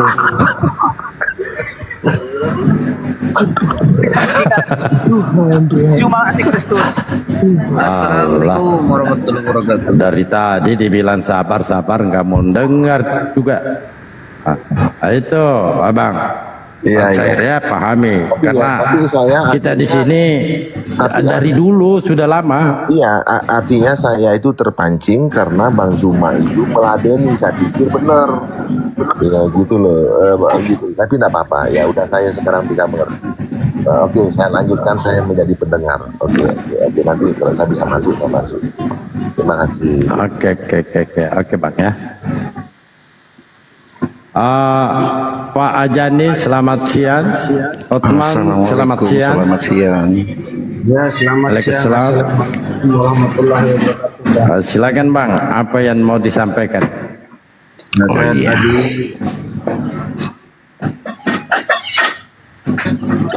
Satu-satu. Ya silakan Ya, Bang. Bang Hotman. Jadi saya lihat itu bukan logika yang namanya akunnya. Dia lihat katanya Abang sama Uni Ripa sama Bunda Nora sama Ustaz Sugi dilaporkan. Mereka menyusun. Betul kan tidak nih? Nggak perlu ditanggapi Pak. Orang lagi menghibur diri. Oke, itu aja Bang. Ya itu aja Bang. Kalau betul ya kita. Oke, siap ya. Karena kami mau naikkan Kristen. Kami muak mendengar nama logika. Najis bagi kami. Ya, silakan Pak Ajani. Ya, oke baik, Abang. Saya Kristen. Ini sorry nih, saya Kristen. Iya. Wah. Silakan Pak. Iya, Kristen, Katolik atau saya Protestan? Protestan. Silakan. Ya gini, sebelumnya minta maaf, saya ini bukan dari latar belakang teolog atau belajar yang sampai berilmu. Ya saya lihat di sini ada Bang Suma, ada Bang Yusuf. Para debater hebat. Saya cuman ini aja pingin bertanya terus supaya untuk menambah pengetahuan lah. Itu kalau dalam pemahaman Islam dan Kristen itu saya lihat kan perbedaan antara Yesus dan Isa. Dalam arti betul. Tapi sebelum bertanya saya panggil dulu, apakah guru kami monitor sudah? Bang Suma. Selamat. Sebelum Anda bertanya, saya ucapkan dulu selamat ulang tahun ya, Bang Suma. Malah asing. Malah asing kok teh. Allahu Akbar. Assalamualaikum warahmatullahi wabarakatuh, sahabat-sahabat sekalian. Waalaikumsalam Waalaikumsalam. Bunda Rahma, Bang Charlie, Bang Sair, Dalbo dan Ajani. Tapi saya dari tadi di sini kan ya? Atau saya turun tadi ya? Sini kan? Iya kan tadi saya ikat, nggak bisa kemana-mana. Alhamdulillah. Allahu Akbar, Masya Allah. Silakan, apa yang ingin kita perbincangkan?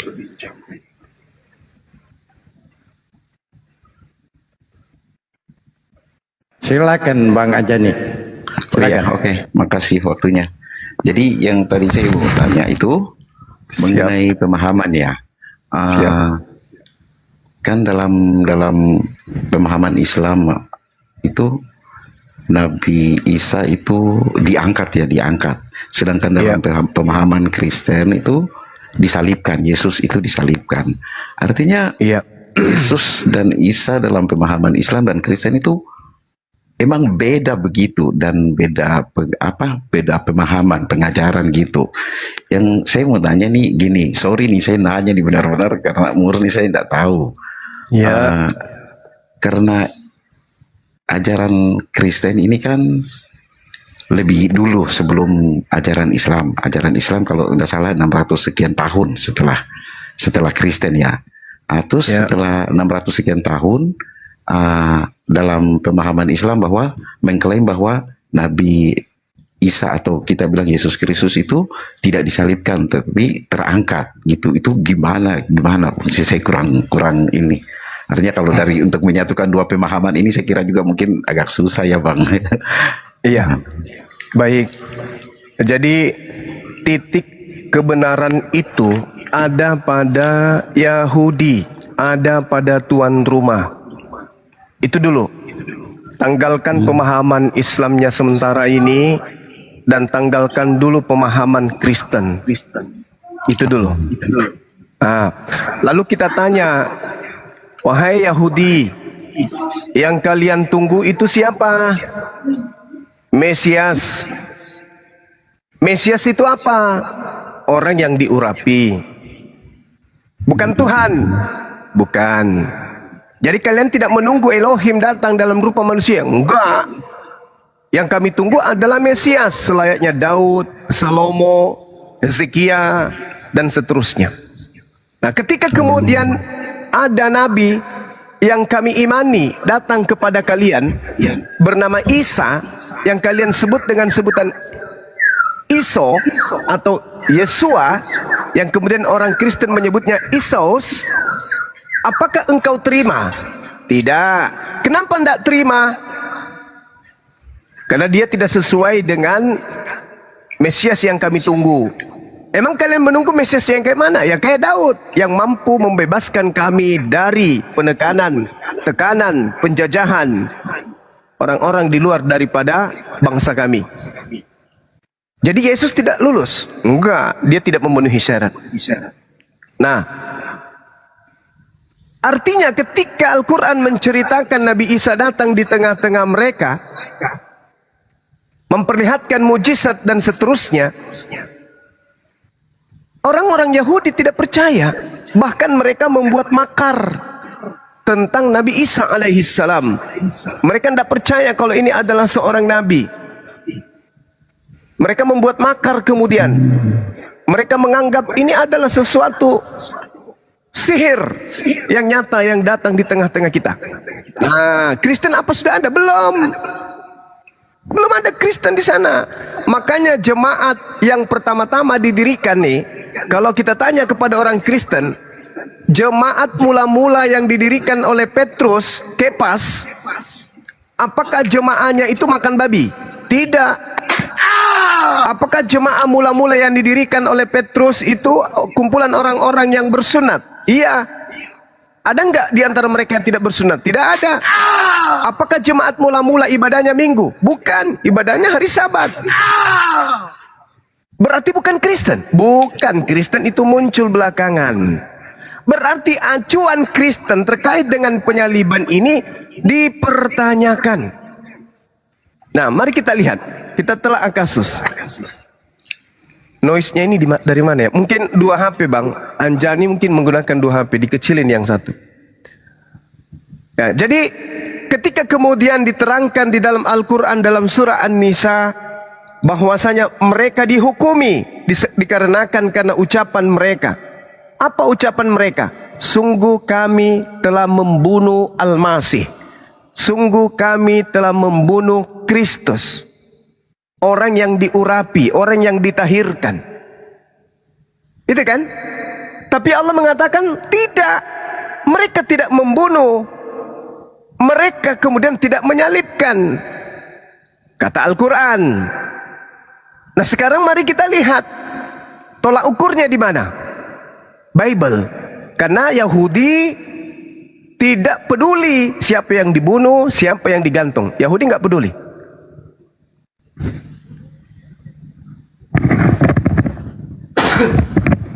Muncul kemudian sekelompok Kristen yang mengatakan ada pembunuhan, ada penyaliban. Islam juga mengatakan itu, ada pembunuhan, ada penyaliban.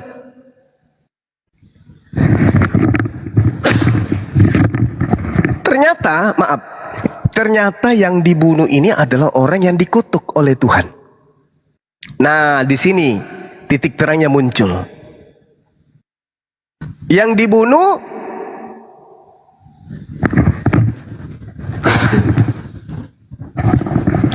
adalah orang yang dikutuk oleh Elohim. Nabi Isa apakah orang yang dikutuk oleh Elohim? Bukan. Yesus anak Maria apakah orang yang dikutuk oleh Elohim? Bukan. Yang disalib apakah orang yang dikutuk oleh Elohim? Ya. Siapa dia yang dikutuk oleh Elohim ini? Baca Galatia 3 nomor 13. Ada tertulis, terkutuklah orang yang mati yang digantung di atas salib. Nah, tertulis di mana? Ulangan 21, 22, 23. Ternyata orang yang digantung di salib ini adalah orang yang melakukan dosa yang sepadan dengan hukuman mati, sehingga dia dikutuk oleh Elohim. Oke, saudara-saudara Kristen kita tanya, saudara Kristen, Yesus punya dosa nggak? Nggak. Dia punya kesalahan nggak? Nggak. Dia dikutuk nggak sama Elohim? Nggak juga. Loh, kalau begitu bukan dia yang disalib. Karena dia ternyata nggak punya salah, dia nggak punya dosa, dia nggak pernah dikutuk. Lalu yang kalian sembah, yang kalian katakan mati di atas pohon ini, yang disalib ini, itu siapa? Yesus bukan. Ternyata pengganti. Inilah yang dikatakan Al-Quran. Wa qaulihim inna qatalnal masiha Isa bin Maryam Rasulullah wa ma qatalu wa ma salabu walakin syubbiha lahum. Nih, Al-Quran terang menjelaskan itu. Berarti kesimpulannya adalah Nabi kami yang datang ke tengah-tengah Bani Israel itu tidak dibunuh, tidak disalib. Yang dibunuh itu adalah oknum lain yang kemudian orang Kristen menyebutnya dengan sebutan Yesus. Berarti pada kesimpulannya, prinsip awalnya adalah Nabi kami Nabi Isa alaihissalam diselamatkan, yang menggantikannya adalah manusia yang Kristen sebut dengan sebutan nama Yesus, dan itu bertentangan di dalam Bible. Silakan. Oh iya, makasih Bang Suma.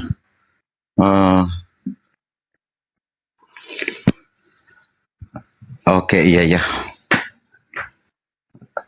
Gimana ya? Tapi dalam ini ya Bang Suma, sorry nih. Dalam artinya sudah jadi doktrin ya. Sudah jadi doktrin untuk hampir umat Kristen. Kalau Yesus itu benar-benar disalibkan karena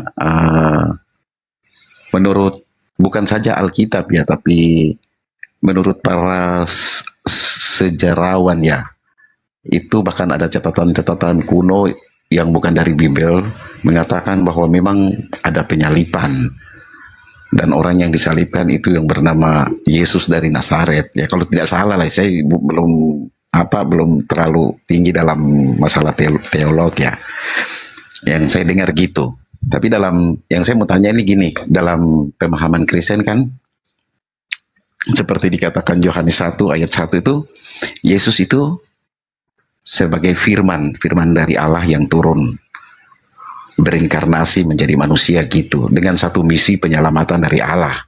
Artinya dengan misi penyelamatan kepada umat manusia gitu. Jadi karena doktrin ini, dan selama hampir 3 tahun Yesus di usia 30-an itu memberitakan Injil, memberitakan kabar baik tentang kerajaan Allah dan sebagainya. Terus Yesus menunjukkan eksistensi Allah di dalam dia dalam bentuk mujizat, perbuatan-perbuatan dia yang hampir tidak pernah dilakukan oleh nabi-nabi yang lain ya, dari zaman dahulu sampai sekarang. Dan waktu di ayat mana saya agak lupa itu, tapi saya sudah berulang-ulang baca, waktu Yesus menyembuhkan orang lumpuh, dia katakan gini, dosamu diampuni. Kan kata dosamu diampuni itu hanya yang berhak mengatakan gitu kan Allah gitu.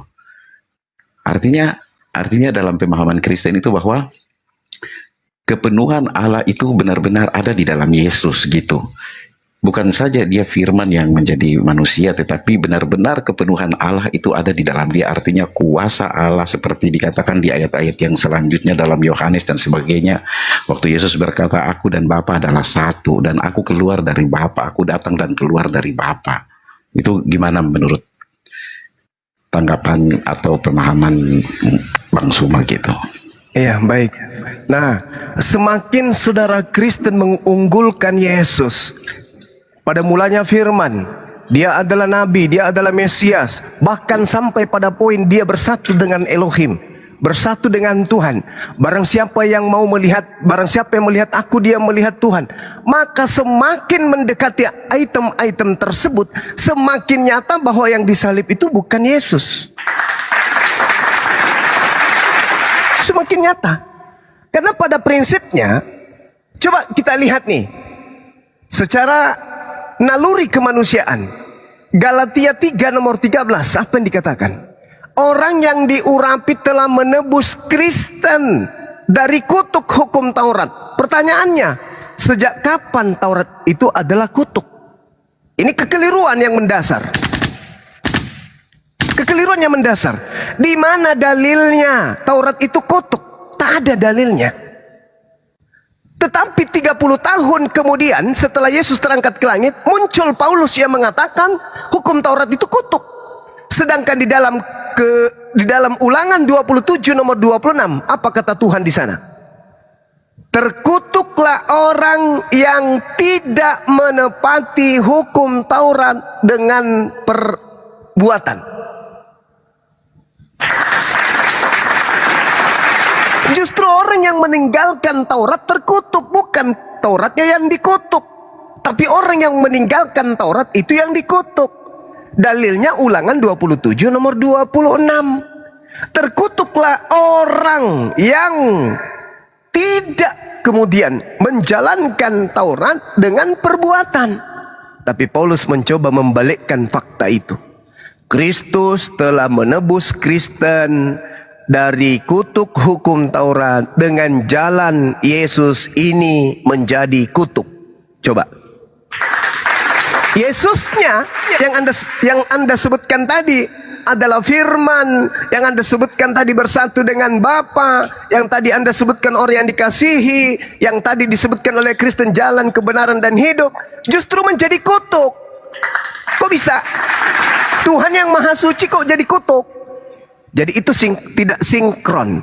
Terjadi kemudian distorsi yang sangat mendalam dan dahsyat. Itu pertama.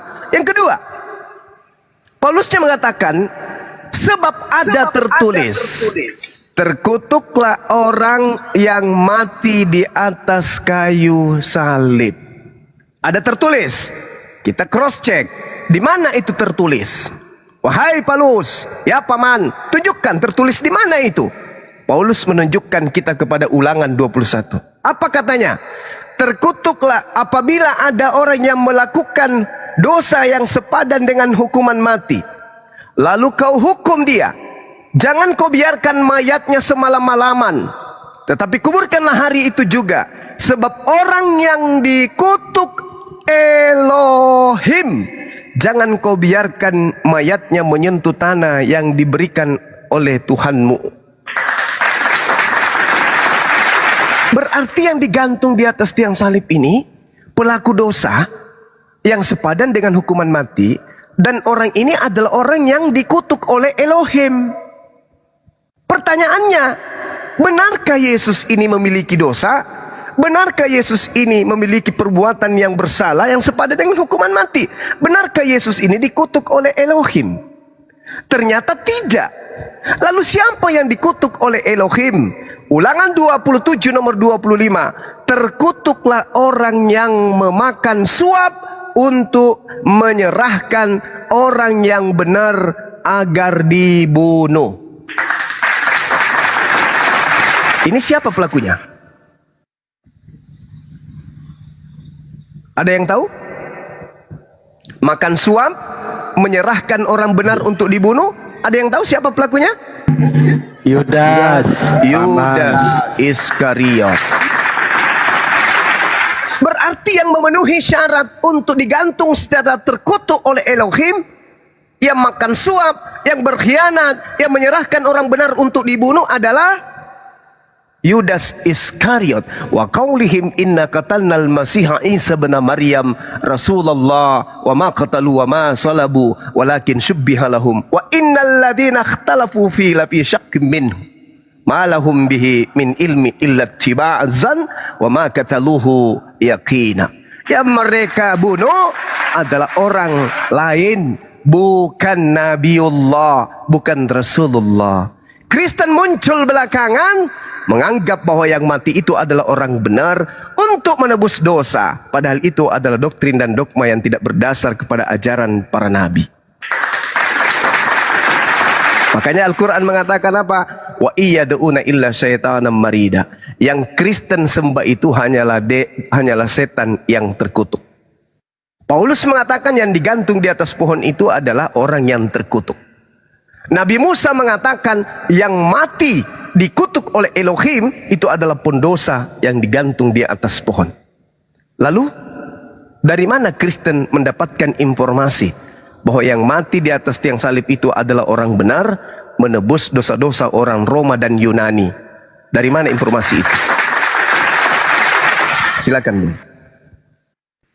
Oke, baik Bang Suma. Jadi ya tadi bicara tentang mengenai kutuk dan tentang penebusan menjadi kutuk di atas kayu salib. Saya berbicara berdasarkan dalil ya di Roma 7. Roma pasal 7 ayat 7 ayat 8 bahwa di sini dijelaskan bahwa sejak zaman nabi-nabi dahulu, waktu sejak bangsa Israel keluar dari Mesir itu di bawah pimpinan Musa, Allah memberikan hukum-hukum 5 Taurat, dan di situ ada perintah Taurat yang luar biasa keras. Artinya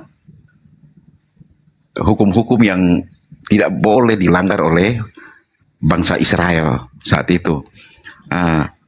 Di sini di Roma 7 ini berkata demikian nih. Jadi artinya dalam hukum Taurat itu manusia tidak mampu untuk melakukannya, karena justru karena hukum Taurat itu manusia mengenal dosa dan jatuh dalam dosa, karena dalam penjelasan dalam Roma pasal 7 ini mengatakan bahwa di dalam daging manusia atau tubuh manusia itu dikuasai oleh dosa yang membawa manusia kepada kebinasaan, dan siapapun susah dan tidak dapat untuk melakukan hukum Taurat. Dan justru karena hukum Taurat itu mereka justru banyak sekali jatuh dalam dosa dan binasa. Oleh sebabnya dalam pemahaman doktrin yang kita tahu ya, doktrin Kristen itu, bahwa kedatangan Yesus itu memang sudah menjadi satu misi atau blueprint, atau sudah jadi satu schedule Tuhan sejak zaman manusia mengalami kejatuhan. Artinya waktu Yesus turun ke dalam dunia itu, karena itu sudah bukan karena iseng-isengnya Allah, tapi itu memang sudah ada dalam blueprint atau dalam schedule-nya Tuhan sejak manusia jatuh dalam dosa. Jadi saya bicara lagi kembali ke masalah tadi, Yesus yang terkutuk di atas kayu salib. Karena manusia yang hidup di bawah hukum Taurat tetap terkutuk. Alasannya apa? Pertama, karena manusia tidak dapat melakukan hukum Taurat, karena di dalam hukum Taurat itu jelas, jangan mengingini, jangan menyembah. Pokoknya ada 10 hukum yang Tuhan kasih itu sangat berat bagi manusia. Artinya kenapa manusia tidak mampu untuk melakukan hukum Taurat? Karena memang daging manusia ini dikuasai oleh dosa yang memang tidak bisa melakukan hukum Taurat gitu. Tidak mampu melakukan hukum Taurat. Oleh sebabnya di ayat Roma pasal 7 ayat 8 katakan begini, tetapi dalam perintah itu dosa mendapat kesempatan untuk membangkitkan di dalam diriku rupa-rupa keinginan, sebab tanpa hukum Taurat dosa itu mati.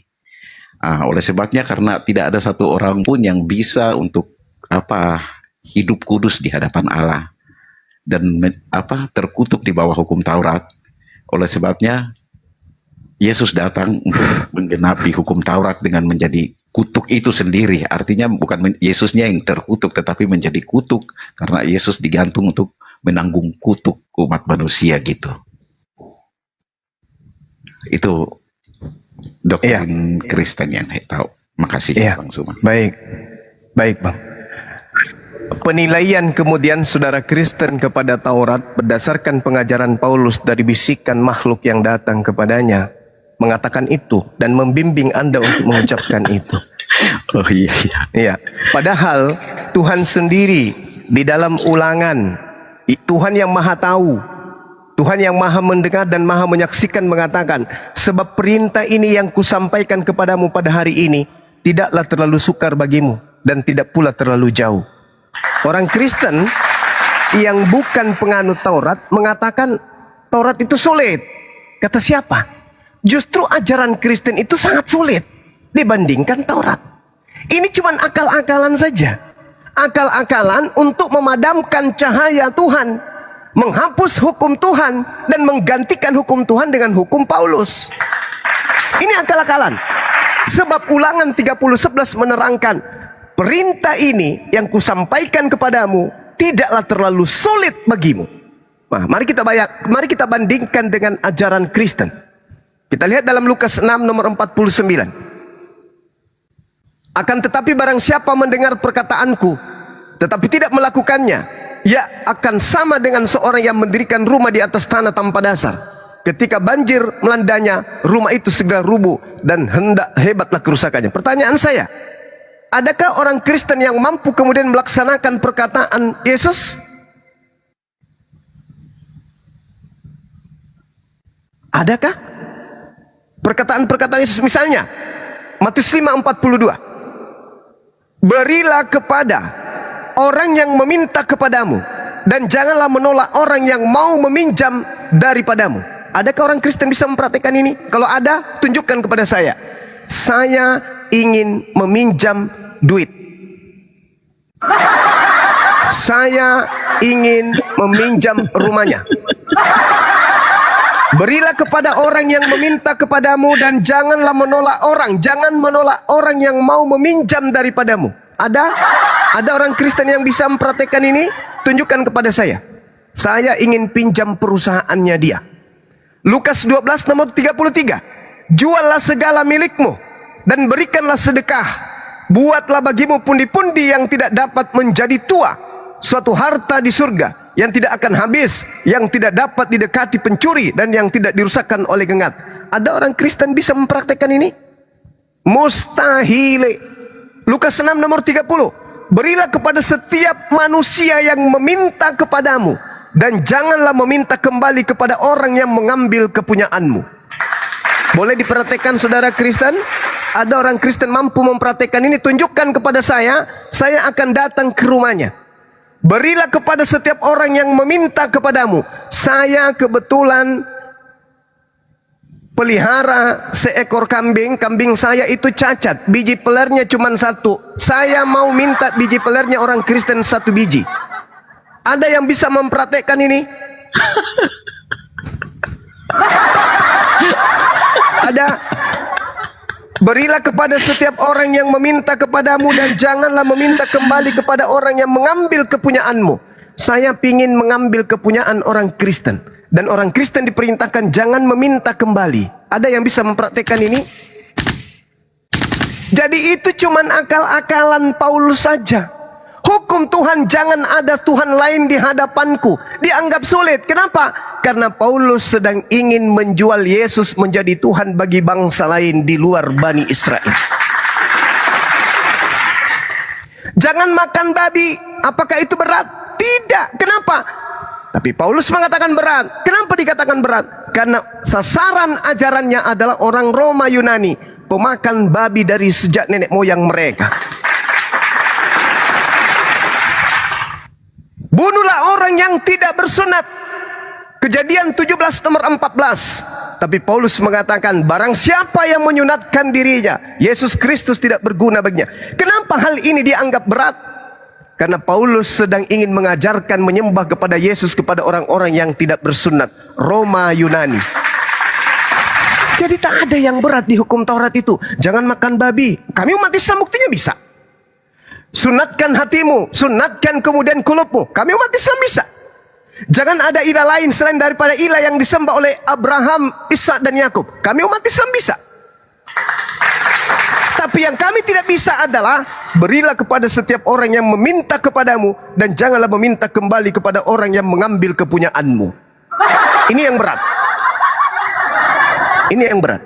Dan Kristen tidak akan pernah bisa mampu untuk membuktikan kevalidan dan praktek daripada isi Bible-nya sendiri. Oleh karena itu saya katakan bahwasanya ketika orang Kristen mengatakan hukum Taurat itu sudah dibatalkan, hukum Taurat itu adalah kutuk, bullshit. Yesus sendiri mengatakan, barang siapa yang meniadakan hukum Taurat meskipun yang paling terkecil, lalu mengajarkan kepada orang lain, maka dia akan menempati tempat terendah di dalam kerajaan langit alias neraka. Kata Yesus, ini hukum Taurat. Tuhan sendiri yang mengatakan, perintah ini yang kusampaikan kepadamu pada hari ini tidaklah sulit, tidaklah sukar, dan tidak pula terlalu jauh. Apa yang sulit di hukum Taurat? Tak ada. Cuman akal-akalan Kristen ajanya. Sulit Taurat itu. Kalau satu tidak dilakukan, maka semuanya gagal. Kata siapa? Yang berat itu barang siapa yang menampar pipi kananmu, kasihlah yang kiri juga. Itu yang berat. Kasihilah musuhmu, itu berat. Itu teori di mulut aja. Itu teori di mulut. Teori di mulut. Justru yang kita lihat di atas muka bumi ini, penjajahan itu dipelopori oleh angka pertama 1 sampai 10 itu agama-agama yang mayoritas penduduknya Kristen. Jadi itu cuma teori. Teori apa? Untuk menghilangkan ajaran Tuhan menuju kepada ajaran paganisme. Nah, inilah yang terjadi. Islam datang kemudian meluruskan bahwa yang kalian sembah, yang mati terkutuk, itu bukan Nabi kami, bukan Yesus kami, bukan Nabi kami, bukan Rasul kami. Yang kalian sembah adalah orang yang berkhianat makan suap, orang yang kemudian melaporkan tempat persembunyian Yesus untuk demi mendapatkan keuntungan. Ini dalil, Bung. Memang berat, tapi harus kita sampaikan. Karena kami tidak menginginkan kemudian orang-orang yang masih bisa diselamatkan terjerumus ke dalam api neraka. Kalau orang Kristen di dunia ini atau di Indonesia ini ada yang mampu menunjukkan kepada Bang Suma Yesus memiliki dosa yang setara dengan hukuman mati, saya boleh dipertemukan. Tapi sejauh saya belajar, sejauh saya berdiskusi, sejauh saya adu argumen dengan orang Kristen dari semua strata pendidikan, belum ada orang Kristen yang mampu menunjukkan dosa Yesus. Bahkan Yesus itu suci, suci, suci, suci, suci, dikasihi, dikasihi, orang benar, orang benar, orang benar. Bahkan ada di antara orang Kristen mengatakan Yesus adalah Elohim itu sendiri yang nusul inkarnasi menjadi manusia. Dengan demikian bagaimana mungkin terkutuk? Bagaimana mungkin kemudian dia yang menjadi tumbal demi dosa-dosa para pelaku dosa? Nggak mungkin. Jadi pada kesimpulan akhir saya katakan, tunjukkan kepada saya apa dosa Yesus sampai dia dikutuk oleh Elohim, sampai dia harus menanggung kutuk atas perbuatannya sendiri. Ada? Kalau tidak ada, maka percuma kita berdiskusi kalau memang Yesus itu tidak berdosa. Demikian. Oke, baik Bang Suma semuanya. Terima kasih. Saya ya, gini Bang Suma, terima kasih banyak. Artinya saya ini dengan Bang Suma saya berdiskusi aja ya. Jadi emang Bang Suma dalam pemahaman kekristenan itu emang Yesus itu udah istilahnya udah jadi schedule-nya Allah semenjak manusia jatuh dalam dosa, dan setelah pada zaman ini Yesus menunjukkan Allah menunjukkan keadilannya untuk menyelamatkan umat manusia. Jadi bagi orang Kristen kami percaya sekali bahwa kalau tanpa Yesus kami mungkin tidak bisa berbuat apa-apa, atau kami hidup masih tetap dalam dosa-dosa keturunan, dosa-dosa warisan, dosa-dosa daging, keinginan daging dan lain-lain. Tetapi di dalam artinya dalam ajaran-ajaran Kristus, Yesus, dan juga tadi Bang Suma bilang soal ajaran Rasul Paulus, itu kami sangat percaya sekali kalau dia adalah salah satu rasul yang dimana dia adalah sebelumnya dia adalah orang Farisi ahli Taurat yang benar-benar menentang Yesus. Tetapi dalam pertobatan dia, waktu dia bertemu langsung dengan Yesus, dia berubah betul-betul 100 derajat dan dia dipakai Tuhan untuk menjadi seorang penginjil gitu. Dalam ajaran-ajaran dia, dan dia katakan begini, apa yang dahulu merupakan keuntungan bagiku sekarang kuanggap seperti sampah setelah pengenalanku akan Yesus Kristus. Dalam arti ilmu pengetahuan yang dia pakai selama ini menjadi, dikatakan itu seperti sampah di hadapan dia setelah dia mengenal Yesus Kristus yang penuh hikmat, karena dia merasa bahwa hikmat Tuhan itu jauh lebih dari ilmu pengetahuan yang dia tahu, sehingga dia bisa dia menulis banyak surat sesuai dengan sesuai dengan hikmat yang didapat dari Tuhan. Nah, salah satu yang tadi saya katakan di dalam kitab Roma, dia katakan bahwa untuk kita menjadi benar di hadapan Tuhan itu sangat susah dan mungkin tidak bisa, karena kalau kita mentaati hukum Taurat, justru kita terkutuk di bawah hukum Taurat, seperti tadi yang sudah saya katakan kan, gitu. Jadi dalam arti dia katakan bahwa ini satu-satunya jalan untuk kamu bisa berada atau berkenan di hadapan Bapa, yaitu hanya melalui Yesus Kristus yang menjadi kutuk di atas kayu salib untuk menanggung kutuk semua umat manusia. Jadi seperti tadi Bang Suma katakan bahwa hukum Taurat digenapi di dalam Kristus Yesus, artinya yang kita pahami itu bahwa hukum Taurat itu digenapi di dalam Kristus Yesus. Jadi Yesus tidak meniadakan hukum Taurat, seperti tadi Bang Suma sudah kutip bahwa perkataan Yesus bahwa satu pun dari hukum Taurat tidak bisa ditiadakan. Jadi yang kami percaya itu bahwa hukum Taurat itu digenapi di dalam Yesus, dan oleh karena hukum Taurat digenapi di dalam Yesus, makanya kita yang percaya di dalam nama Yesus itu pasti diselamatkan. Gitu Bang Suma. Jadi apa tadi penjelasan Bang Suma saya tangkap dan saya pahami. Saya terima kasih untuk Bang Suma juga, dan saya akui Bang Suma ilmunya luar biasa, artinya sangat ini menguasai banget gitu. Oke, gitu Bang Suma. Oke, baik. Terima kasih. Baik, sama-sama. Jadi Al-Quran saya mengatakan gini. Wa idza qila lahum ittabi'u ma anzalallahu qalu bal nattabi'u ma alfaina alaihi aba'ana. Awalau kana aba'uhum la yaqiluna syai'a wa la yahtadun. Apabila dikatakan kepada orang-orang kafir, ikutilah apa yang diturunkan oleh Allah, yang diwahyukan oleh Allah, mereka menjawab tidak. Kami mengikuti apa yang kami dapati pada nenek moyang kami melakukannya. Padahal nenek moyang mereka itu tidak mengetahui apapun dan tidak mendapatkan petunjuk. Analisa Quran ini kemudian menjadikan saudara Kristen ini sebagai kelinci percobaan. Saya bertemu dengan orang Kristen yang berapi-api menjelaskan keimanannya. Yesus Tuhan, Yesus Tuhan. Yesus menggenapi hukum Taurat. Yesus tidak ada keselamatan baginya. Barang siapa yang tidak percaya kepadanya tidak akan selamat dan pasti akan binasa. Kubiarkan dia berkoar. Lalu kutanya, siapa yang mengajarkan kamu mempertuhankan Yesus? Bible, kata dia. Tunjukkan dalilnya. Ternyata ujung-ujungnya Paulus. Dari mana Paulus mendapatkan pengajaran dari Yesus? Di mana Yesus pernah bertemu dengan Paulus? Di padang gurun. Dari mana Anda bisa tahu bahwa yang datang kepada Paulus itu adalah Yesus? Ya, karena dia mengaku Yesus. Oh gitu. Jadi kalau ada orang yang mengaku akulah Yesus, kamu percaya kalau itu adalah Yesus? Ya tergantung apanya. Ya tergantung apanya. Tergantung pengakuannya. Berarti siapapun boleh mengaku Yesus. Nah, artinya Al-Quran ketika dijabarkan kemudian, orang Kristen kita tanya, siapa yang ngajarin kamu ke gereja? Mama. Mama ditanya, Ma, siapa yang ngajarin mama ke gereja? Nenek. Nenek ditanya, Nek, siapa yang ngajarin ke gereja? Buyut. Buyut. Sampai ke ujung-ujungnya tidak nyampe kepada Yesus.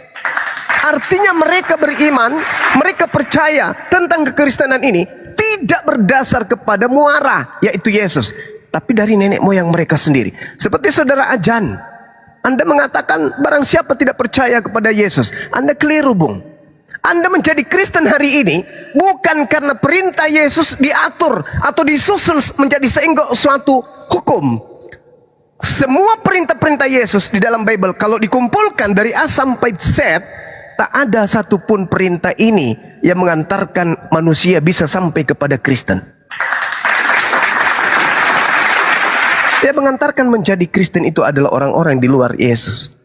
Yesus hanya mengajarkan untuk menjadi seorang Muslim yang taat, mentaati segala perintah Tuhannya. Tidak ada menjadi Kristen. Bahkan Yesus itu disebut sebagai juru salam, juru selamat, bukan juru Kristen, tapi juru salam, juru salam, juru damai sejahtera, juru Islam. Nah, sekarang kita kembali kepada tema kita. Ketika kemudian saudara mengatakan bahwa Paulus ini yang mengajarkan kemudian untuk mengajarkan hal kekristenan, sekarang saya munculkan pertanyaan. Umat Islam yang ada di sini pun boleh menjawab. Di dalam Bible, Matius 12 diterangkan, apabila roh jahat keluar dari manusia, ia pun mengembara ke tempat-tempat yang tandus mencari pemberhentian. Tetapi roh jahatnya tidak mendapatinya. Lalu roh jahat berkata, aku akan kembali ke rumah, ke orang yang telah kutinggalkan tadi, orang yang bertobat tadi. Maka pergilah kemudian roh jahat dan mendapati rumah yang kosong itu, bersih tersapu dan rapi teratur. Lalu roh jahat ini keluar dan mengajak 7 roh lain yang lebih jahat daripadanya, dan masuk kembali berdiam pada orang tersebut. Maka akhirnya keadaan orang yang tadinya bertaubat lebih buruk daripada keadaannya semula. Demikian juga akan berlaku atas angkatan jahat ini. Pertanyaan saya, siapa orang yang mengaku bertaubat sesaman dengan Yesus, yang ajarannya persis dengan ajaran angkatan jahat yang Yesus sampaikan di dalam data 38 sampai data 40. Ketika Yesus ditanya sama orang Farisi ini bertanya dan minta satu tanda, tetapi tidak diberikan satu tanda apapun kecuali anak manusia 3 hari 3 malam di perut bumi. Artinya pada hari ketiga dia bangkit. Pertanyaan saya, siapa seangkatan Yesus yang mengajarkan kebangkitan pada hari ketiga yang Yesus nobatkan dengan stempel angkatan jahat, yang kerasukan 8 setan di dalam dirinya? Ini siapa? Silakan umat Islam ataupun orang Kristen, saudara Kristen yang bisa menjawab.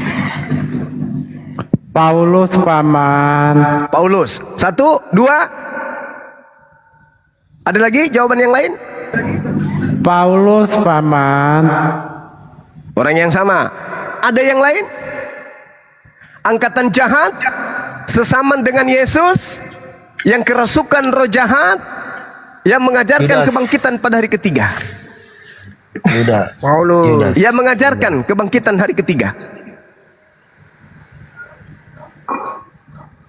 Yudas enggak mengajarkan bangkit hari ketiga. Yang mengajarkan bangkit hari ketiga hanya Paulus. Roma 14 nomor 9. Untuk itulah Yesus mati, agar dia dibangkitkan kembali menjadi Tuhan bagi orang Kristen. Angkatan jahat ini, kata Yesus, diberi tanda bangkit pada hari ketiga. Siapa angkatan jahat yang kerasukan 8 hantu setan di dalam dirinya? Orang yang tadinya bertobat. Siapa yang tadinya bertobat tiba-tiba kemudian berlaku jauh lebih jahat daripada sebelum dia bertobat? Kalau tadinya dia membunuh manusia, sekarang dia membunuh hati manusia, dia membunuh akal manusia. Yang tadinya membunuh fisik manusia, kelebih jahatannya lagi membunuh akal manusia, sampai manusia yang percaya kepadanya, manusia pun dianggap Tuhan. Ini siapa nih? Siapa oknum ini? Sesaman Yesus menganiaya muridnya, lalu kemudian bertaubat, lalu setelah bertobat kerasukan 8 setan di dalam tubuhnya. Setelah 8 setan ini masuk ke dalam tubuhnya, dia melakukan kejahatan yang jauh lebih jahat. Ini siapa oknumnya? Seangkatan Yesus. Paulus. Apa yang kita lihat dari ajaran orang ini?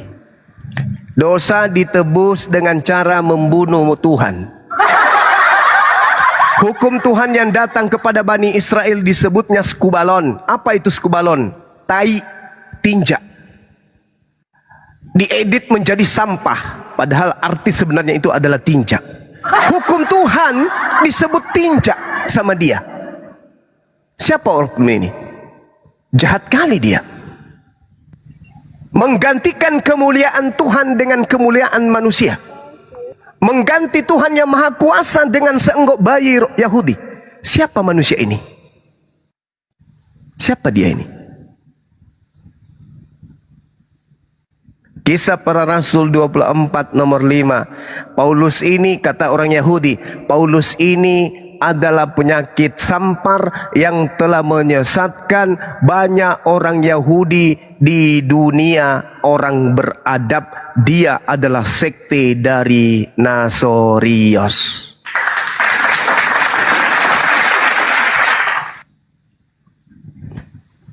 Waspadalah kepada orang Farisi. Kata siapa? Kata Yesus. Waspadalah kepada angkatan jahat. Kata siapa? Kata Yesus.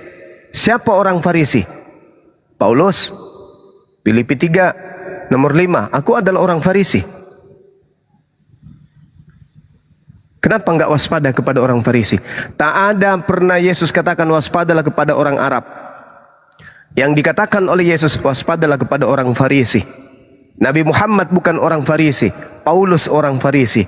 Makanya yang menjadi pengikut Paulus hanya di luar orang Yahudi.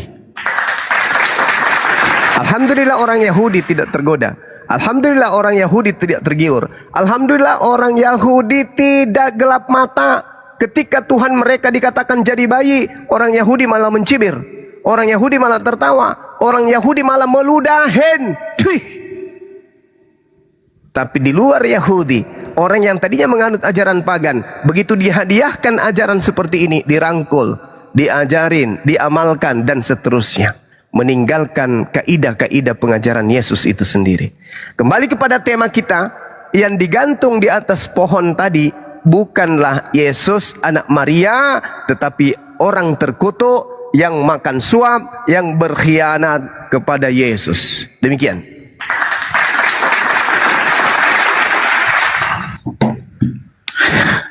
Oke, baiklah Bang Suma, makasih. Penjelasannya luar biasa sekali. Oke. Jadi ya, artinya sebelumnya minta maaf ini Bang Suma, terima kasih sudah berdiskusi dengan Bang Suma dan abang-abang yang lain semuanya, minta maaf. Luar biasa sekali, tapi kesimpulan saya gini Bang, mungkin dalam pemahaman, artinya Bang Suma memahami Kristen dalam perspektif Bang Suma sebagai Muslim. Saya pun menerima penjelasan Bang Suma, tetapi saya menerimanya itu sebagai penjelasan versi Bang Suma. Tetapi dalam pengertian saya itu jelas yang sudah terdoktrin, yang sudah didoktrin, artinya doktrin-doktrin yang sudah menjadi pengajaran dalam saya ini sudah sejak lama dan sudah saya imani begitu. Jadi terima kasih Bang Suma, saya terima kasih banyak semuanya atas diskusi ini, luar biasa Bang Suma. Saya pamit dulu. Saya kasih waktu untuk yang lain, Kristen yang lain silakan yang mau bertanya masuk ya. Saya pamit dulu. Makasih Bang Ajani. Makasih Bang Suma. Saya juga minta maaf kalau ada kata yang kurang berkenan. Yang pasti yang saya sajikan adalah data yang ada di Bible. Terkait dengan saya salah tafsir atau terkait dengan salah pemahaman, ya silakan saya kembalikan kepada saudara, karena ini adalah kepercayaan saudara. Saya hanya membaca data yang ada. Terima kasih sama-sama Bang Suma. Saya pamit dulu. Makasih semuanya. Oke. Saya ingin memberikan data kepada teman-teman Muslim terkait dengan apa yang diterangkan oleh Al-Quranul Karim 157 dari ayat surah An-Nisa. Di dalam Yohanes 9 nomor 16 dan juga Lukas 23 nomor 2 diterangkan begini. Di situ mereka mulai menuduh Yesus. Mereka berkata, kami dapati orang ini menyesatkan rakyat. Ia menghasut orang supaya jangan membayar pajak kepada kaisar, sebab katanya ia adalah Kristus, seorang raja. Yohanes 9 nomor 16. Maka kata sebagian orang-orang Farisi, orang ini, Yesus ini tidak datang dari Allah, sebab Yesus ini tidak memelihara hari Sabat. Sebagian pula yang lain berkata, bagaimanakah seorang berdosa dapat membuat mukjizat yang demikian? Maka timbullah pertentangan, perselisihan di antara mereka. Kisah Para Rasul 25:19, mereka berselisih paham tentang seseorang yang bernama Yesus. Ada yang mengatakan Yesus telah mati, tapi Paulus berkata, Yesus masih hidup. Berselisih paham. Tapi yang paling dahsyat, yang harus saudara Kristen jawab dengan tuntas adalah Markus 16 nomor 12. Apa itu? Kemudian Yesus menampakkan diri dengan wajah yang lain kepada dua orang yang ada di antara mereka. Pertanyaan kita nih, dari mana Markus tahu kalau itu adalah Yesus datang dalam rupa lain? Ini PR buat Kristen sedunia. Dari mana Markus tahu kalau yang muncul dengan muka baru, dengan muka yang lain, itu adalah Yesus yang datang dalam wajah rupa yang berbeda? Silakan teman-teman, saya hanya memberikan kisi-kisi saja, dikembangkan dan didiskusikan kepada saudara Kristen. Mudah-mudahan ini membuahkan edukasi yang baik, sehingga apa yang menjadi nasihat-nasihat kita semalam, supaya kita tidak ada lagi dialog berbuntut panjang, saling lapor dan seterusnya. Baiknya Lembaga Bible Indonesia membenahi diri untuk melepaskan semua istilah-istilah Al-Quran di dalam Bible-nya. Demikian sementara, silakan.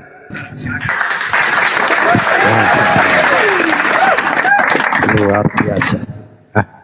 Saya sapa dulu di grup ya. Assalamualaikum Hesti dan selamat siang Abang. Waalaikumsalam.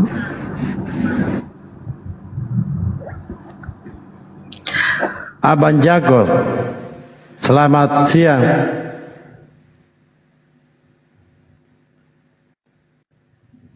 Assalamualaikum. Besar ini Abang Jago. Pak Dokter. Selamat siang.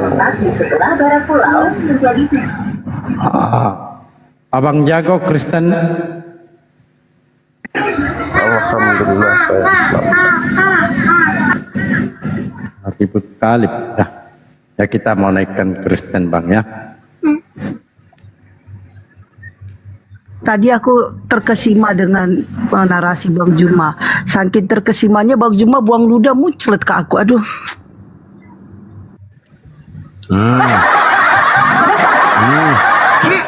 Itu campur dengan ini bubur kacang hijau barusan.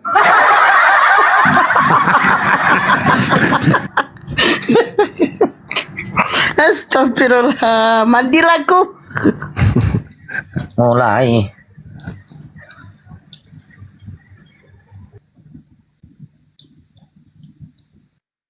Oke, silakan teman-teman dilanjut. Silakan Bayu, saya sambil cari hotel dulu. Oke, selamat sore Pak Dena. Halo Pak Dena. Assalamualaikum. Waalaikumsalam warahmatullahi wabarakatuh Bang. Ada yang mau disampaikan Abang? Ya Bang, sedikit yang saya sampaikan Bang. Saya cuman minta tolong sama Bang Zuma. Di sebelah Abang Edis yang dari agama Kristen sedang memaksa Ya sudah Bang, sudah kami paham. Jangan lagi ke situ Bang. Ya. Apalagi abang ini noise sekali Bang masalahnya. Berisik. Mana lagi jaringan ini gangguan. Oke ya Bang ya. Oke.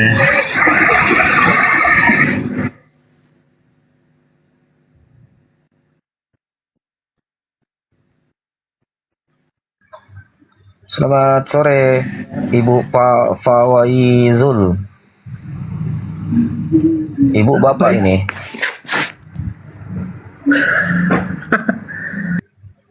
Selamat sore. Begitu.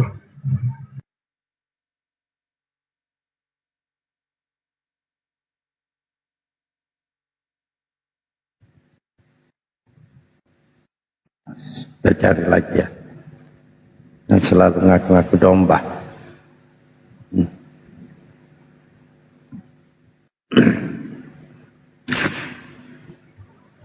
Selamat sore Pak Asar.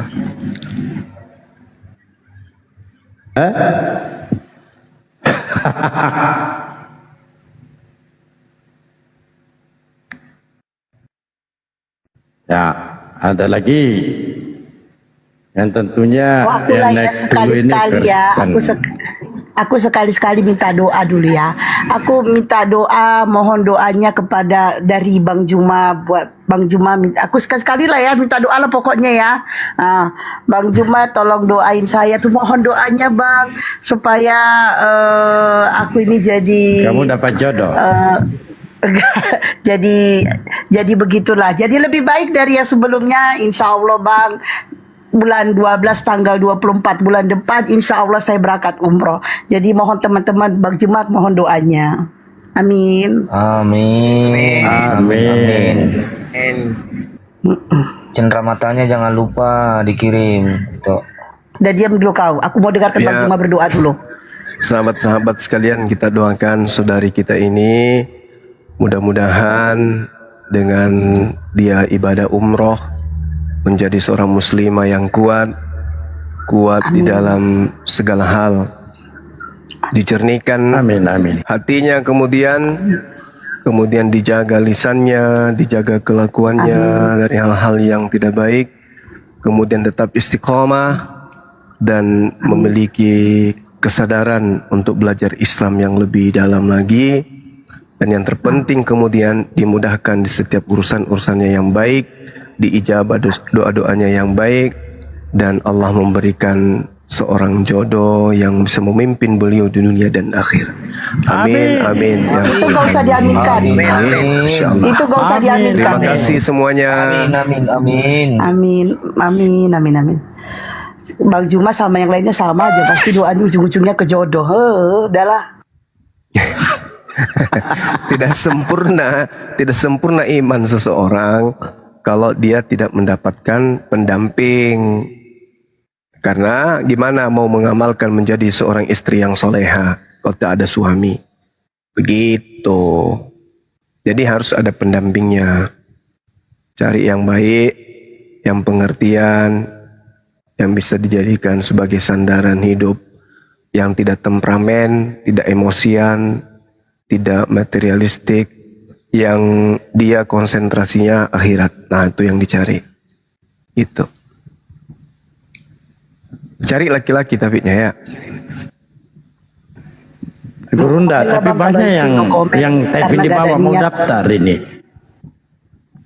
Gimana? Aku juga dulu Dalbo. Banyak yang typing di bawah daftar, dia mau daftar ini. Entah apa ya maksudnya, mau daftar apa ya?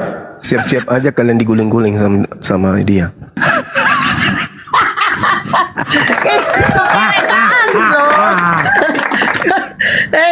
Jangan sepele Bang sama aku Bang.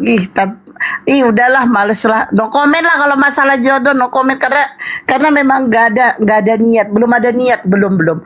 Kemungkinan nanti nikahnya kalau anaknya udah nggak butuh biaya lagi, kemungkinan. Belum ada niat, masih nyaman sendiri. Aku lagi males aja. Lagi malas bikin makan suami, bikin teh suami, lagi malas ngurus suami, jadi mau sendiri aja. Jadi kalau Bang Juma ngomong masalah jodoh, no comment lah. Ayo teman-teman silakan yang mau daftar silakan. Tinggal DM aja beliau. Pertanyaannya ini Gurunda maunya duda atau rondong? Kalau itu banyak, bahkan WA. Bunda mas kawinnya tunggu apa? dulu. Langsung Ini. diblokir. Charlie, Belum ada niat. Charlie, Siap Bang. kapan ketemu? Ini kita mau bentuk ini di Bone. Saya di Bone sekarang. Api. Oke, sebentar malam kita ketemu ya. Siap. Oke. Siap. Supaya segera disegerakan ya. Siap. Kan Anda selaku ketua masa sih. Siap. Kumpulkan teman-teman Teman-teman yang di ada bawah di ini pada daftar. kompleks BTN. Siap. Cepet. Betul Bang Dalbo. Gini ya teman-teman, apa yang dikatakan Bang Juma itu benar semuanya. Jadi kalian gak usah daftar. Ingat ya, kita itu berumah tangga, kita harus menujuknya itu mikirkannya adalah akhirat. Kalau rumah tangganya sekedar main-main gak usah. Nah kalau saya kan sudah pernah menjadi istri yang berusaha untuk mengejar akhirat, tapi saya tidak mendapatkan suami yang menuju ke akhirat. Jadi saya masih, sebenarnya bukan trauma, cuman saya lagi males aja mengurus suami, ngurus makannya, ganti bajunya, minumnya aja lagi males. Jadi kalau masalah jodoh no comment ya. Oke. Ini Fadil. Selamat Panjang banget siang. mesti. Bang, bentar dulu Dalbo, Bang. Abang Juma kan doain aku apa masalah lagi? jodoh kan, Bang. Nah, pertanyaannya, Bang, giliran Abang kapan? Ayo. Saya tinggal menunggu lamaran.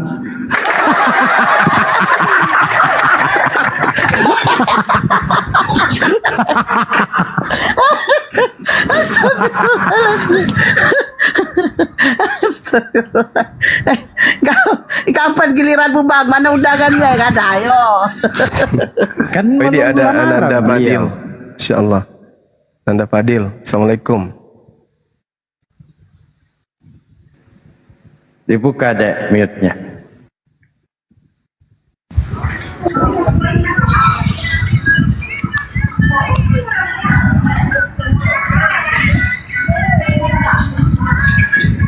Ada musik deh. Nggak ada, Musiknya kurang kenceng. nggak ada. Ya silakan deh.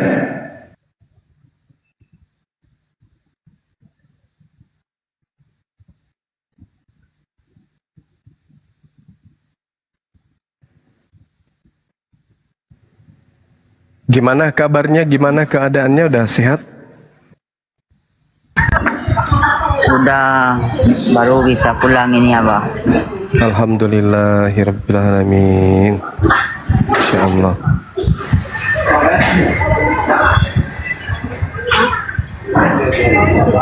Alhamdulillah. Oh ini yang sakit dulu Gurunda. Iya, betul. Ini di rumah sakit ya? Saya hanya lihat TV itu. Iya, ini baru keluar rumah sakit. Di kantin nih masih.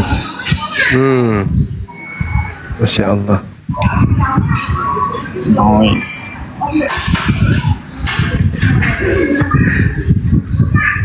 Ini banyak sekali yang mendaftar ini ke Gurunda di bawah ini. Padahal saya sama-sama duda loh. Enggak ada yang mendaftar ke saya.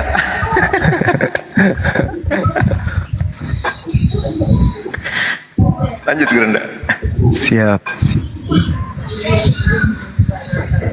Fadil di mana ini? Rumah sakit? Masih di rumah sakit? Iya, mau pulang. Luka-lukanya udah pada kering kan? Udah Tapi dikasih obat? ada. Alhamdulillah. Yaudah rajin aja minum obatnya. Ya, Abah. Rajin minum obat. Jangan ini, jangan begadang dulu lah, jangan keluar malam keluyuran. Ya, nggak keluar rumah lagi. Ya, itulah sampai benar-benar sehat. Udah mulai Ya kan? nggak bisa keluar rumah. Iya. Nanti kalau udah sehat bisalah keluar. Nggak juga. Hah? Kenapa bisa? 1 tahun. 1 tahun dalam rumah. Waduh. Ya udahlah, yang penting sehat dulu ya kan. Intinya deh, jagalah kebersihannya, jaga kebersihan. Iya. Selama di rumah 1 tahun, jaga kebersihan. Iya. Baguslah itu.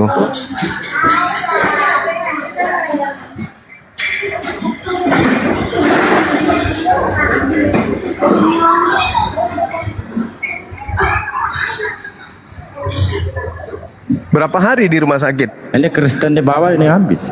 6 hari ya, Bang. 6 hari ya. Alhamdulillah.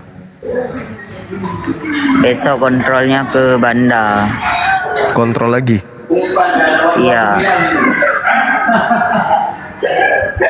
Banda itu jauh. Kalau dari Fadil 2 jam. 2 jam, 2 jam lebih.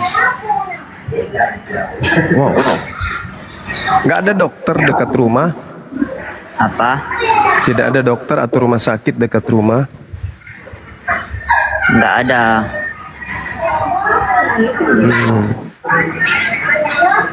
Iyalah, sabar-sabar aja lah ya. Iya, Bah. Alhamdulillah.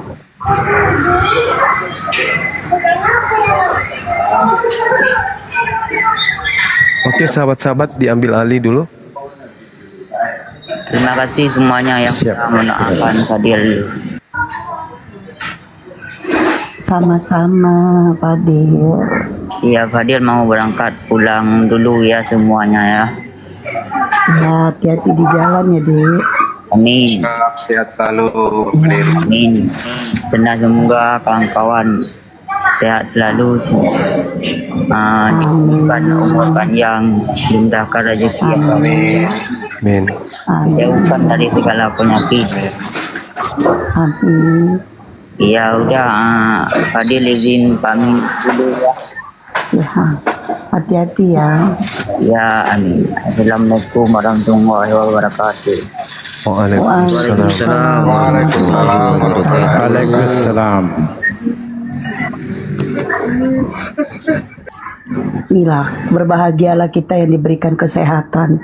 Masya Allah. Tapi aku Bagaimana memang mau punya berbahagia penyakit kalau nggak juga. ada pasangan? Bang Darbo, aku punya penyakit sebenarnya. Aku punya penyakit kanker yang aku udah operasi berkali-kali nggak sembuh-sembuh. Dan penyakit kanker ini, Ya bagaimana mau dikatakan berbahagia kalau nggak punya pasangan? diam kau Darbo.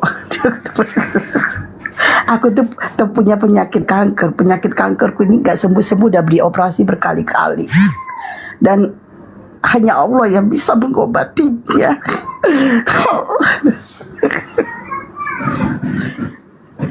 Itu Tapi pintar apa di bawah hubungannya ya, dengan jodoh, kantong Bunda kering. Esti? Kanker, kantong kering. Ah, iya. Lama. Bang, jadi abang kira tuh kanker beneran. Parah kali kok bang, dikiranya pula kanker beneran. Ih, astagfirullahaladzim. Astagfirullah. Kantong kering. Dan hanya Allah lah yang bisa memberikan kantong kering itu agar basah terus dia. Oke teman-teman yang Kristen yang mau diskusi silakan naik, minta permintaan ya. Jangan dianggurin Bang Jumanya, soalnya ilmunya Bang Juma itu sayang banget untuk dianggurin. Jadi kalian naiklah, kalian minta pencerahan ya kan. Aku aja barusan dicerahkan itulah mengenai jodoh ya kan. Ingat ya teman-teman, yang kasih rezeki itu Allah bukan suami. Jadi kalau mau minta duit minta sama Allah, bukan minta sama suami. Artinya nggak perlu punya suami. Gak perlu punya suami, yang penting minta aja sama Allah. Ya Allah aku gak ada duit, dikasih Allah. Ya Allah aku gak ada ini, dikasih Allah ya. Jadi tapi ini berlaku untuk yang single parent ya, untuk yang janda. Kalau kalian yang gadis memang kalian harus menikah, kalian harus melakukan apa yang sudah tertulis. Jadi buat kalian yang belum nikah, kalian harus cari suami, menikahlah. Tapi buat kalian yang janda, apalagi yang sudah terlalu lama menjanda, sebaiknya kita lama-lamain aja, karena sendiri aja bahagia, buat apa berdua. Itulah itu.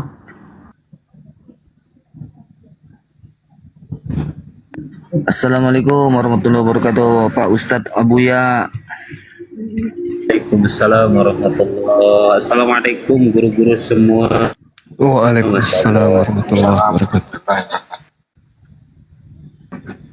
Sehat. Gimana Bunda Abu Juma? ya? Mau didoakan juga dapat istri. Hei, offset. Wah, gak beres ini Bang Dalbo. Lagi sama istri. Hei. Ternyata takut dia. Ya, ayo kawan-kawan Kristen yang ada di bawah silakan naik. Ya, banyak sih permintaan. Yang Kristennya,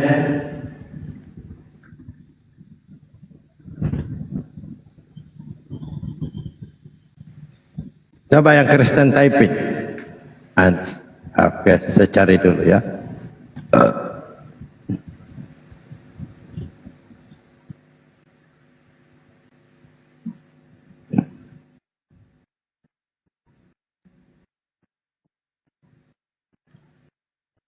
Bang Andi, mana Bang Andi? Oh, ada naga bonar di bawah. Oke. Naikkan Kristen Pak Naga. Yang oten-oten silakan naik. Ayo, kita ini selagi ada guru kita di sini jangan dianggurin, jangan dihentikan ilmunya. Ayo. Diskusi baik-baik yuk. Nanti kalian kalau udah naik aku diam.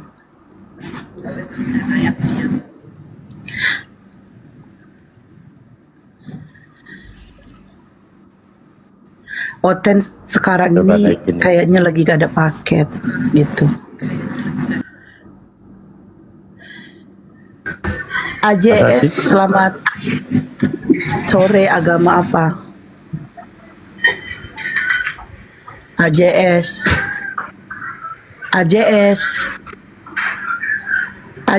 selamat sore, agama apa bang? Ya udah lah di bawah aja. Jihan Naulia, selamat siang, agama apa? Bunda Esti kemana aja? Ada aku. Jihan Naulia. Oh, waalaikumsalam, Islam ya. Oh, kepencet. Makanya jangan suka pencet-pencet, jadi salah pencet kan? Bayar, Bun. Oh, coba jangan salah pencet ya, jangan suka main pencet-pencetan ya. Oke, pasien selanjutnya silakan naik ya. Kebetulan ini ada dokter kita, dokter hebat, dokter 24 jam. Ayo Ten, naik Ten. Lama nggak live Bunda Esti, tiap hari aku live, kalian aja nggak nongol baluap. Lama nggak live, tiap kalian yang nggak nongol aja nggak nongol baluap. Lama nggak live, tiap kalian yang nggak nongol aja nggak nongol baluap. Double. Langsung di mute, turunin. Tolong, selamat siang, agama apa? Tolong. Ya, assalamualaikum. Oh, waalaikumsalam. Apa yang mau disampaikan? Apa yang mau disampaikan, Bang?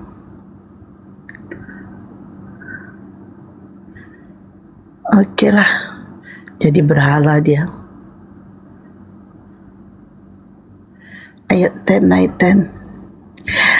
NS, silakan naik NS, minta permintaan. Si GFT naik sini, GFT.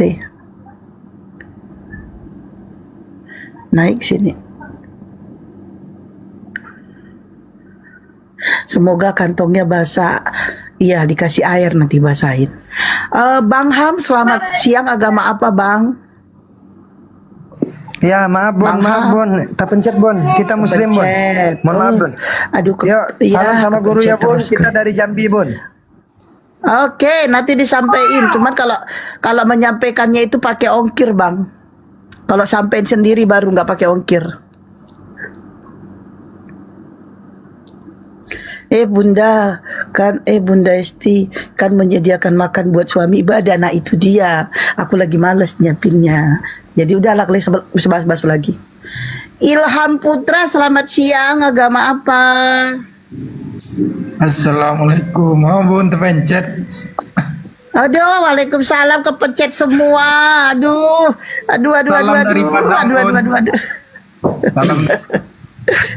Tolong, selamat siang, tolong. Ini si tolong naik lagi, tapi dia nggak mau dinyak. Tolong saya, kenapa? Aduh, waalaikumsalam, kepencet lagi. Kamu nama akun tolong saya, kamu kenapa? Ya, sehat-sehat semua, gurunda semua. Ini ada, boleh ya? Saya informasi sedikit nih. Kebetulan saya ngobrol dengan sepupu istri saya semalam sambil live komal di Bang Jibril ada tuh kan. Jadi informasi dari sepupu saya ini, ada temennya yang dulu satu sekolah itu sekarang dia udah jadi murtadin gitu. Dia bilang awalnya kenapa bisa jadi pindah agama begitu, saya bilang.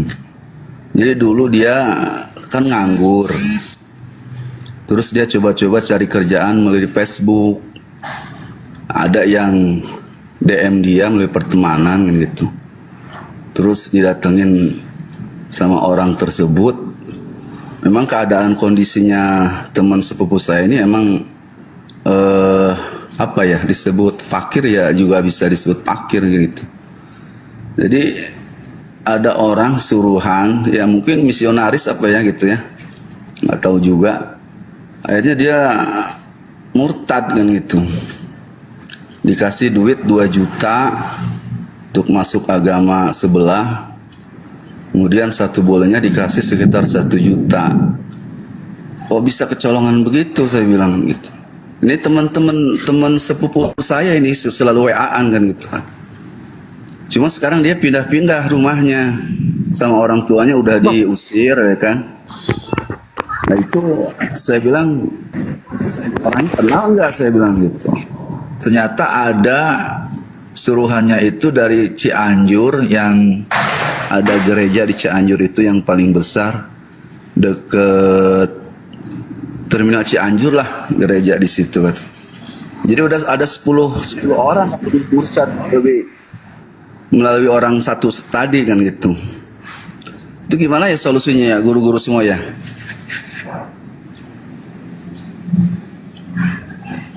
Oh, solusi apa ya? Terus sepupunya itu Bang, diajak ngobrol dulu, sepupunya, kasih tahu tentang agama.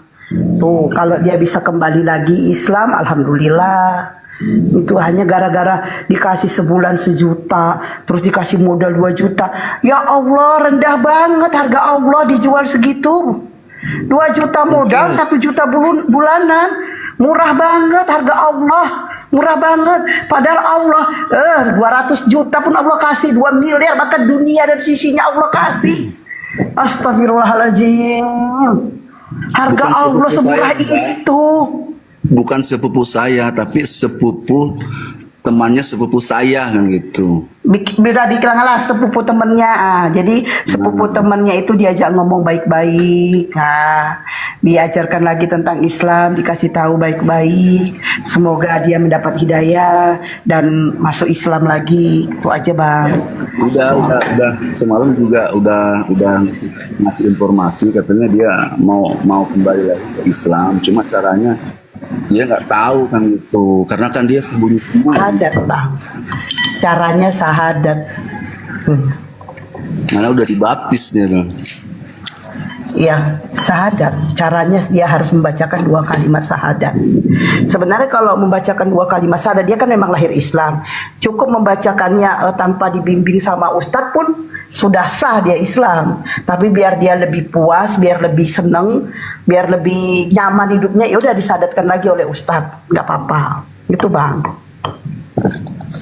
Ya, makasih ya semuanya ya, sehat selalu. Turunin aja Bun. Ya, sama-sama. Oke, ini Rizky Eva, selamat siang. Agama apa Rizky? Siang juga Bu, agama Islam dah. Ngucapin salam dong kalau Islam. Ya, assalamualaikum semuanya. Waalaikumsalam. Apa yang mau disampaikan Bang? Sampaikan semoga semua debater dilindungi Allah dan sehat-sehat selalu. Amin. Saya selalu nonton Ustadz Yusuf PI dan Bang Yonatan Handar, Bunda Esti juga semuanya. Salut saya. Terima kasih Bang. Ya, kalau Bang Jumat tiap hari ditonton ya Bang ya. Iya. Kadang Bang Zuma ya live-nya kadang akunnya banyak ya. Ada sahabat Bang Zuma. Enggak. Itu kok sahabat Bang Juma ada itu akunnya. Cuma sahabat Bang Juma jarang lah. Bang Juma biasanya masuk ke komal-komal. Ini dia Jadi gini. Rizky, memang ada sahabat Bang Zuma tetapi bukan Bang Zuma. Itu anak Paulus. Oh, gitu ya. Anak Paulus itu. Paulus belum Ya. Soalnya saya tengok banyak ada pula sahabat Bang Zuma. Saya mengikuti yang Bang Zuma 03 La ilaha illallah ini. Lihat dia punya viewer ya kalau mau ini. Ya pengikutnya dilihat. Kan Anda banyak itu pertebaran semua palsu. Ya, itu conten-conten tenggiri semua isinya.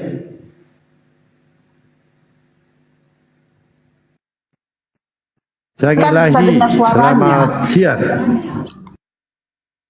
Siang bang, siang. Maaf bang kepencet. Maaf. Assalamualaikum. Apa sih yang dipencet-pencet? Ini kenapa sih kalian? Kayaknya grogi sama Bunda Esti sehingga kepencet semua. Kepencet semua. Kenapa kalian ini? Itu Bang Juma asli itu di bawah. Ini, oh Bang Juma, Bang nggak boleh dua natur Bang peraturannya Bang. Astagfirullah. Itu kenapa sih pada naik? Nisa, selamat siang. Agama apa Nisa? Richard, selamat siang. Agama apa Richard? Ya, selamat siang. Richard. Ya, Agama apa Bang? Kebetulan saya Islam. Ya, saya Ucapin Islam. salam Bang. Assalamualaikum warahmatullahi wabarakatuh. Assalamualaikum. Waalaikumsalam. Kebetulan saya agamanya Islam, tapi memang dari nama saya agak ke barat-baratan, agak ke Kristen-Kristenan ya. Apakah mau tanya Bunda, apakah nama saya perlu diganti? Kebetulan anak saya juga namanya juga begitu, gitu. Namanya Ray. Nah itu pertanyaan saya yang pertama sih. Apakah namanya lebih diganti untuk ada nama-nama Arab atau memang namanya begini aja gitu loh. Begitu sih Bunda. Itu yang saya pertanyakan sih. Jadi dia takut. Assalamualaikum. Moderator di bawah sadis sekali ya. Assalamualaikum. Waalaikumsalam. Waalaikumsalam. Siapa moderatormu? Ngeri kali moderatormu. Itu naga.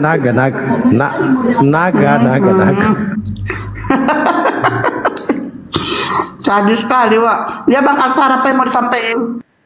Enggak, ini cuman minta pendapat aja gitu kan. Kebetulan kan karena saya pikir di sini tempat yang tepat gitu untuk mengemukakan ini gitu, karena ada Bang Juma juga. Nah, Pak pasti kan semua yang ada di room sini tahulah soal Edis gitu kan? Pasti tahulah. Jangan bahas yang Bang, ini room diskusi lintas agama. Enggak, Jadi kalau kita itu jangan. Bentar dulu Bang, bentar dulu Bang. Jangan membahas yang di sebelah, membahas itu jangan Bang. Itu sama aja Anda memviralkan akun dia di sini. Nanti orang pada nonton ke sana. Lagian kalian sudah tahu dia penghujat, ngapain ditonton? Setiap hari kita bilang jangan masuk grup oten. Kalian masuk. Nah itu. Udah, tinggal kalau dia menghujat kalian rekam omongan dia, kalian laporkan, selesai. Nggak usah curhat Bang. Ini bukan room curhat. Ya udah dibuang ke laut. Ya kan. Oke, yang pasien selanjutnya silakan. Oke, yang pasien.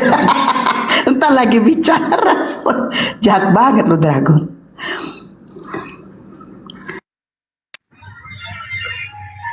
Perlu juga pada teman-teman muslim seperti komol-komol penghujat itu nggak perlulah kita nonton. Yang perlu kita nonton itu yang ada edukasi. Kita dukung nih perjuangan-perjuangan dari guru-guru kita gitu loh. Assalamualaikum. Daripada hati kita sakit gitu loh. Waalaikumsalam. Maksudnya gini, kasih kesempatan ngomong dulu gitu, Mak. Kan di sini banyak nih followernya Bang Juma, tolong diimbau, jangan terlalu dikasih panggung gitu, biarin jangan masuk ke roomnya gitu, maksud saya gitu, karena nggak ada manfaatnya sekali. Justru abang yang ngasih panggung, abang ngomongin dia ngapain coba? Abang ngasih panggung, Guk. Apa kabar lu? Enggak, maksudnya kan di sini Nah, makanya jangan bahas dia. Oke, kalau kamu kasih panggung, abang jangan sebut nama dia. Oke, udah selesai ya. Apa kabarmu, Gung? Udah makan kok, Gung? Kita dukung nih perjuangan gurunda kita, mulai dari bawah, geraknya dari bawah, agar bisa itu kosakata yang di dalam Bible mereka itu bisa diubah, dikembalikan kepada originalnya gitu loh. Apaan kita dengar-dengar itu kayak penghujat-penghujat semua itu, buang-buang waktu aja.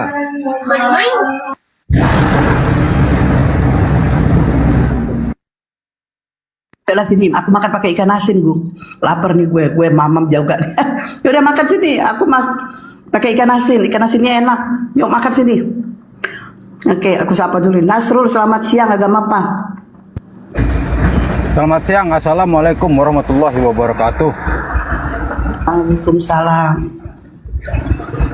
Bunda dan aki-aki antum-antum semua, itu yang melaporkan masalah Edis itu belum tentu orang Islam itu. Kurasa titipan dari si Edis suruh laporkan, suruh viralkan dia, kan gitu. Nggak bisa kita istilahnya tuh percaya sama omongan mereka gitu, antum. Terus abang naik ke sini sebut nama dia lagi ngapain? Ayo. Bukan nama dia, jangan percaya. Orang itu kiriman dari Edis. Jangan sebut nama dia lagi, Bang. Udah, abang kan Islam kan? Abang ngapain sebut nama dia lagi? Udah selesai, nggak usah dibahas. Ayo, gimana sih? Dia ngasih ini. Titi, selamat siang, agama apa?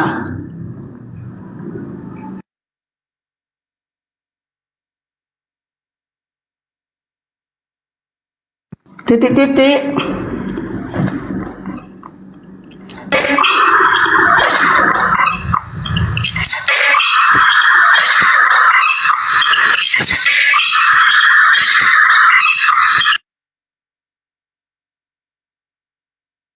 Aku loh yang menurunkan moderator, aku bukan moderator loh, woy. Ya Allah ya Rob.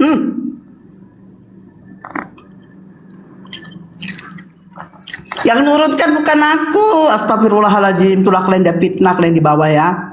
Moderator di bawah. Aku lagi makan mungkin.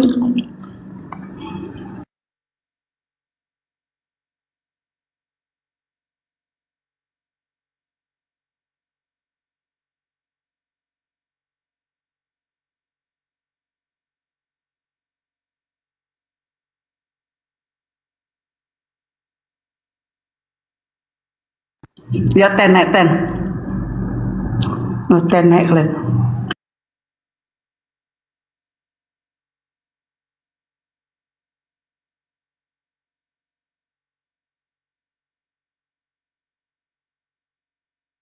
Gung, sini Gung, mampir Gung, makan Gung.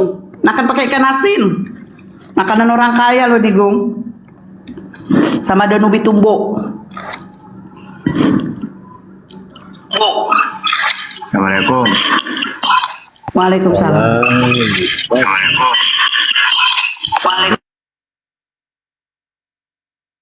Sekarang TikTok kayak gini ya Bang Dalbo ya, setiap naik itu banyak yang doubling.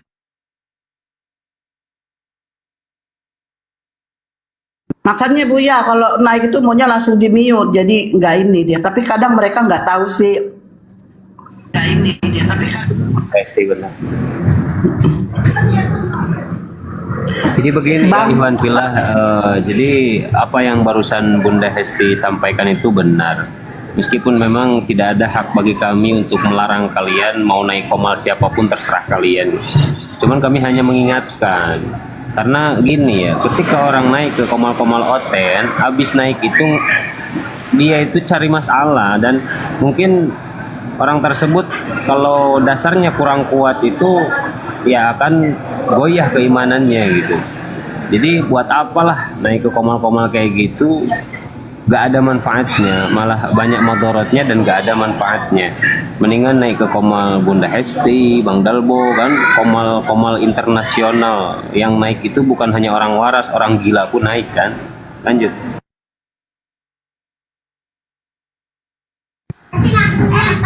Assalamualaikum.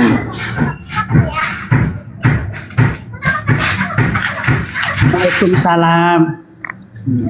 Ya bang, apa yang mau disampaikan? Ngeri kali Buya ngomong bah, nggak orang waras, orang gila pun naik ke tewa. Ngeri kali. Masih mending konten kalian ku bilang pau, ini kalian gila. Wih parah ini parah. Ngeri kali, jujur kali. Ustadz Buya nih jangan gitulah Ustadz. Jangan jujur kali Ustadz. Jujur kali Ustadz nih. Ayo Ten, naik kalian Ten.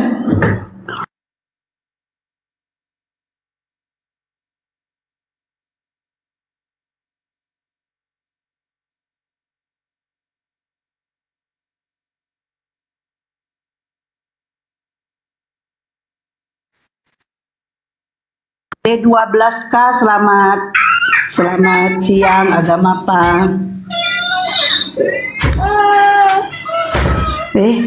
Anaknya bang jangan dibanting. Jangan banting anak, nggak boleh.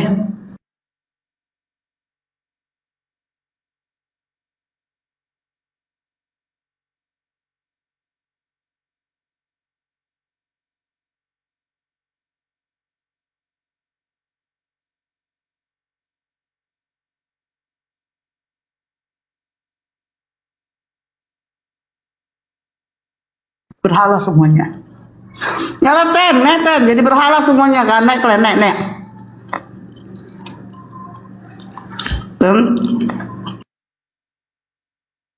Bang Dalbo, Dragon mau minta naik bang.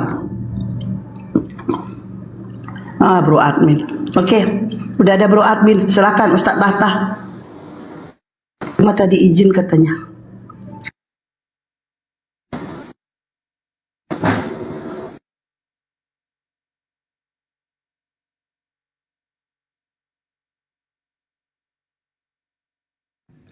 Ya cek. Ya perlu habis selesai bikin kopi. Ya selamat sore Bang Brodmin. Assalamualaikum Bang Tata. Waalaikumsalam. Cek. Brodmin. Sinyal merah ya. Assalamualaikum warahmatullahi wabarakatuh. Guru-guruku, Gurunda, Buya, Yutata, dan Boru Sinaga, Bunda Ramah. Khususnya untuk muslim, saya mohon jangan buat permintaan naik. Kalau udah saya hapus permintaan naik, jangan buat minta naik lagi. Kita biar di sini kan udah ada guru-guru kita di atas. Kita kosongkan kursi 2 itu khusus untuk Kristen. Saya pun turun karena udah saya hapus kayak Anissa. Buat permintaan naik lagi, apa saudaramu sampaikan? Kalau masalah Anda sampaikan macam tadi, itu saya hapuskan langsung. Belum Anda habis ngomong, saya turunkan. Ya, bukan kejam kita ya. Itu aja saya sampaikan. Assalamualaikum warahmatullahi wabarakatuh. Waalaikumsalam. Ini moderatornya ini jangankan tamu, saya aja dikik itu. Ya silakan beradmin. Tanya lagi, ini ada Ustadz Tata. Atau jangan-jangan beradmin ini mau syahadat juga. Malah lari dia. Belum apa-apa sudah nyerah.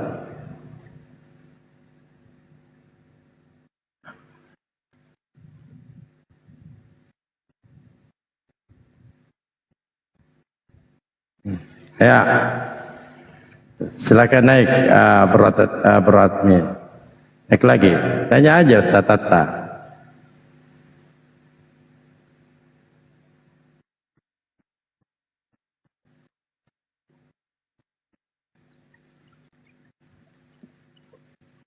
Ya mau naik silakan naik.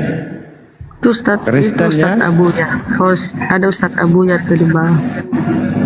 Itu Abuya di atas. Oh. Kira di bawah. Oke dia. Bunda, assalamualaikum. Gurunda. Waalaikumsalam, Ustaz. Bunda Rahma, apa kabar? Saya noise di YouTube, saya noise wabarakatuh. Waalaikumsalam, Bang Rebus. Silakan, Bang Rebus.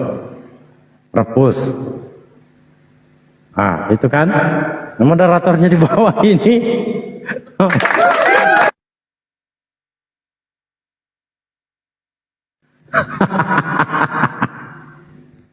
Bunda Rahma. Oh, kebetulan ada orang di sini ya. Bunda Rahma, Ustadz Tata sama Ustadz Abuya berhubung bulan depan insya Allah saya umroh. Saya minta maaf ya kalau ada perkataan saya atau tingkah saya yang buat kalian tersinggung ya Bunda, Ustadz Tata dan Ustadz Abuya. Maafkan saya ya, minal aidin ya. Semoga umroh saya menjadi Sama Bunda. amal Keren. ibadah saya. Mau umroh. Amin. Mau umroh, Masya Insya Allah bulan depan. Amin. Ya Rabb. Amin. Ya sama. Maafkan saya ya. Ya sama-sama. Ini udah ada bunyi ya? Udah enak? Terkadang kan ada kata-kata saya yang kilaf, yang terbuat, yang arogan, yang pramental, yang membuat kalian tersinggung. Saya mohon maaf ya, karena saya manusiawi juga kan. Kadang-kadang tidak bisa Bayar menahan dulu, kontrol kalau saya minta dalam maaf berbicara. bayar dulu lah. Tuh. Kasih paus ke Ustadz Tata, baru minta maaf. Sama-sama ya, sama-sama minta maaf.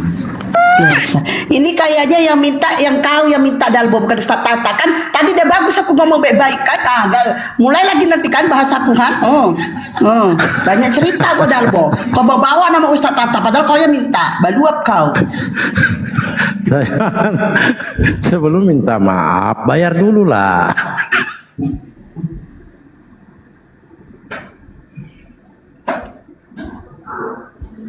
Ayo, disapa dulu tamunya. Enggak terlalu. Itu di Lombok, benar sembarangan.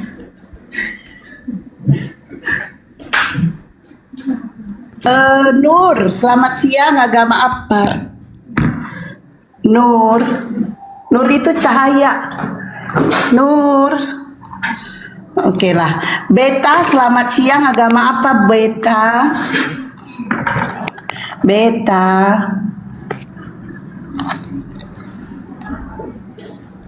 Udah kalau nggak mau diiniin.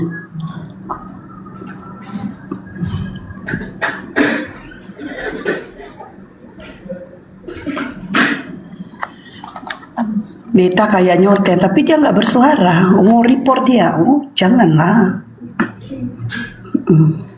Budra Rama kabarnya piye? Gimana kabarnya? Alhamdulillah baik. Iya ya, Masya Allah. Bugis, selamat siang. Agama apa Bugis?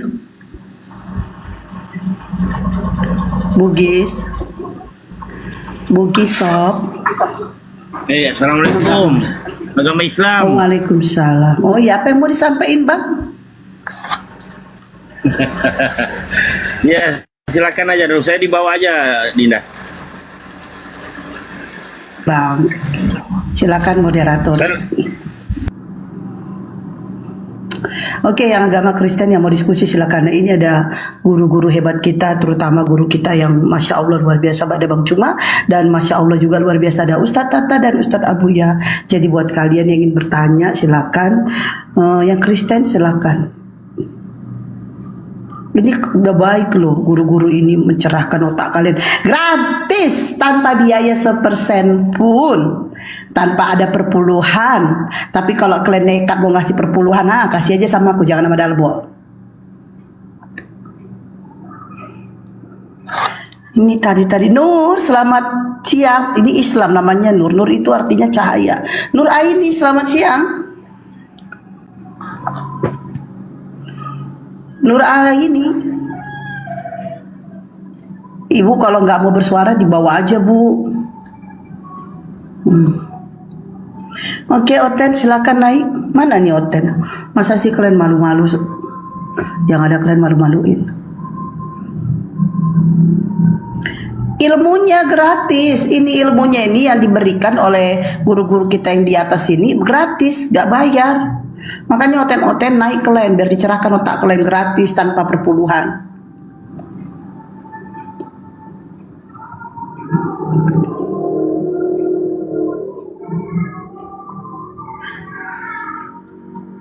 Jangan-jangan dikasih kopi nih oten-oten pada nggak mau naik.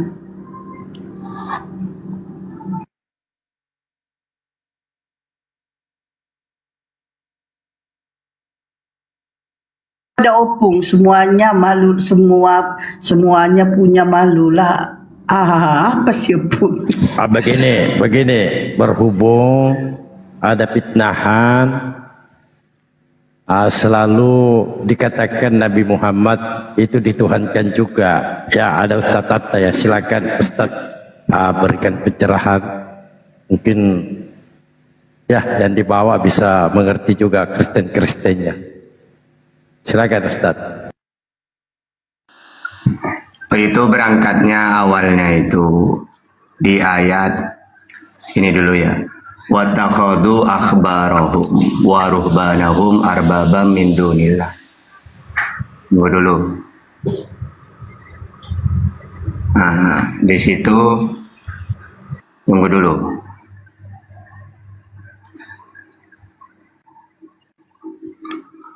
Ini di dalam At-Taubah ayat 31. Ittakhadhu akhbarahum wa ruhbanahum arbabam min dunillah. Wal masih ibn Maryam wa ma umiru illa liya'budu ilaha wahida la ilaha illahu subhanahu amma yusyrikun. Biasanya awalnya itu Edis itu ngambil dari ayat ini. Mereka menjadikan orang-orang alimnya dan rahib-rahib mereka sebagai Tuhan selain Allah. Dan juga mereka mempertuhankan Al-Masih, putra Maryam. Padahal mereka hanya disuruh menyembah Tuhan yang Esa. Nah, dalam tafsirannya Ibnu Katsir,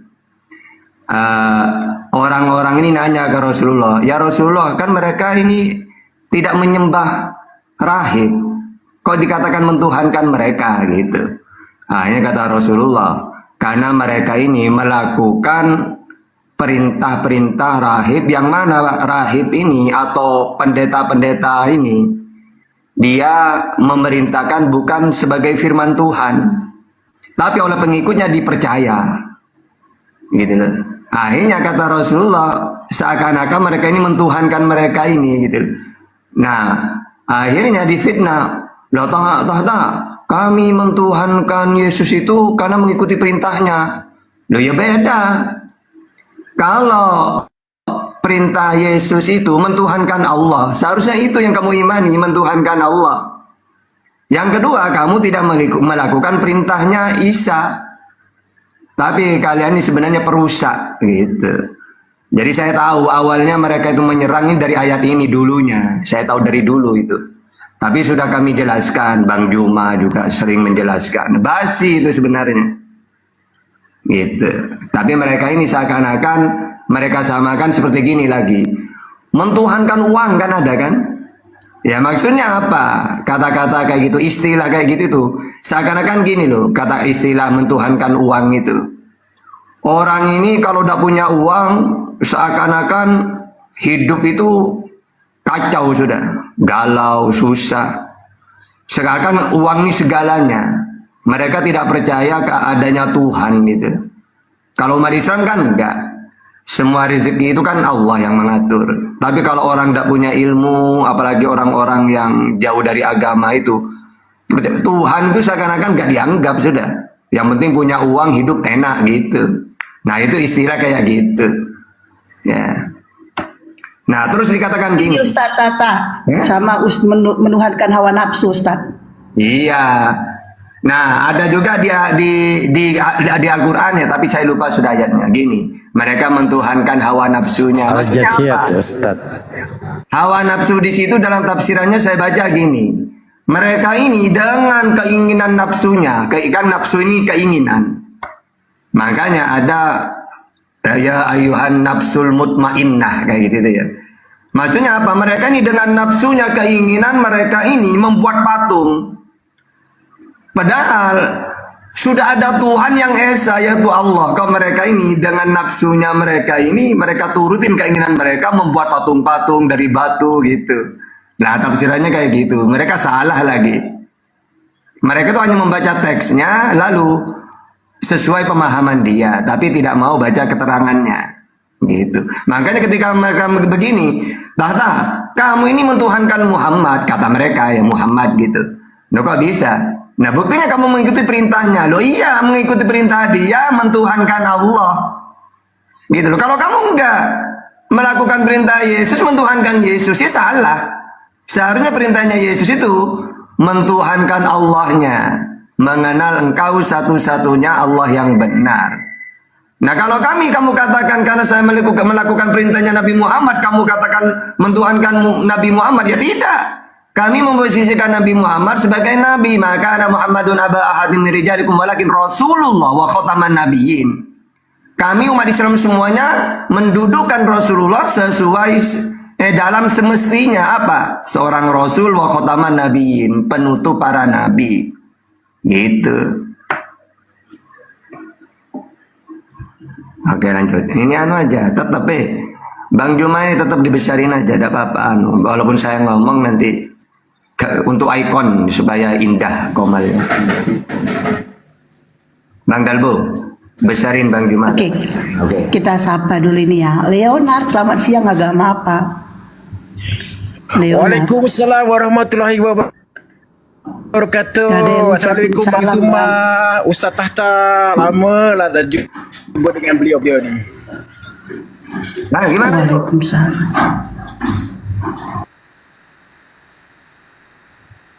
Lama tak jumpa, Ustaz. Ya ini Bang Jo ini dari Betawi. Apa kabar Ustaz Tahta? Bang Zuma. Masya Allah, hari ini jumpa dengan Bang Zuma. Iya. Ini di Betawi tapi di Malaysia tempatnya.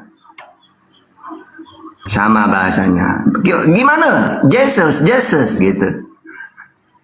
Kalau ini debat dari dulu. Turun dulu ya. Sini lain tak bagus pula saya punya. Lain tak bagus, saya turun dulu. Ya, lanjut. Apa saya nyimak di bawah saja lah ya. Oke. Apa saya turun nyimak di bawah saja. Ya, kalau naik, Bang, hati-hati. Pelan-pelan. Karena moderator di bawah ini bahaya.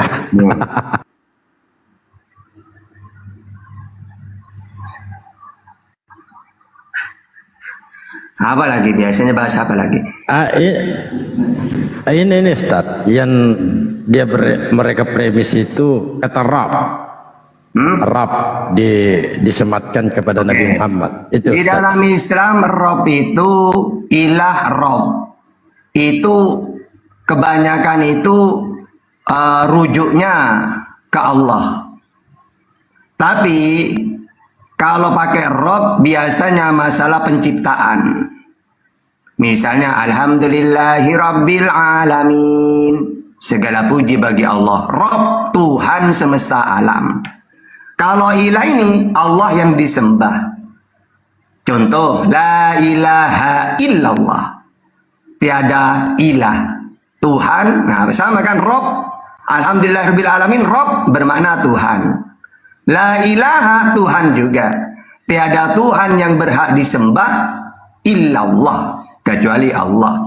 Biasanya kalau ilah ini Allah yang disembah gitu. Kalau Rob hubungannya dengan penciptaan. Makanya ketika Rob pasti Allah pencipta, Allah semesta alam gitu. Sehingga syahadat itu bukan pakai Rob, pakai ilah. Karena hubungannya dengan sesembahan, dengan disembah. La ilaha gitu. Nah secara umum Rob itu juga bisa kepada majikan gitu. Budak kepada majikannya bisa.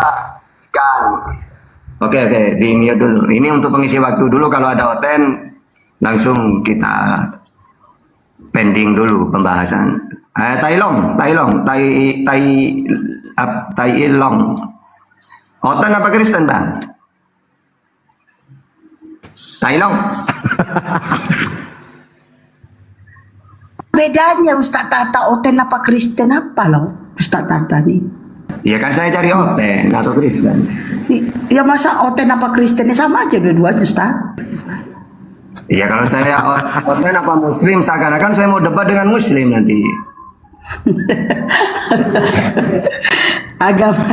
Agamanya apa?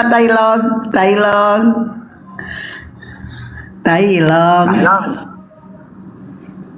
Udah turunkan aja kalau nggak bersuara dia, guys. Oke, jadi secara umum Rob itu bisa kayak itu loh ya. Kalau orang Jawa Gusti. Gusti ini kan bisa ke Allah. Makanya orang Jawa itu kalau berdoa, duh Gusti Allah gitu. Berarti Gusti itu diarahkan kepada Tuhan gitu, mencipta. Bisa juga kepada manusia. Orang Jawa kadang-kadang ngomong gini, maafkan, tolong kami Gusti Ranggalawe, Gusti Kamandanu gitu, Gusti Raden Wijaya gitu. Berarti kepada orang punya kekuasaan gitu. Nah, ya kayak gitu itu. Tapi sebenarnya kalau dalam Islam itu Rob itu ilah maknanya Tuhan. Tapi bisa juga kepada Gusti Prabu. yang lain. Apa Jo? Gusti Prabu. Nah, makanya jadi kedudukannya Yesus itu sama dengan Ranggalawe gitu. Gusti Yesus misalnya berarti sama dengan Kamandanu.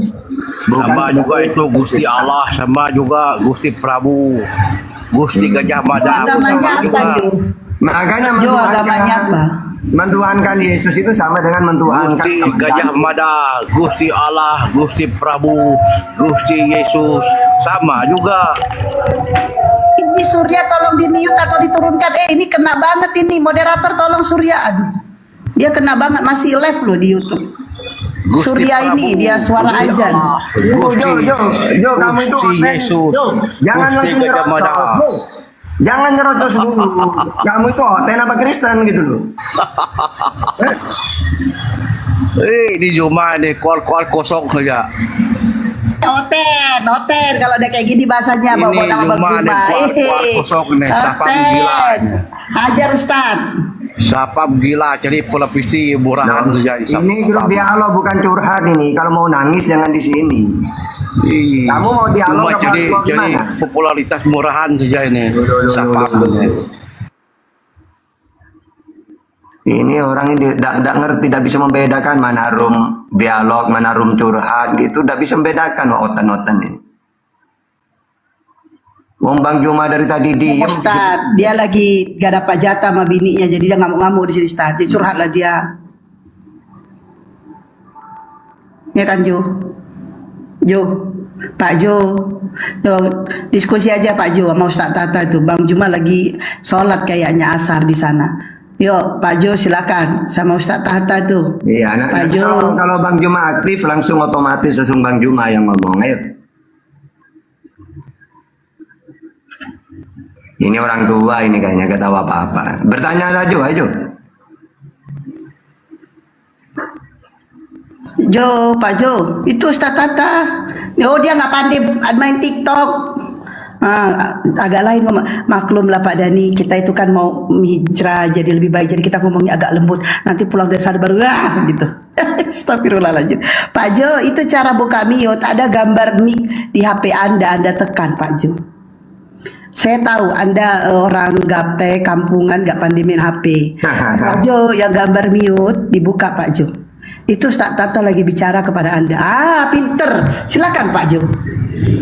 Iya.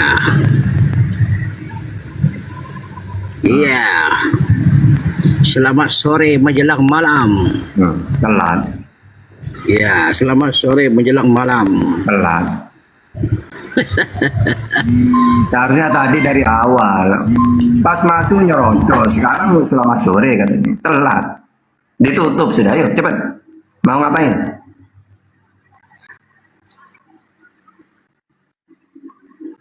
Disuruh ngomong di mute. Mau ngapain? Ustaz, mau ngapain? Ya astagfirullahaladzim, mau ngapain? Mau tidur, numpak tidur dia Ustaz, numpak tidur. Mau ngapain? Nanya pula lagi mau ngapain? Teman-temannya saya mau sholat dulu di sini. Ya, lanjut Iya, dulu. Bang Darbo silakan. Ya. Gumasak, selamat siang. Selamat siang. Ya. Yang selamat. Siang selamat. Selamat dari godaan setan Zuma. Jaga mulutnya, kamu tuh datang ke tombolnya orang. Tengok, selamat dari penyesatan Zuma and the gang. Turunkan aja lah dulu. Ngapain? Moderator turunkan si Pak Jo-nya. Dia orang tua udah pikun dia itu. Wah, kalian semua Waktunya dirawat cucunya. Moderator turunkan Pak Jo. Nah, Gu Masak silakan sama Ustaz Tata. Ustaz Tata, siapanya bosmu di semesta ini? Kenapa? Siapanya bosmu di semesta ini? Bos saya Bang Juma bos. Kamu nanya bos? Bos ya. Jadi bos itu artinya pemberi perintah. Jadi perintahnya harus ditaati. Nah, udah. Jadi kalau ada yang kamu ini mau dialog apa mau curhat ini? Jadi maksudnya kan gini loh. Aneh. Kalau muslim gak ada bosnya di sini. Makanya kalau ada makhluk yang tak berbos itu barbar. Bos. Ini kalau gue masak ini bos itu Tuhan ini. Makanya gini ya. Orang adanya debat-debat ini antara Kristen dengan Islam. Kalau Islam sering ikut debat, menyimak, imannya tambah kuat. Kalau Kristen sering nonton debat, tambah banyak orang-orang sinting gitu loh. Muncul nanti ada Tuhan itu bos. Nanya ke Gu Masak siapa Tuhanmu? Bosku adalah dewa gitu. Jadi Tuhan itu dewa kata Gu Masak. Nanya lagi ke Kepas, siapa Tuhanmu Kepas? Elohim Yahweh. Nanti ketemu Masaha, siapa Masaha Tuhanmu? Ayahanda. Ya Allah, orang-orang ini seharusnya tambah kuat imannya, ada debat. Kok ini banyak orang-orang Jadi rusak sama kami Yahweh Sang Maha Pencipta, dialah bos kami yang tertinggi di semesta ini. Dewa tertinggi maksudnya. Nah, kenapa dia menjadi bos? Kenapa kok bisa dia menjadi bos tertinggi di semesta atau raja tertinggi? Kamu atau ini tuan tertinggi? mau jadi hamba atau mau jadi karyawannya pabrik kamu? Jadinya ya kan gitu. Jadi kalau ada bos ada hamba. Kalau ada hamba ada bos. Gitu. Jadi yang Sang Maha Pencipta itu bos kami. Dialah bos tertinggi di antara para bos. Gitu. Ini nanti ini prediksi saya ya, beberapa bulan lagi akan muncul nabi-nabi luga yang baru nanti. Lihat aja. Bukan loh, kalau makhluk aras itu taat sama bosnya.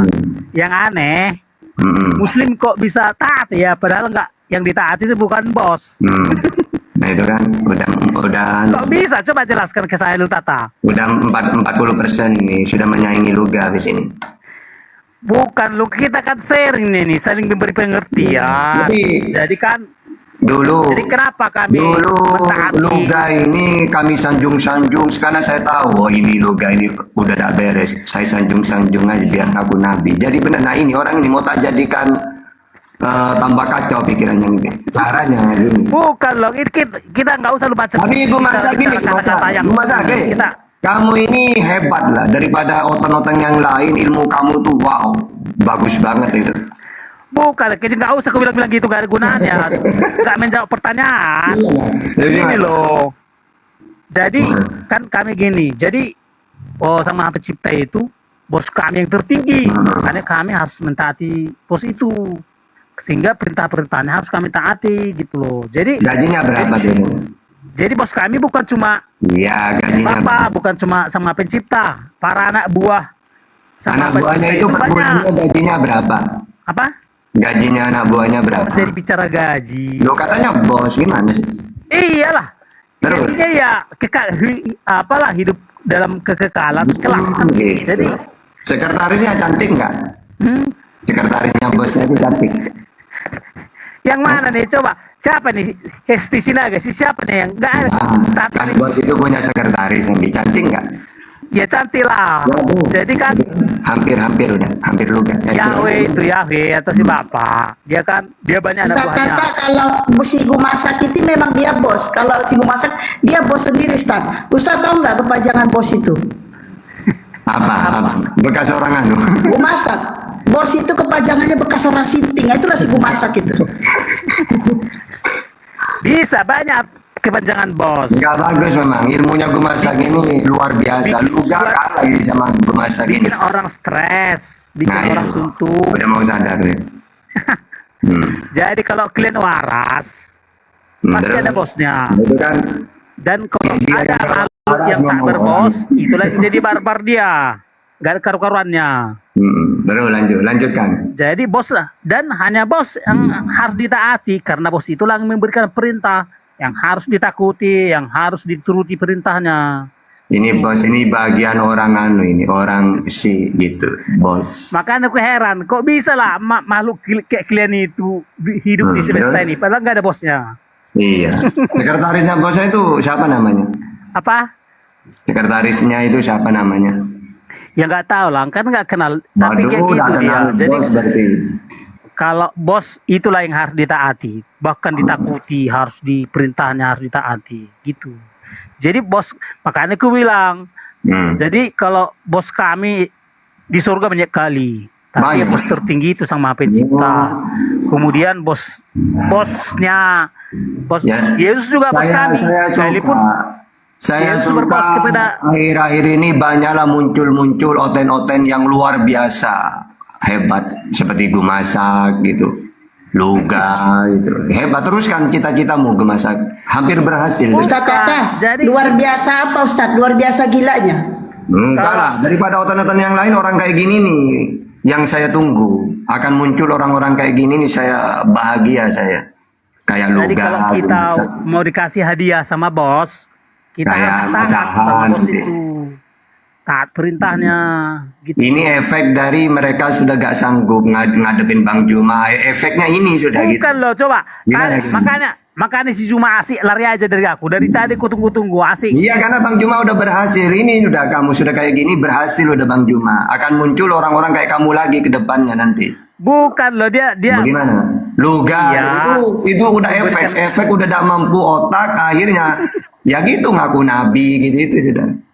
Bukan loh, makanya kayak gini. Kalau Islam, orang-orang Islam nonton Bang Juma, imannya tambah kuat kepada Islam.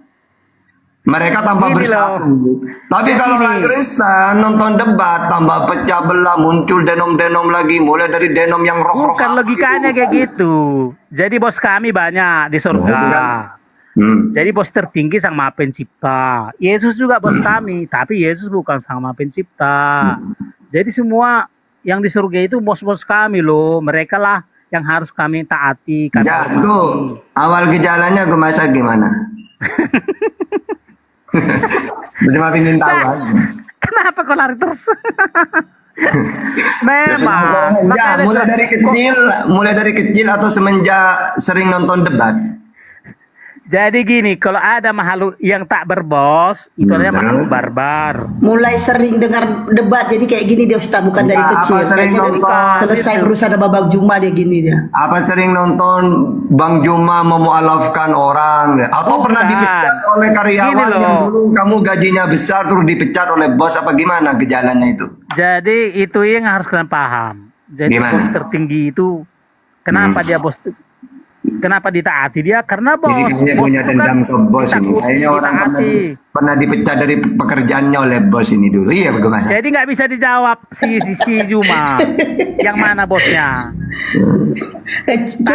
Masa cerita aja sama kami. Kamu dipecat kenapa sama bosmu? Tapi cerita aja nggak apa-apa. Iya. Yang anehnya kan. Gimana? Oh bos lagi. Cuma itu taat sama Lo Sweety, padahal Lo Sweety nggak bos. Kan aneh. Di mana otaknya kayak gitu? Bos-bos melulu. Ini kayaknya punya masa sedih yang memilukan. Masa lalu. Kamu cerita aja sama kami. Kamu dipecat sama bosmu gara-gara apa? Korupsi. Apa? Gara-gara apa? Enggak loh. Masa? Pak kamu sih waktunya kerja nonton debat kamu. Dipecat sama bosnya. Makanya kayak gitu kan. Gimana? Apa enggak orang gila kayak gitu? Si Juma taat katanya sama Al-Zuwaiti, padahal Al-Zuwaiti bukan bos. Bukan bos. Mana gitu? Karena hanya bos lah yang penguasa, pemerintah. Oh, aku tahu sekarang Ustaz Tata. Dia punya masalah pribadi ke Bang Juma. Si Bang Juma jadi sebut-sebut namanya dari tadi. Padahal yang berbicara Ustaz Tata. Oh, jadi kamu jadi gara-gara kamu mendengarkan debat Bang Juma, terus kamu dipecat gitu sama bosmu. Dikasih sekali.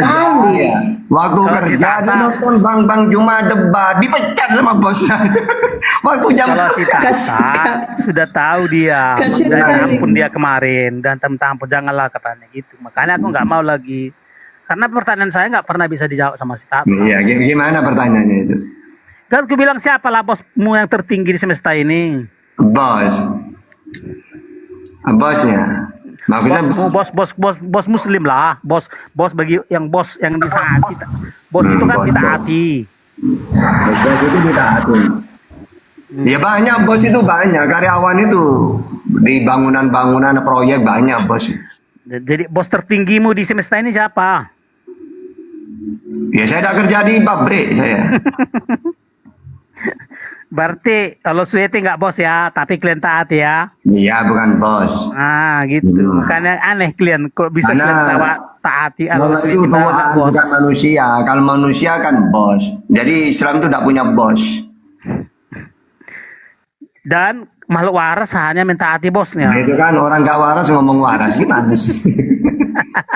Kamu udah merasa kamu itu bos ya? Bagian dari orang sin. Jadi kalau ada yang ditaati enggak bos itu aneh. Nah, kamu Bagaimana ngomong klien bos-bos mentaati? itu, kamu udah merasa kalau kamu sendiri itu bos. Iya, saya termasuk bos Nah juga. itu kan bagian dari orang anu. Bos bagian orang sih gitu. Jadi gitu. Kalau Gimana kau mau, gitu?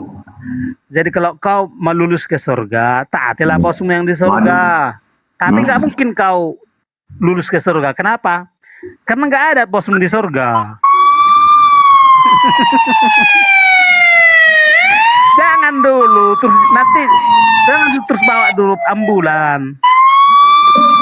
Itu deh suara ambulan gue masak.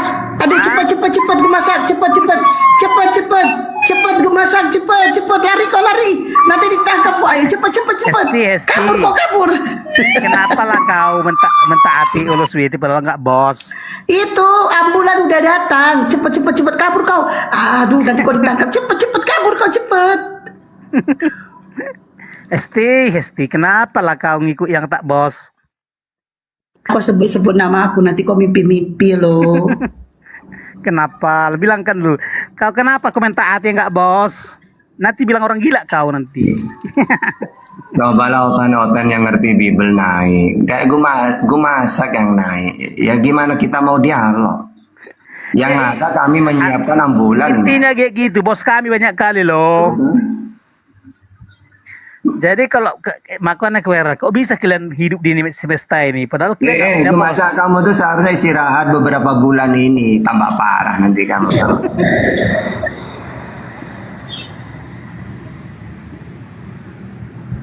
Ini Habibal, apa ini? Iya, assalamualaikum Habibullah. Waalaikumsalam warahmatullahi wabarakatuh. Salam umat Muslim bagi Muslim di sini. Ustaz Tata kayaknya si Gumas itu bosnya lagi manggil dia makanya di mute-nya. Awas. Kau nanti dipecat lagi. Kalau bos itu disingkat dari bekas orang sinting itu. Kalau bekas masih enak, ini masih bagian dia tuh, bagian. Kebanyakan makan kerak nasi gitu, jadi buntu otaknya. Kalau oke lah, kalau misalnya makan otak kalian nggak nasi itu buntu, bagus, dia itu kebanyakan makan siapalah babi, bosmu? ya gini. Karena boslah yang harus ditaati. Kan kabur. Langsung kabur dia. Pantesan orang-orang hotel itu rata-rata hentikan debat ya karena banyak yang tidak beres sudah gara-gara tidak bisa mempertahankan Bible-nya gitu. Bukan karena Makanya yang nggak kuat ya kayak gitu ini banyak orang muncul kayak orang-orang Gumasak ini sudah. Nah kalau kalian Islam pahami, dengerin Bang Juma tambah kuat imannya tambah ngerti ilmu gitu. Tapi bagi sebelah akan bermunculan si Zuma itu barbar. Makanya si Zuma itu barbar. Karena dia nggak ada bosnya. Si Zuma itu barbar gara-gara dia nggak punya bos. Karena makhluk barbar adalah makhluk yang tak berbos. Brot gitu. Gimana? Kamu kalau pengen sembuh, kamu jangan nonton debat dulu, jangan naik dulu. Tambah parah kamu. Kayak Luga itu tambah parah. Dulu Luga itu saya sanjung-sanjung terus, akhirnya Luga, Kamu tuh hebat, kenapa tidak ngaku nabi aja? Loh emangnya boleh Tata? Ya boleh kalau di Kristennya, kalau di Islam nggak boleh. Kalau Kristen boleh apa enggak? Boleh Tata. Ya sudah. Akhirnya ya udah. Gila beneran dia sudah sekarang. Kamu mau seperti itu? Mau? Hah?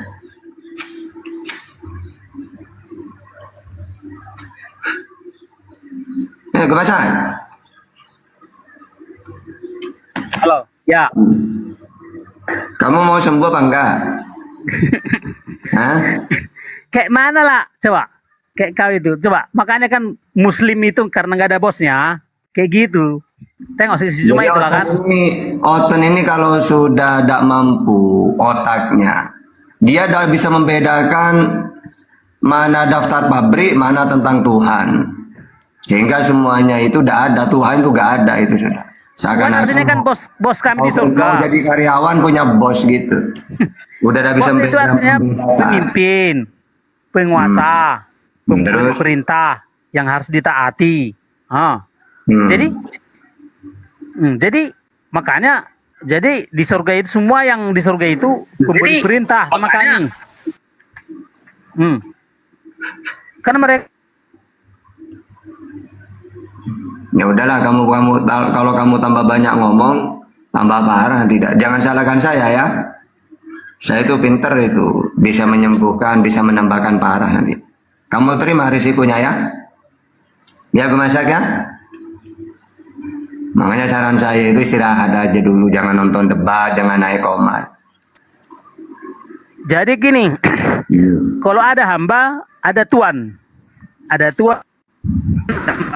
Ada bos, ada karyawan. Gitu. Ini Anas Otan apa Kristen Bang? Halo? Kristen Bang? Islam. Oh, alhamdulillah Islam. Oke. Halo? Kristen Bang? Islam. Oh, alhamdulillah Islam. Oke. Halo? Kristen Bang? Islam. Oh, alhamdulillah Islam. Ini otennya mana otennya? Nanti kalau debat enak langsung sama Bang Juma nanti. Ini pengisi waktu ini sambil nunggu oten.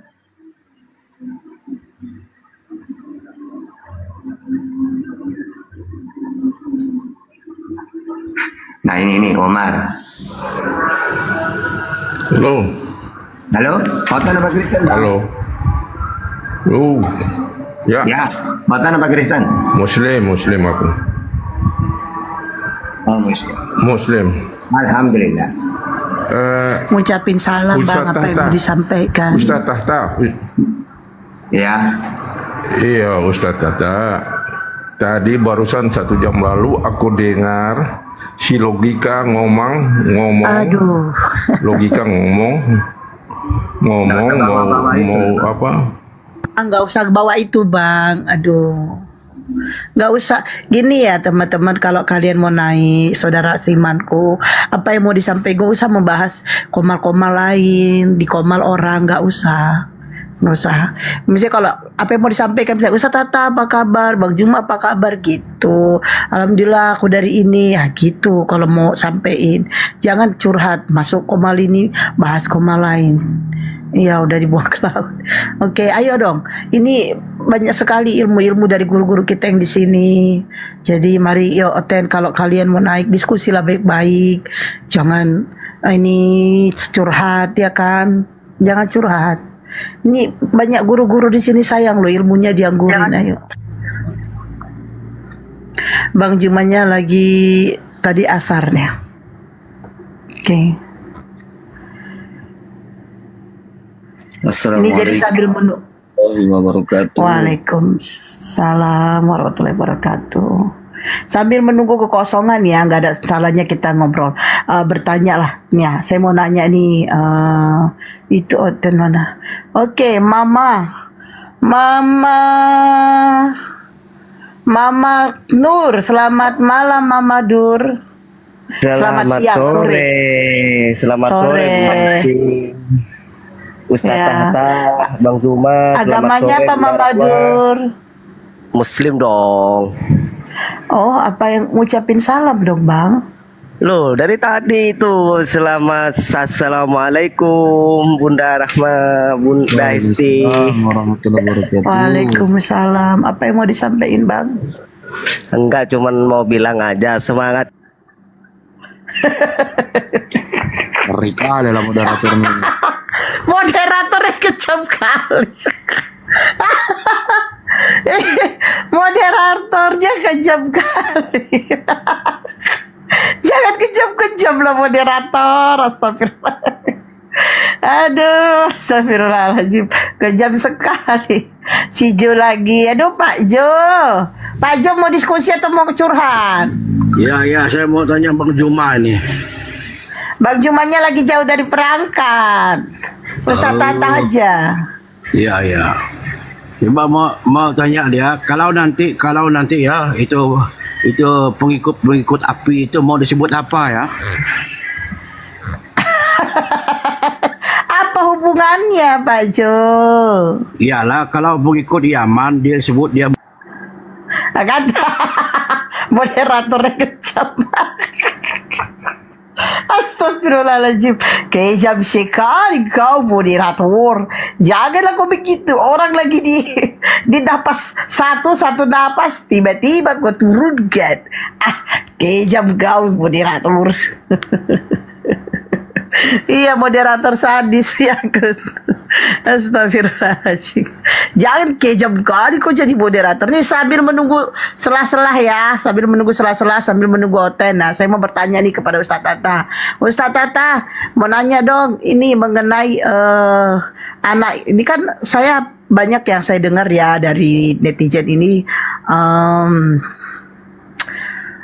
Katanya anak itu adalah mengikuti apa yang dianjurkan atau apa yang dilakukan oleh orang tuanya, itu mamanya. Ada naik. Ramos, selamat sore, agama apa? Ramos.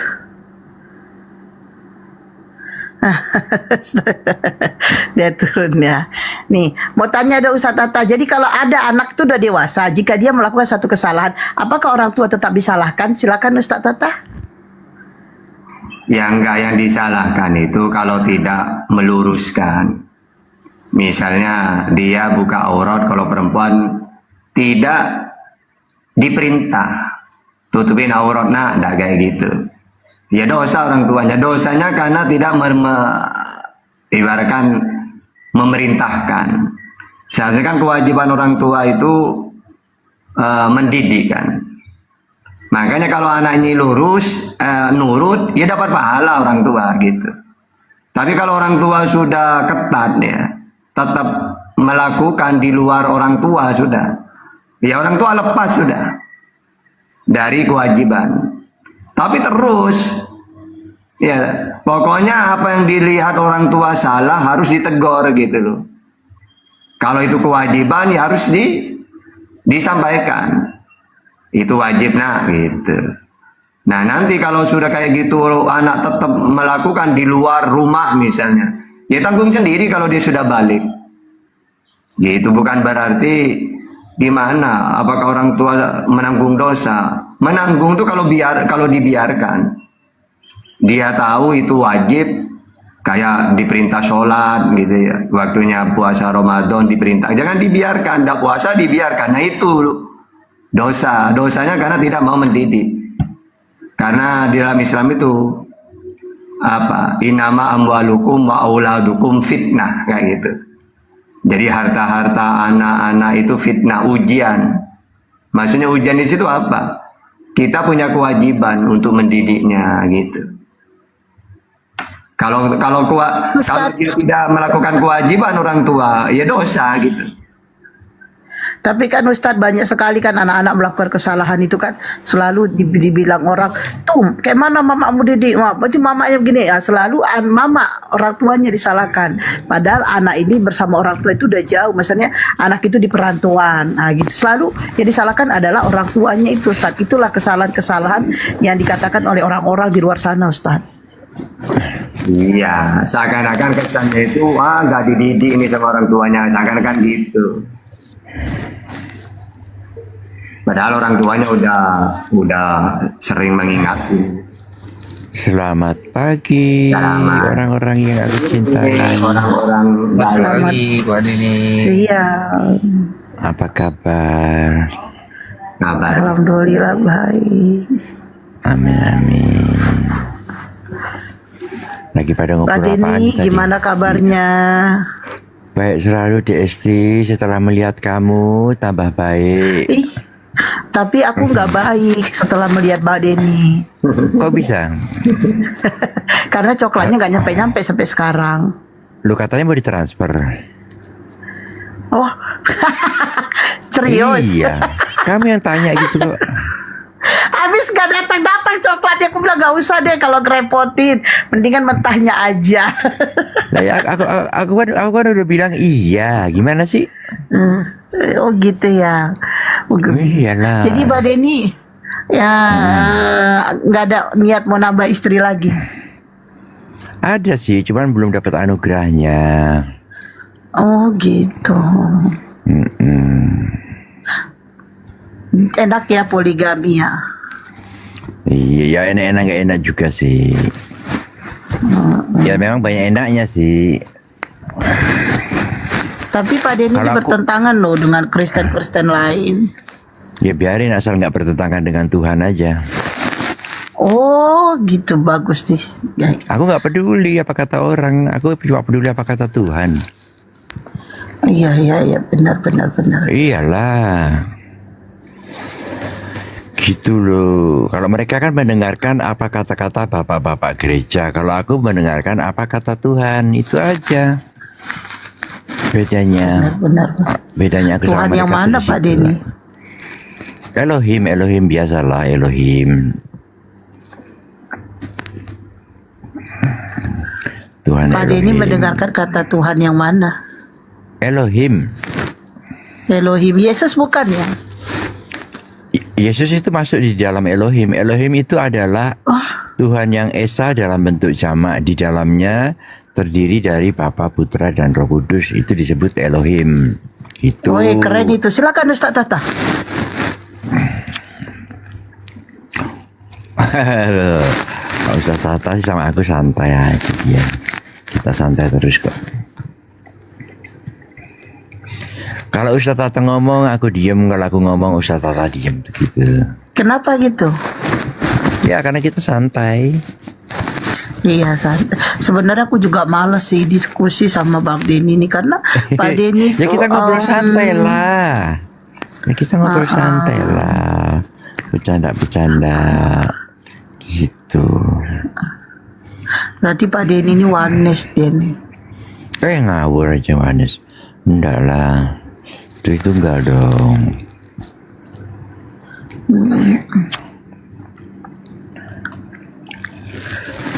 Aku sapa dulu ini. Almadira, selamat sore, agama apa? Assalamualaikum warahmatullahi wabarakatuh.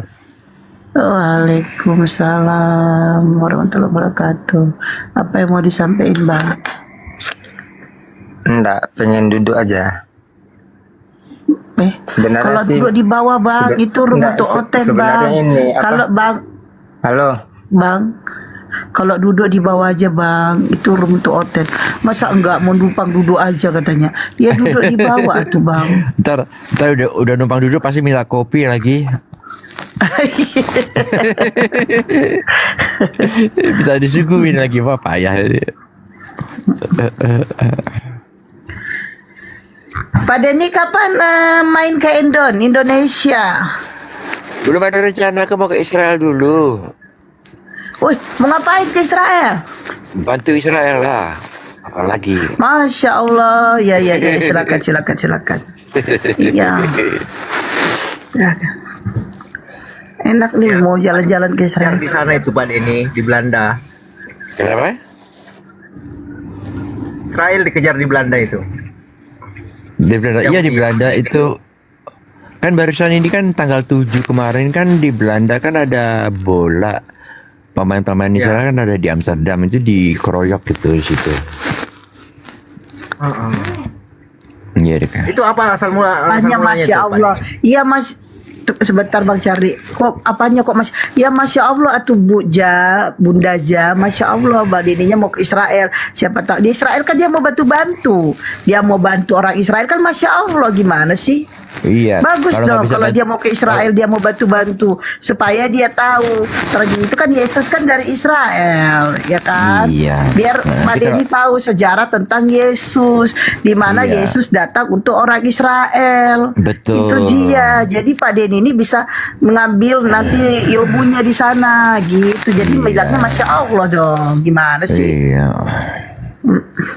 Gitu. Seperti itulah.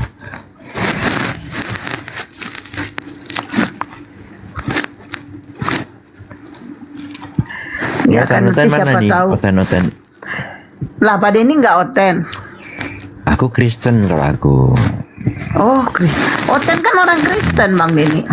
Oh gitu. Oh iya. Iya. Ya, ya aku Oten bersyariah lah. Oke. RK Medika, selamat sore, agama apa?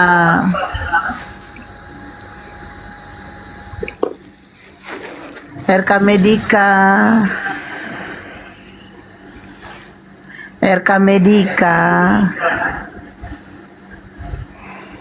Kalau nggak mau bersuara di bawah aja Bang. Oh maaf Kak Esti kepencet ya. Nanti disita Kak Yesus itu kan untuk orang Bani Israel. Yesus datang untuk orang Bani Israel, bukan untuk orang Kristen. Jadi Pak Dini nanti belajar di sana. Kata Pak Deni gimana? Kepencet kok 2 kali. Gimana Pak Deni? Oh iya, aku masih ingat. Kepencet ya kemarin itu kepencet naiknya 2 kali. Aku bilang kepencet kok 2 kali, tak pencet balik baru tahu rasa nanti.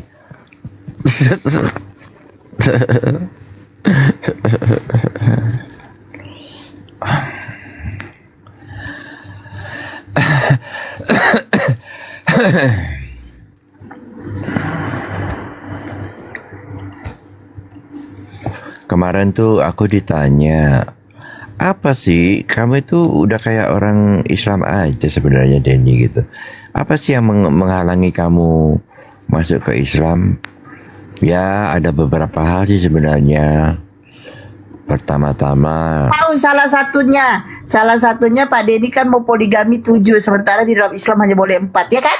iya itu salah satunya itu. Kedua kan aku mau di surga tuh maunya tuh duduk semeja sama pesundal, makan babi dan minum anggur. Astagfirullahaladzim. Astagfirullah. Dia mau berdua. Astagfirullah. Pak Denny. Iya kalau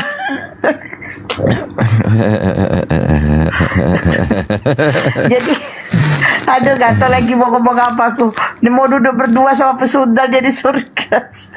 Iya duduk berdua sama pesundal, makan babi sama minum anggur. Wih, emang ada makan babinya? Ya di surga kita ada, kalau di surga Kristen ada dong.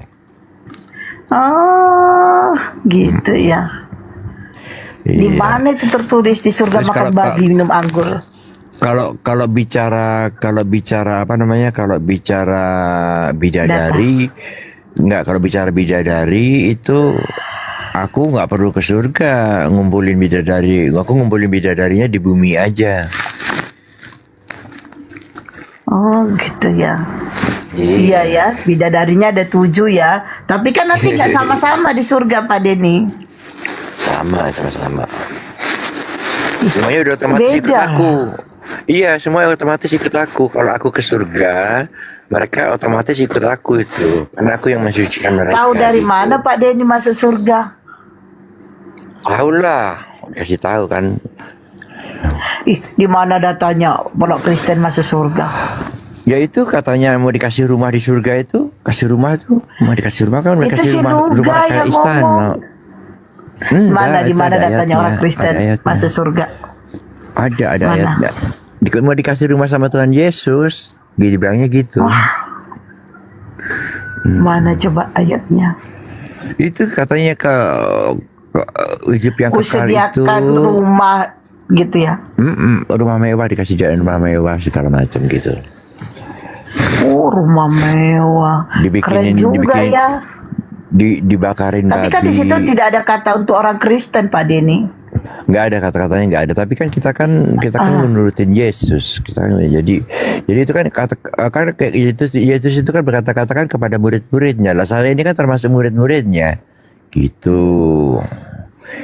Itu yang cara-caranya. Pak Denny muridnya Yesus. Iyalah. Aku baru tahu ada murid Yesus agama Kristen. Iya, pengikut Yesus itu muridnya Yesus itu. Iya, aku baru tahu kalau ternyata Yesus itu punya murid agama Kristen. Karena kan dia kan memberi kita teladan untuk hidup suci, hidup kudus. Lah saya kan juga sibuk hidup suci, hidup kudus. Jadi muridnya dia lah. Berarti murid Yesus gak cuma 12 ya? Enggak, muridnya apa ya? Semua yang pengikutnya itu disebut juga muridnya juga. Kalau kamu, tapi kalau kan kamu murid Yesus tidak menuhankan gini, Yesus, Pak Denny kenapa menuhankannya? Ya karena Tuhan Yesus sendiri bilang, aku akan menjadi Tuhanmu dan engkau akan menjadi anakku, atau anaknya dia akan menjadi anakku gitu. Kan aku akan menjadi Tuhannya. Dan dikatakan Yesus bilang gini, aku akan menjadi Tuhannya dan dia akan menjadi anakku gitu. Ada tuh ayatnya. Iya, masalahnya ya aku tahu. Yesus itu tidak punya murid agama Kristen. Terus murid-murid Yesus tidak menuhankan Yesus. Kenapa Pak Denny menuhankannya? Ya, karena tidak ada datanya juga orang Kristen dijamin masuk surga. Adalah. Mana? Itu kalau kamu melakukan firman Bapa bisa masuk surga.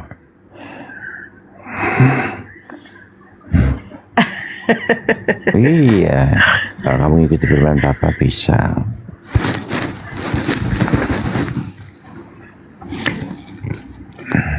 Pak Ustadz Tata ya, coba Ustadz Tata yang ngasih pencerahan Ustadz. Masih ini enggak kayak nyanyi deh Pak Denny, lain soalnya. Udah bagus sudah badan itu. Saya suka. Teruskan. Iya. Biarinlah pokoknya, walaupun nanti aku yang masuk surga, aku tetap cinta kamu semuanya deh pokoknya. Iya, nanti tak lempar dari neraka, Bang. Biarpun cuma aku yang masuk surga, pokoknya aku tetap cinta kalian semua.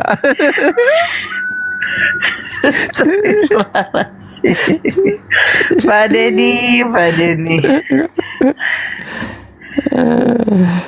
Lucu banget, masa dia mau masuk surga bersama pesunda lagi, aduh. Iyalah, karena ada tercatat pesundal lebih dahulu masuk ke surga. Makanya kan nanti mau ketemu pesundal itu, mau makan babi sama minum anggur sama dia. Ah, ini si Robert udah masuk nih. Silakan Ustaz Tata. Ini kakeknya saya. Kakek. Selamat sore Pak Pendeta Robert. Ini kawan lama ini Ustaz. Ya bukan pendeta aku, sayang, saudaraku dari Makassar. Siap. Aku jemaat biasa. Aduh, ketemu lagi. Ya, lanjut aja Pak Robert. Saya dengar aja dulu. Ini siapa yang lagi?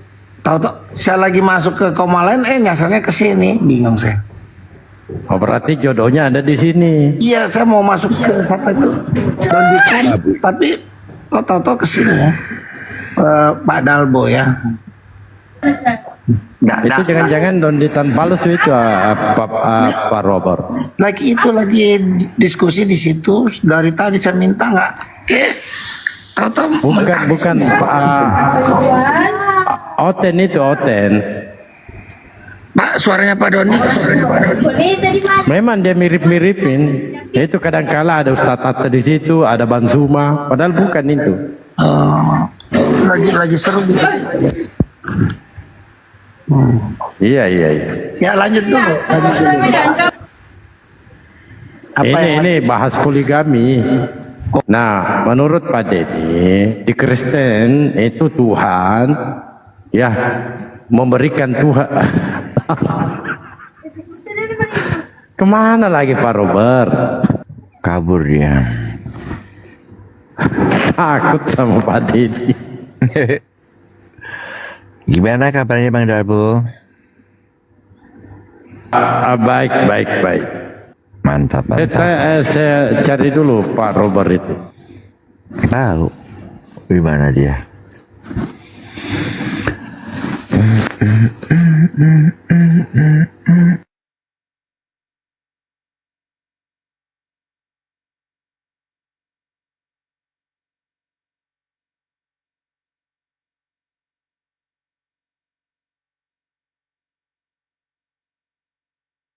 Jadi berhala semuanya. Pak Denny kemana? Jangan pergi. Iya. Jangan googleng. Gimana suasana di sana Pak Denny? WhatsApp. Suasana di sini dingin, udah mulai dingin sekarang. Oh lagi WhatsAppan ya. Waalaikumsalam Agustri. WhatsAppan sama siapa? Biasa, kamu tahu sendiri. Yang pasti nggak sama aku kan? Belum.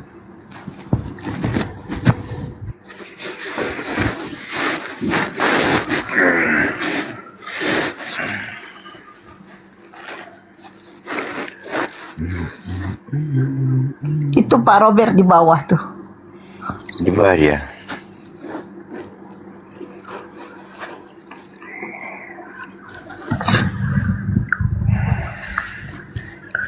Bingung nih, kok saya terpental ya? Nggak tahu Pak Robert. Nah, naik silakan. Naik. Pak Robert. Ya, aduh saya kok terpental ya. Kenapa terpental? Mungkin sinyal. Ini kan lagi sinyal ya. Pak Robert, ini kan lagi pembahasan poligami. Apakah di Kristen dibolehkan poligami, Pak Robert? Ya setahu saya tidak, enggak. Matius 17 saja. Matius 17 ayat 9. Matius 19 ayat 17. Kalau Matius 19 ayat mulai dari 1 lah, kira-kira gitu yang setahu saya begitu. Nggak boleh poligami lah. Loh, di situ ada kata nggak boleh poligami. Di mana coba? Nah, di ayat 4-nya Tuhan sudah tetapkan, kalau nggak salah ya, bahwa hanya satu gitu kan. Tapi Musa mengizinkan untuk cerai, yaitu karena ketegaran hati. Itu yang setahu saya gitu. Banyak ayat sih, tapi yang setahu saya itu di Matius 19 ayat 1 sampai berikut sampai seterusnya. Kemudian di 4 itu ditekankan di ayat 4 kan, kalau nggak salah gitu. Gimana itu Pak Denny?